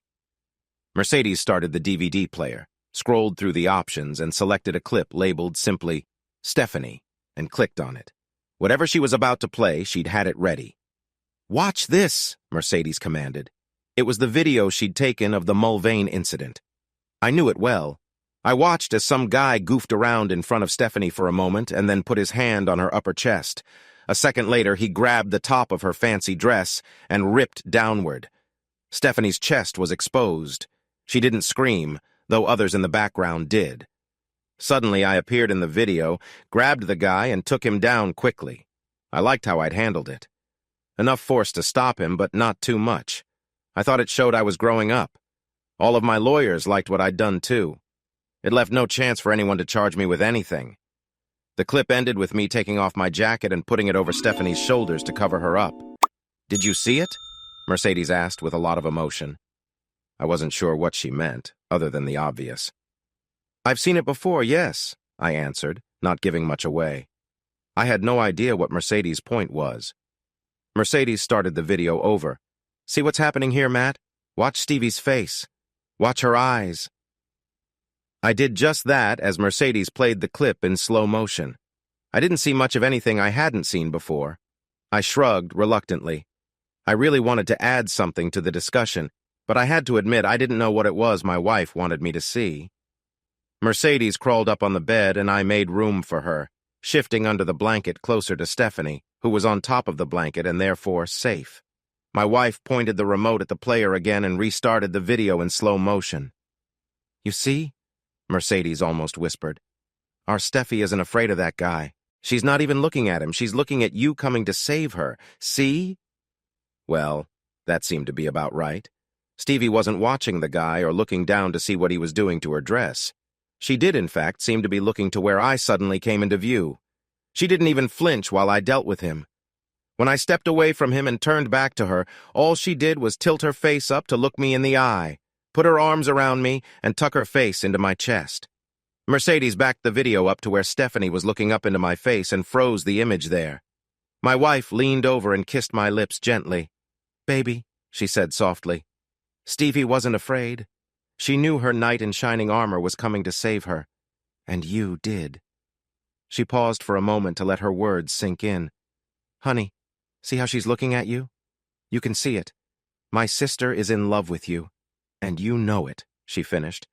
I took a deep breath. I couldn't deny what Mercedes said. "And here's what Mrs. Stanley got with her phone," Mercedes said, stopping anything I might have said to defend myself. Mercedes played another very short clip. It only showed me taking off my tuxedo jacket quickly, putting it over Stephanie's shoulders, and hugging her close to comfort her. When the player reached the end, Mercedes backed it up and stopped it with me looking down at Stephanie. "And darling," Mercedes murmured, "you love her too." I didn't know what to say. What she said was true, though I'd been denying it to myself for a long time. I couldn't argue with what Mercedes was telling me. The video proved it. "Honey," I began in a strained voice. "I would never—" I stopped, glancing at Stephanie. I didn't want to hurt her, but I had to reassure my wife. "Baby," I started over. "I just could not ever cheat on you. I wouldn't do that to you." Mercedes had been busy while I tried to find my way through this confusing situation. She turned off the DVD player, dimmed the bedroom lights to a soft glow, and stood up to take off her nightgown, letting it fall to the floor. On my left, I saw Stephanie doing the same, smiling happily at me. Both women then slipped under the blanket and cuddled close to me. Stephanie rested her head on my left shoulder, and Mercedes snuggled against me on the right side. She propped herself up on her elbow. "Baby," Mercedes whispered, "I know you would never cheat on me. You're not that kind of person, honey." But I started to say, "Shh, I know." She kissed me and patted my chest. Both women kissed me on each cheek. "Look at us, Matt," Mercedes said calmly. "No one is cheating here. No one is lying. Everything is out in the open, right?" she cooed. Stephanie leaned in on her elbow and kissed me on the lips. When I didn't stop her, she did it again, longer this time. "I do love you, Matt," she whispered. "I have since forever and always will." "See?" Mercedes said. "She loves you. I love her. She loves me, and I love you, and you love me. And you love Stephanie, don't you?" I do, yes," I admitted, "but—" "And since you caused Stephanie's divorce, we have to make this right. You see that, right?" "Wait, how did I cause—" I protested. "I hadn't even been there." "Because he wasn't you, and didn't know how to be you," Stephanie said softly. "I didn't know I was looking for you all along. It wasn't fair to him, but I didn't know, so he never had a chance. I was sorry, but it was too late for us from the start," she said sadly. "But now I'm here with you and Mercedes, and I promise we will be the happiest 3 people in the world." I believed her and accepted that Mercedes meant it too. But I sighed deeply. "Do you know how complicated this is going to get?" I asked. Neither of them was listening to me, but I felt their hands moving under the covers. Mercedes mumbled happily from my right side. "Yep," Stephanie chimed in from the left, "but we'll work through it. It'll be wonderful." And mostly it was. We had some arguments. Both women were strong-willed, and I could be stubborn. But we made a solid promise to always talk things out and never go to bed angry. Sometimes we stayed up very late, but we always worked things out before turning off the lights. We shared our love in different ways, sometimes all 3 of us together, and sometimes just 2 of us. When all 3 of us were together, we took turns making sure everyone felt loved. I enjoyed pleasing a woman, so while I did that, the other girl would take care of the kissing and touching, and then we would switch. When we wanted something more passionate, we made sure to enjoy that too. We decided we needed a lot of time together, maybe more than most couples. We managed this by letting my parents or teenage babysitters watch the 4 kids often. My parents adored the children and wanted to see them a lot. When my parents couldn't help, we asked Amber and Pamela to babysit. They were well paid and loved our kids. When Pam went to college and Amber got married, they recommended other local girls to babysit for us. We never had a shortage of babysitters. Before the kids started school, I adopted both Maddie and Daphne. Maddie was named after me. Mercedes' ex-husband never knew that and didn't care. He never wanted kids and gave up his parental rights easily. Daphne's ex agreed to the same, partly because he had a new family. He couldn't afford to visit Daphne and their relationship faded away. I was surprised when Stephanie and Mercedes wanted more children. I thought 4 was enough. They convinced me otherwise.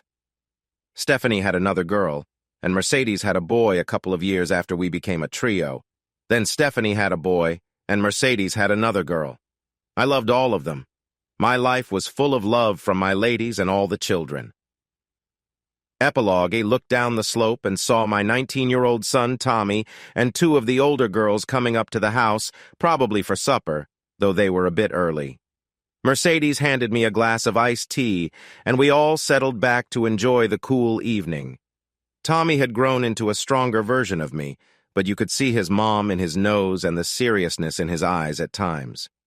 17-year-old Maddie looked like her mom, Mercedes, and had a bubbly personality. 18-year-old Daphne shared her mother Stevie's grace and beauty. Both Tommy and Daphne were students at Texas A&M, and Maddie would join them in the fall. My daughter Judy wanted to be a doctor for children. She was studying at TCU, but she was home with us for a few weeks. Judy was in the backyard, watching the younger kids. Their happy shouts and laughs filled the air. When I was a teen, back when our older kids' age, I stayed on my own in the same house where our kids now lived. I convinced Mercedes and Steffi that letting our older kids do the same would teach them responsibility. It seemed to work. The 4 older kids managed the house together. They liked their bit of freedom, and it gave us adults some quiet space to raise the younger ones. Not hearing their loud, weird music was also a big plus for me. I watched Tommy, Daphne, and Maddie walk up the driveway. The field where I used to exercise was now just grassland. They walked arm in arm and then stopped. Tommy and Maddie faced each other. Maddie wrapped her arms around Tommy's neck and kissed him deeply. When they let go, Daphne kissed Tommy too. "Well, darn," I exclaimed. It was clear what our kids were trying to tell us. Tommy now had one arm around Maddie and the other around Daphne. The girls hugged him tightly. Mercedes laughed next to me. "I told you he'd figure it out," she said to Stevie. Stevie giggled. "He took his time." It seemed I had missed some things happening around me. "Dad," Tommy said as they walked up to the porch. He looked serious, not defiant. The girls kissed me on the cheek and stood there smiling. I looked at them, trying to look stern, but I couldn't. "You all know how complicated this will be, right?" I asked, looking each of them in the eye. I expected them to be embarrassed, but they weren't. "Yes," they said together, still smiling. The girls joined their moms. "But we'll always have our moms and you to help us, Daddy," Maddie said softly. I sighed. There was no point fighting it. "Well, go inside and get ready for supper," I said, moving to the front door. I hugged Tom and the girls as they passed into the living room. I watched them go inside and sighed again. I never wanted them to grow up, but they did. Mercedes and Stevie came to me, hugging and kissing me. After a while, I opened the screen door and we went inside. I walked to the backyard to find our younger kids. I wanted to hug and play with them before they grew up too. I've loved 4 women in my life. 1 betrayed me, 2 left and came back, and 1 passed away. Life keeps moving on, full of twists and turns. You have to hold on tight or you'll be thrown off. Hey, audience, if you liked this video and want to keep up with more thrilling stories, make sure to subscribe to Prince Cheating Tales and hit the notification bell. You don't want to miss out on our upcoming adventures. Thanks for watching, and we'll see you in the next wonderful story.